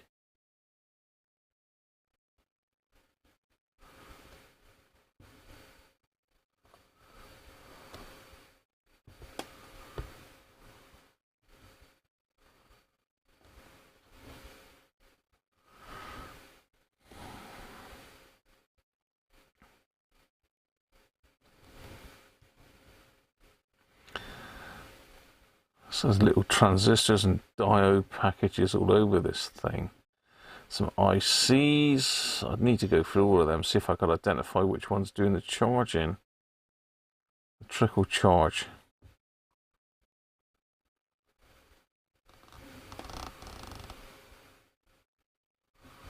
So Texas Instruments chip there, more chips.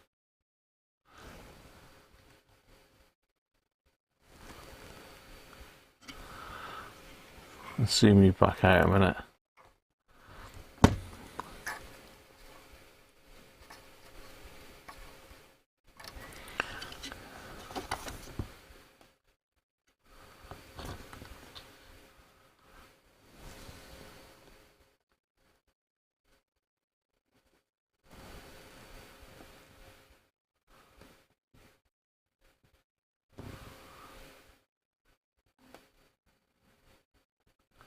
Could be a MOSFET gone, but I can't see any. That's a diode package there from memory.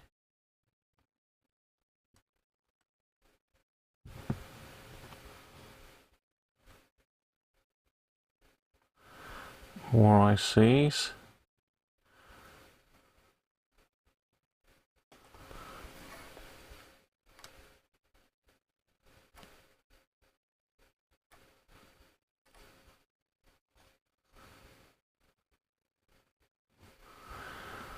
No.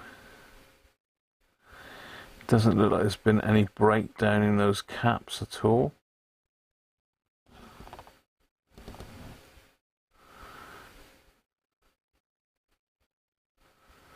Yeah, I think we've just got one leaky cap on that. They're a pain in the ass to get off these as well, because it's a multi-layer board, and they are really difficult to get off.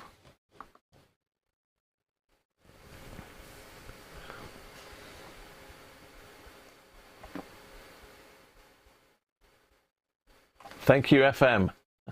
thanks for the tip.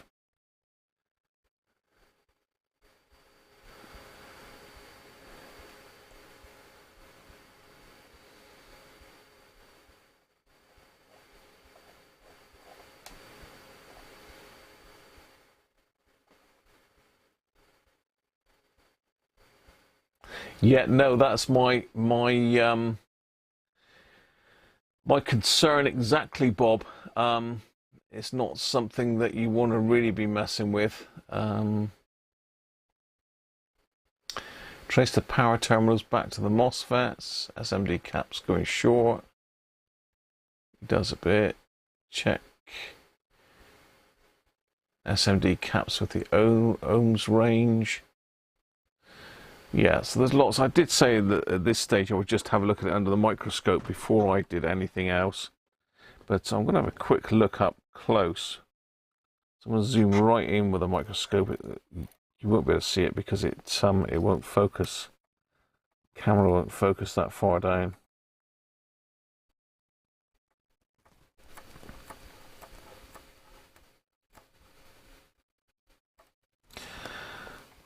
So I'm at maximum magnification now.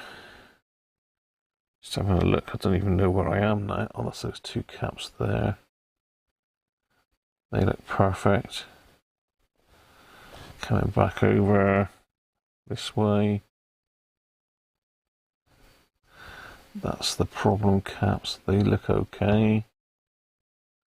Can't see any sign of stress or heat damage on those.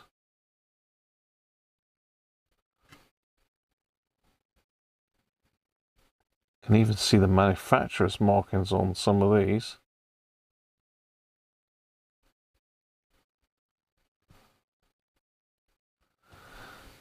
You know, nothing at all looks stressed there.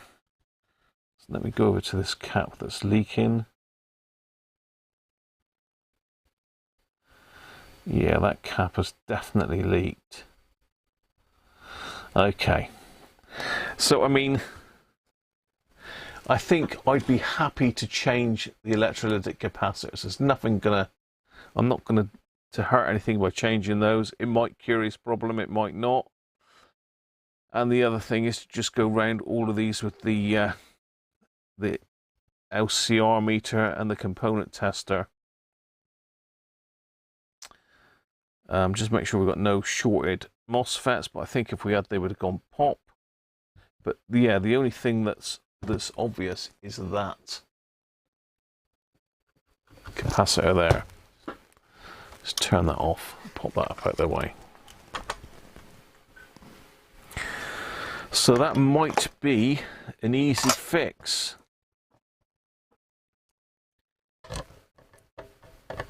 And like I say, it's a safety item, is it, isn't it? I don't know. I mean, I did mention this to the chap, and he did say that he'd happily sign a waiver exonerating me from him catching his car on fire, potentially with people in it. You know, it's one of those things. You know, I found a fault on it, which I can fix. There's nothing to say that some months down the line something else could go wrong with it. So there you are. That is the Mercedes battery control module. 8235400945. Anybody want to have a go at fixing that?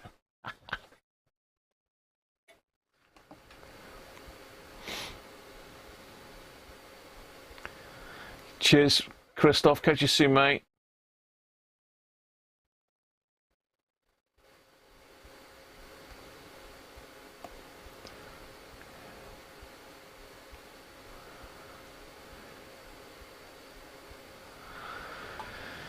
Yeah, it's easy enough to test them.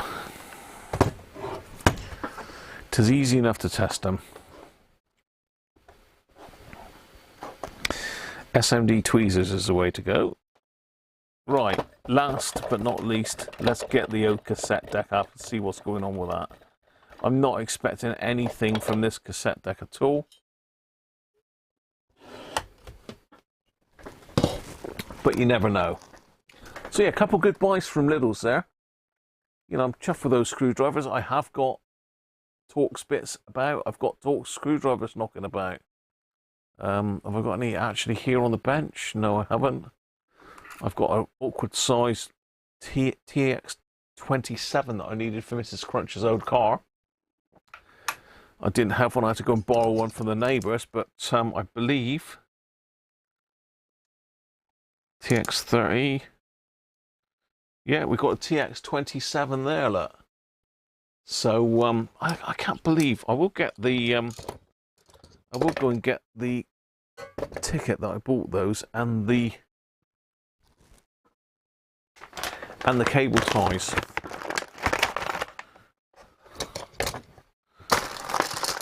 I think it was something like 13 quid in total for the whole lot, you know. Let me go and get the receipt a minute, and then I'm going to grab the radio cassette and we'll have a quick look at that, and then we'll call it a day. Been a busy stream today, isn't it? Let's check what the time is. Whoa, I'm running over, Mrs. Cruncher.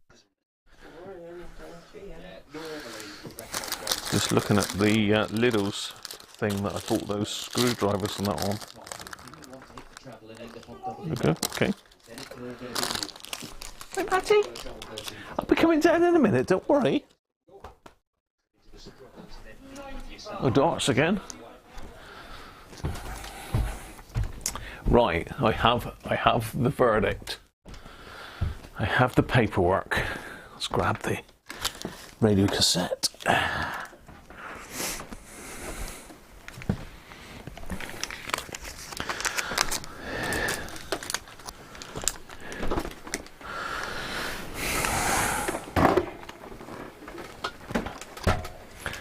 I have the Lidl's receipt. The cable ties, £7.99, and I don't know how many's in there. Oh, 1,000 cable ties, look, assorted sizes, $7.99 for 1,000. The screwdrivers, the complete set of Torx screwdrivers, $3.99. £3.99.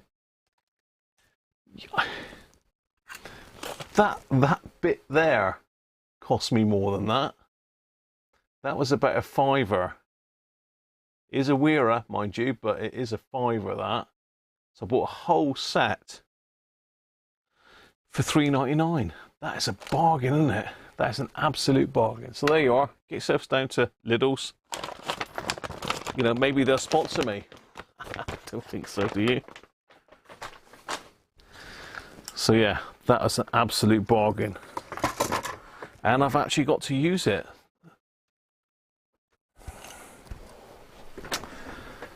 Right, okay, last up then. Ties and Torx. Here we go. I love this. Now, the story behind this particular one, those of you that watch my video will know, when I went to college as a teenager, 17 years of age, starting up an apprenticeship with British Gas, I could afford to buy myself a radio cassette player. And this is the model that I bought back in 1979, 1980 it would be. No, sorry. I joined in 81, so I would have bought this in 1981/82, but I think it was 81 I bought this. Not this particular one, but this model. Let's say I picked this one up because I wanted an aerial for mine. Little bit of a bend in it, but not, you know, mine. The other one I got is the aerial's actually snapped, so this one is fine. Needs a damn good clean. Scratchy as hell. So yeah, I bought this as spares or repairs. I don't know if it's working. Looking at it, it looks in really good nick. I can't really see a lot wrong with it. Counter resets. There's a little bit of tarnishing to the chrome around there. Nothing that you couldn't sort out with a rattle can, really. This all looks nice, and you know, there's a little tiny scratch there, maybe a little bit of wear on the top chrome, just where someone's cleaned it. All the writings there on the top, look, no issues with that. Chrome dioxide, radio tape, stereo mono. I mean, these did sound really good back in the day. I mean, I think I did get a better one as I got paid a bit more. I got myself a bigger one again, I think, but you know, this did sound really good. And we used to have it in our digs. Used to take it away every week with me down to college in Plymouth. So when I was offered one for nothing, I jumped at the chance of having it, and hence me trying to do one up. So let's see what's going on with this.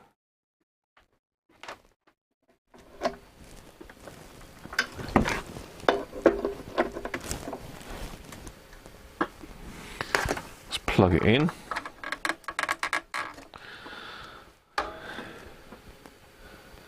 It's in the off position. Let's pop the variac on. 236 volts.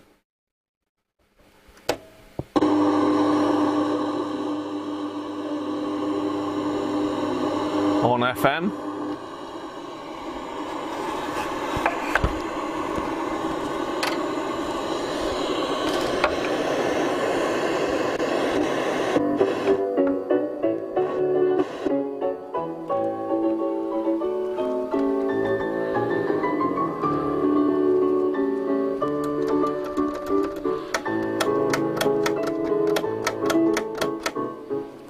Right, stereo's not working on that, but it's not a strong station. Let's see if Radio 1 will come in stereo.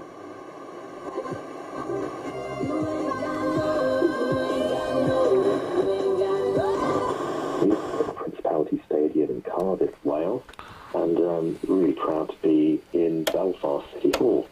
So stereo mono doesn't seem to be working, but it is, the radio's working. I'm going to leave it there, and thank you, Dausha. You've been really, really, really helpful. And once again,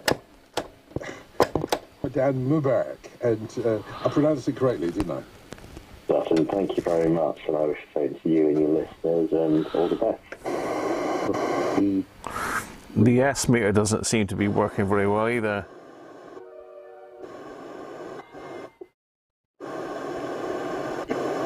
Oh, well, okay, right. That push to her, often algorithmically, and the combined force of that content, I don't think she had a chance. I do urge you to listen to the whole of That's that working episode better of The now. Gatekeepers called The Vortex. It tells Molly's tragic story and demonstrates the huge influence algorithms have on our lives, as well as the power of storytelling on the radio. This is exemplified by journalist Nick Wallace's series here on Radio 4 called The Great Post Office Trial, which was first broadcast in May of 2020 and is still available on BBC Sounds. I remember listening to it at the time, utterly shocked. A new It's series of working. Law in Action started this week. Let's with try a special- shortwave.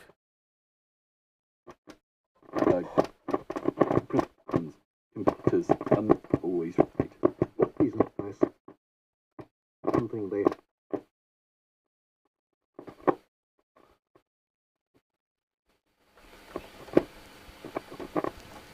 Yeah, band selector's not.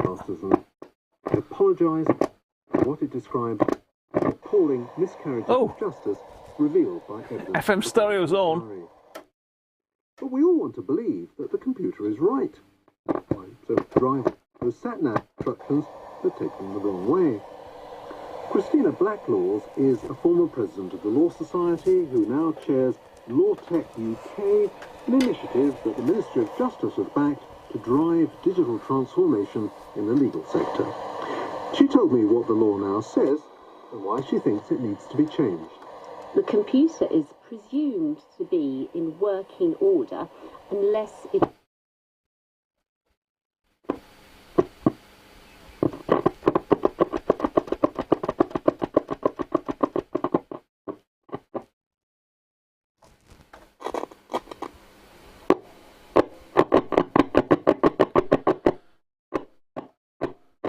Okay, band selectors. Band selectors, dirty. Dirty. Catch you soon, Martin. Cheers, mate.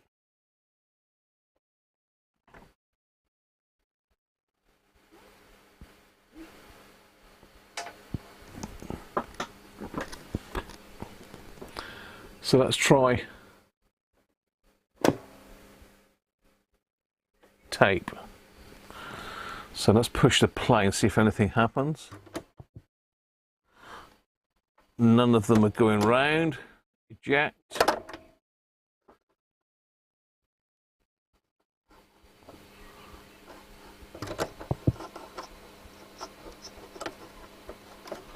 No, belts are gone. Okay. So, what can I say? I mean, belts gone is normal. That's no problem. I can get belts for this. Or a man at Deck Tech can sort me out some belts for this.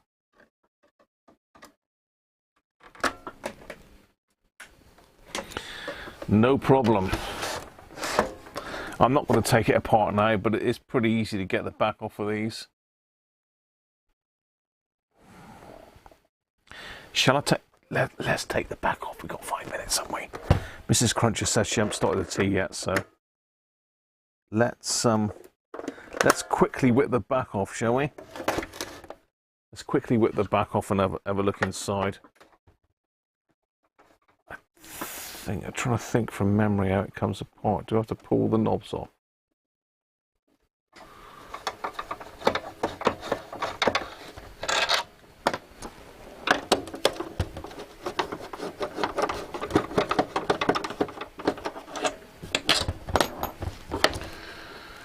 Catch you later, Sandra. Thanks for popping in.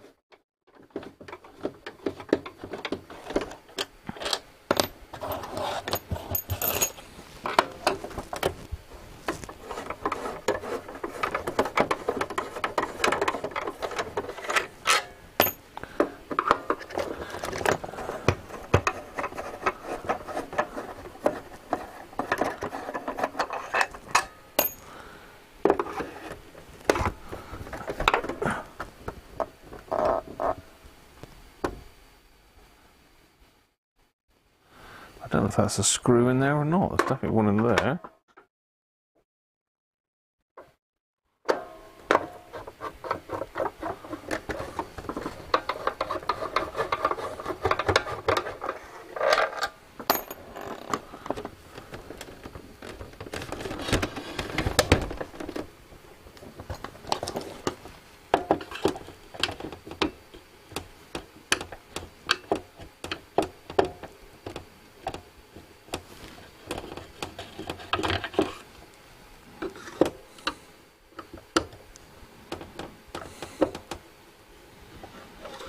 Strange, doesn't appear to be anything in there.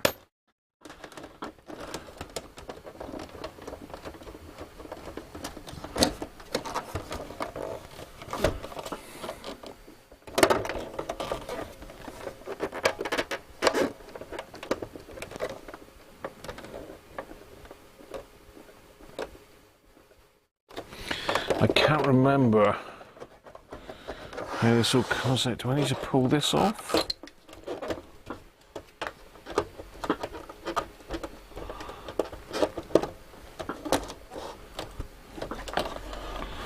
I missed a screw somewhere.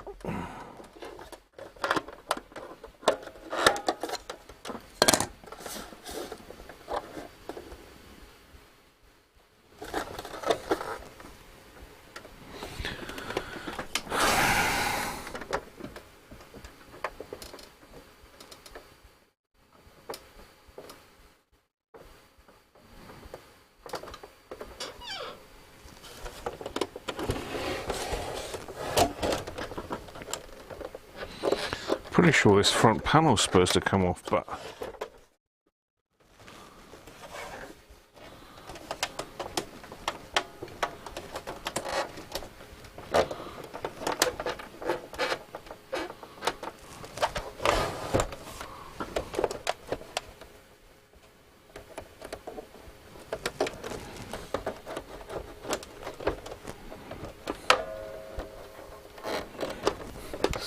taking it all apart now, aren't I? I wasn't going to touch it. Cool, that one don't want to come off. That one does not want to come off.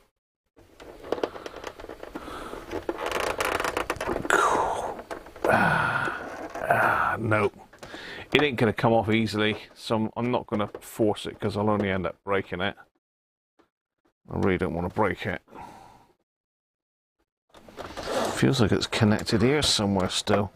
Ah, it might be that screw that I've left in there. It might be that one that could be the issue. Dear, oh dear. Come on, Graham, sort yourself out.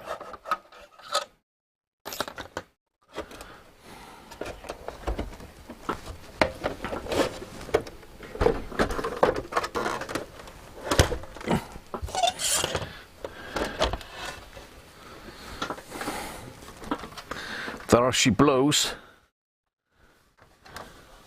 White, yellow, black. These Japanese cassette decks are lovely to work on. A lot of screws, but they are meant for servicing. So you can clearly see we've got some wibbly wobbly belt there. Anything broken? Not really. Yeah, looking good. No wheels broken. We got rubber left on there. Ah, okay. Well, the pinch roller rubber is gone, but that's normal with these. It's gone to goo. It disappeared altogether. So this ain't gonna work. Drive belts are there.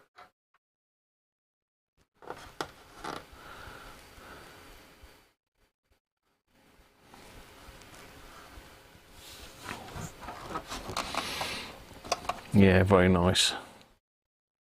I say I have totally stripped one of these apart. It's just a box of bits at the moment, but easy enough to get into all the switches to service them. Band selector switch. In fact, we can squirt that now, look. Give that a little squit of... What we got here? Deoxit.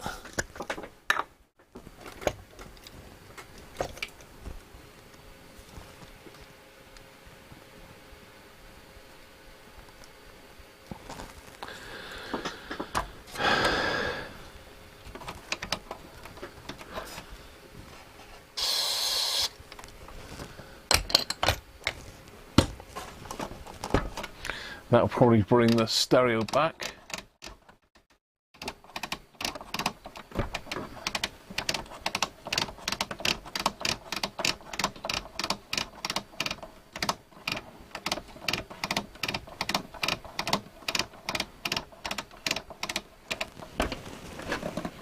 Stereo mono switch, again I can get into that one from the back. Oh, steady in that. If I can get it to in there as well. And now.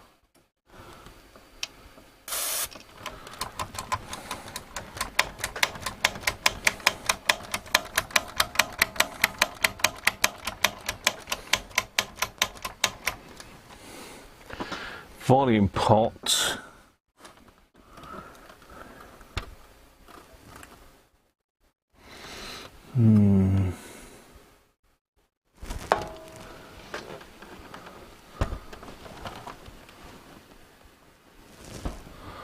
No, can't really get into the volume pot from there. If I pulled the knob off, I might be able to get in there, but...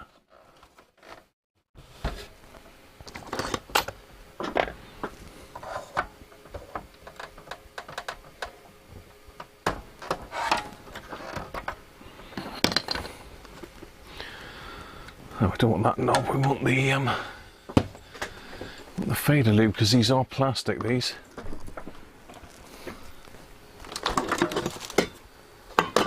Right, where's the fader loop down there?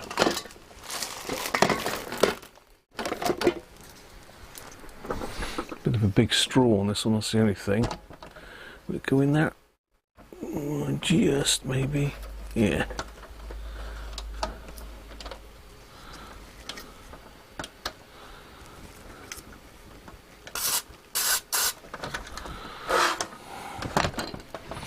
To angle it that way.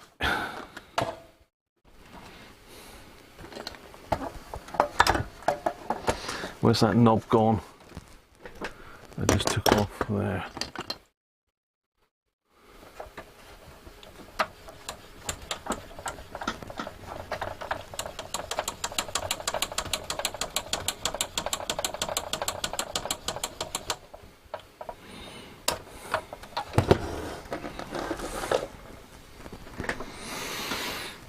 Right, let's just put it back together and see if my little quick fix has fixed the FM light in that. Now, what do I do with the front panel? Anybody seen it? Well, how do you lose a Master Grade front panel, Graham? Here we go.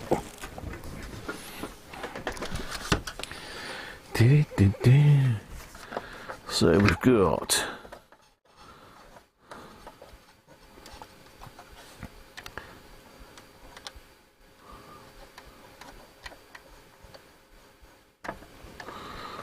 black,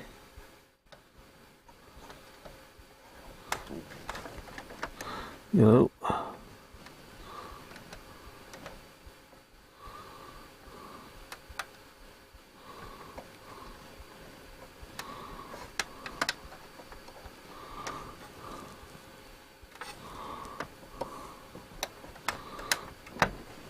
there's got to be one up there.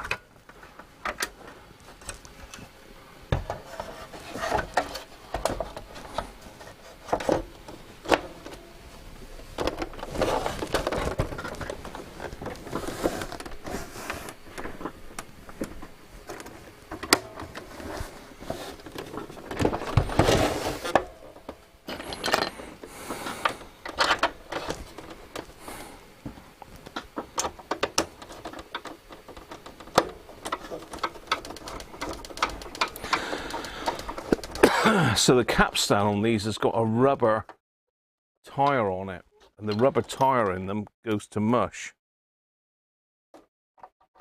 Nothing you can do. People have botched them up with O-rings and that, but you do need to get another rubber tyre. Now, somewhere I have got them. I've got them somewhere. I've got them somewhere. Cheers, Derek. Catch you later, mate. You're off as well? Oh, really? Wow. It's like rats leaving a sinking ship here. What's going on?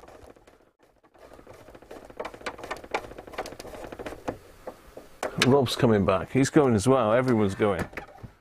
Wow.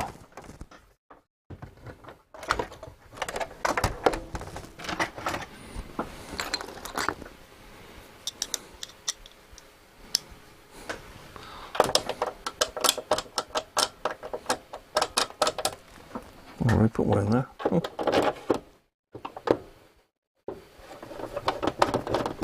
Making sure I'm getting them in the same screw thread. I don't think this radio's ever been taken apart, which is really good as well. Don't get that these days very often. So it looks like it's always been used on mains. I can't see any signs of battery usage in it. Again, all good.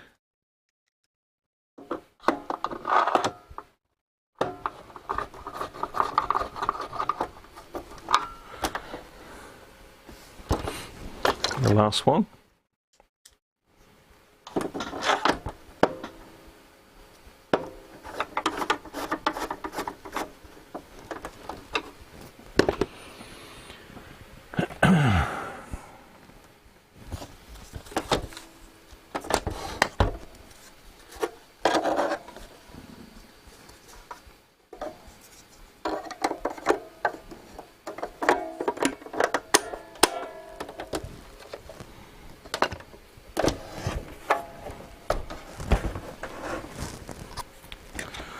So we've got our tuning.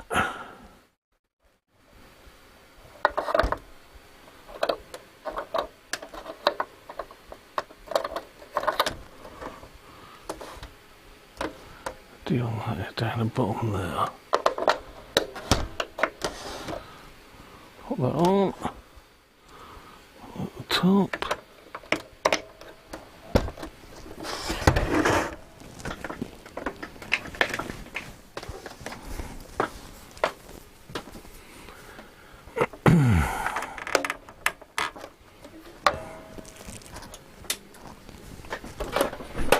There's my WD.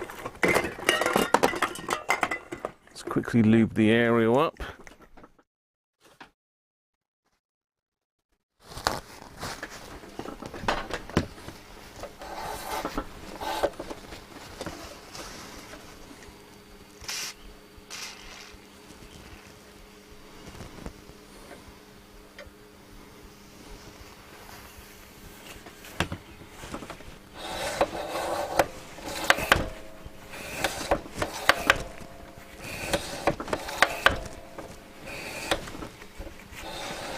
Much better.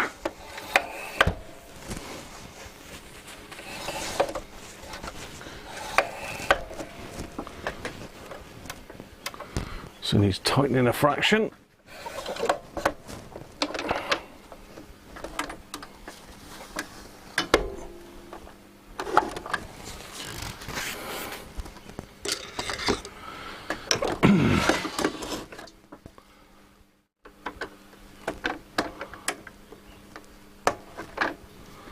There we are.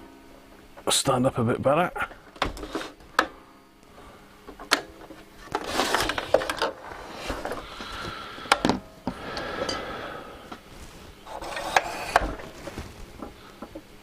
Ideal, right? 4 in a hole.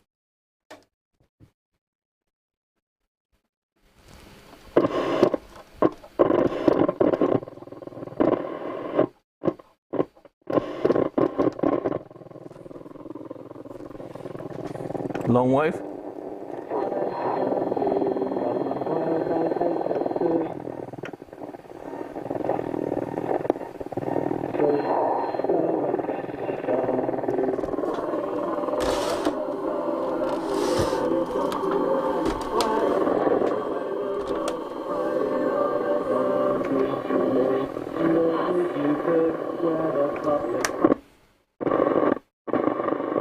Shortwave's working now.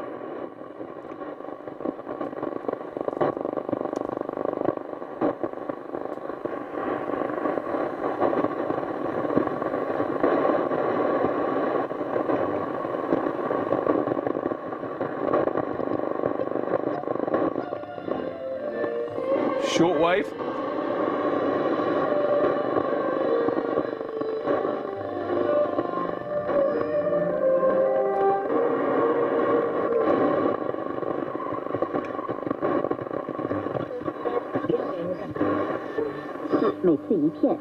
Logo powiedzone kali odprawiać Medium wave's the only one not working still.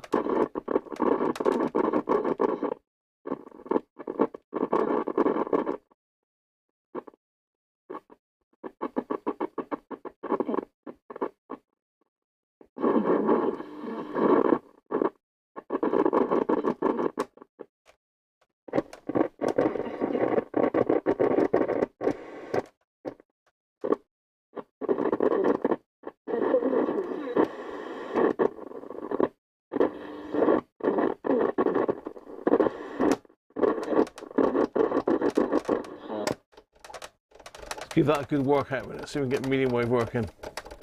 Cheers, John, thank you.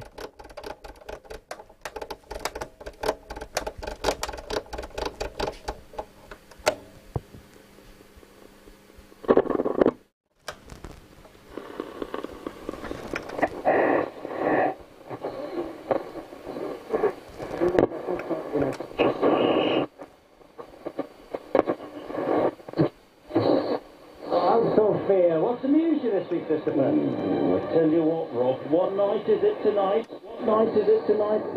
Yeah.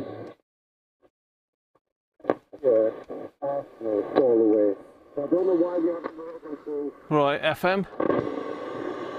Stereo, so we're looking for the stereo light to come on.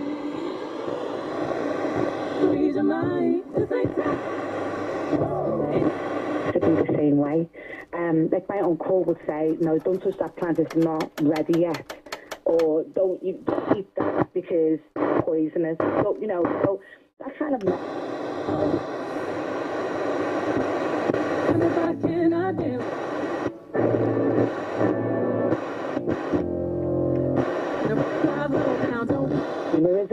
We just want... And rather than try to concoct an myself, I asked John to record something for me. Christopher, I am beyond honoured. It's trying. You have chosen something from the skewer for your pick of the week, and it's no reflection on me or indeed the skewer, but I'm recording a thank you in the bathroom of a cheap hotel. And that's on. John host there, flushed with pride at making pick of the week. And it's beyond alarming that the Rochdale by-election... Sounds better now as well. ...who dismisses the horror of what happened on October the 7th to advance a divisive, ideological agenda. You remind me of majority. I don't respect... I despise... Don't... No. Be impressed. Check out. It's for a pop. Hit it. So it sounds like the stereo is right on the edge of adjustment. So I think that'll just need the pop squirting and giving a couple tweaks, and that's it. That's brilliant. That's actually, I'm chuffed with that. I really didn't think that'd be working. I mean, the cassette deck is never going to work, is it? Not at that era. So there we are. Hopefully that's been of use to you today. I've had fun playing with all that lot. We need to sort out what we're going to do next week in the stream. So I'll pop a poll on the community tab. I'm not going to do it now. But, anyway, there you are. What we're doing? Yeah, I've gone an hour over. Look. Oh no, I've got work tomorrow. But there you are. I enjoyed it. So lots of things to look at, and hopefully a lot of problems solved. I don't think there was anything that really stumped us apart from this little Sony radio. That one's got some issues because it's got battery leakage, so that was the only real one that was a problem.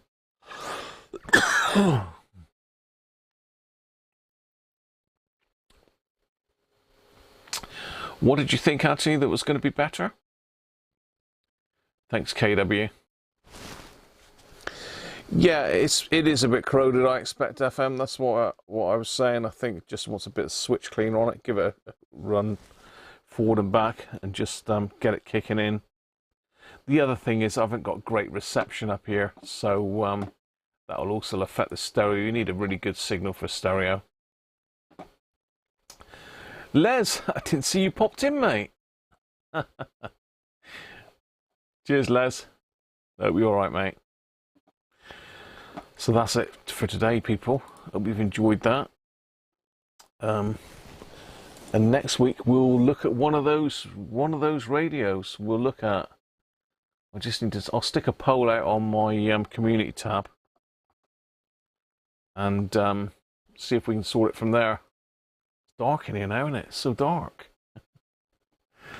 Anyway, thanks everybody for today. It's been fun. I've enjoyed it, and plenty to look at next week.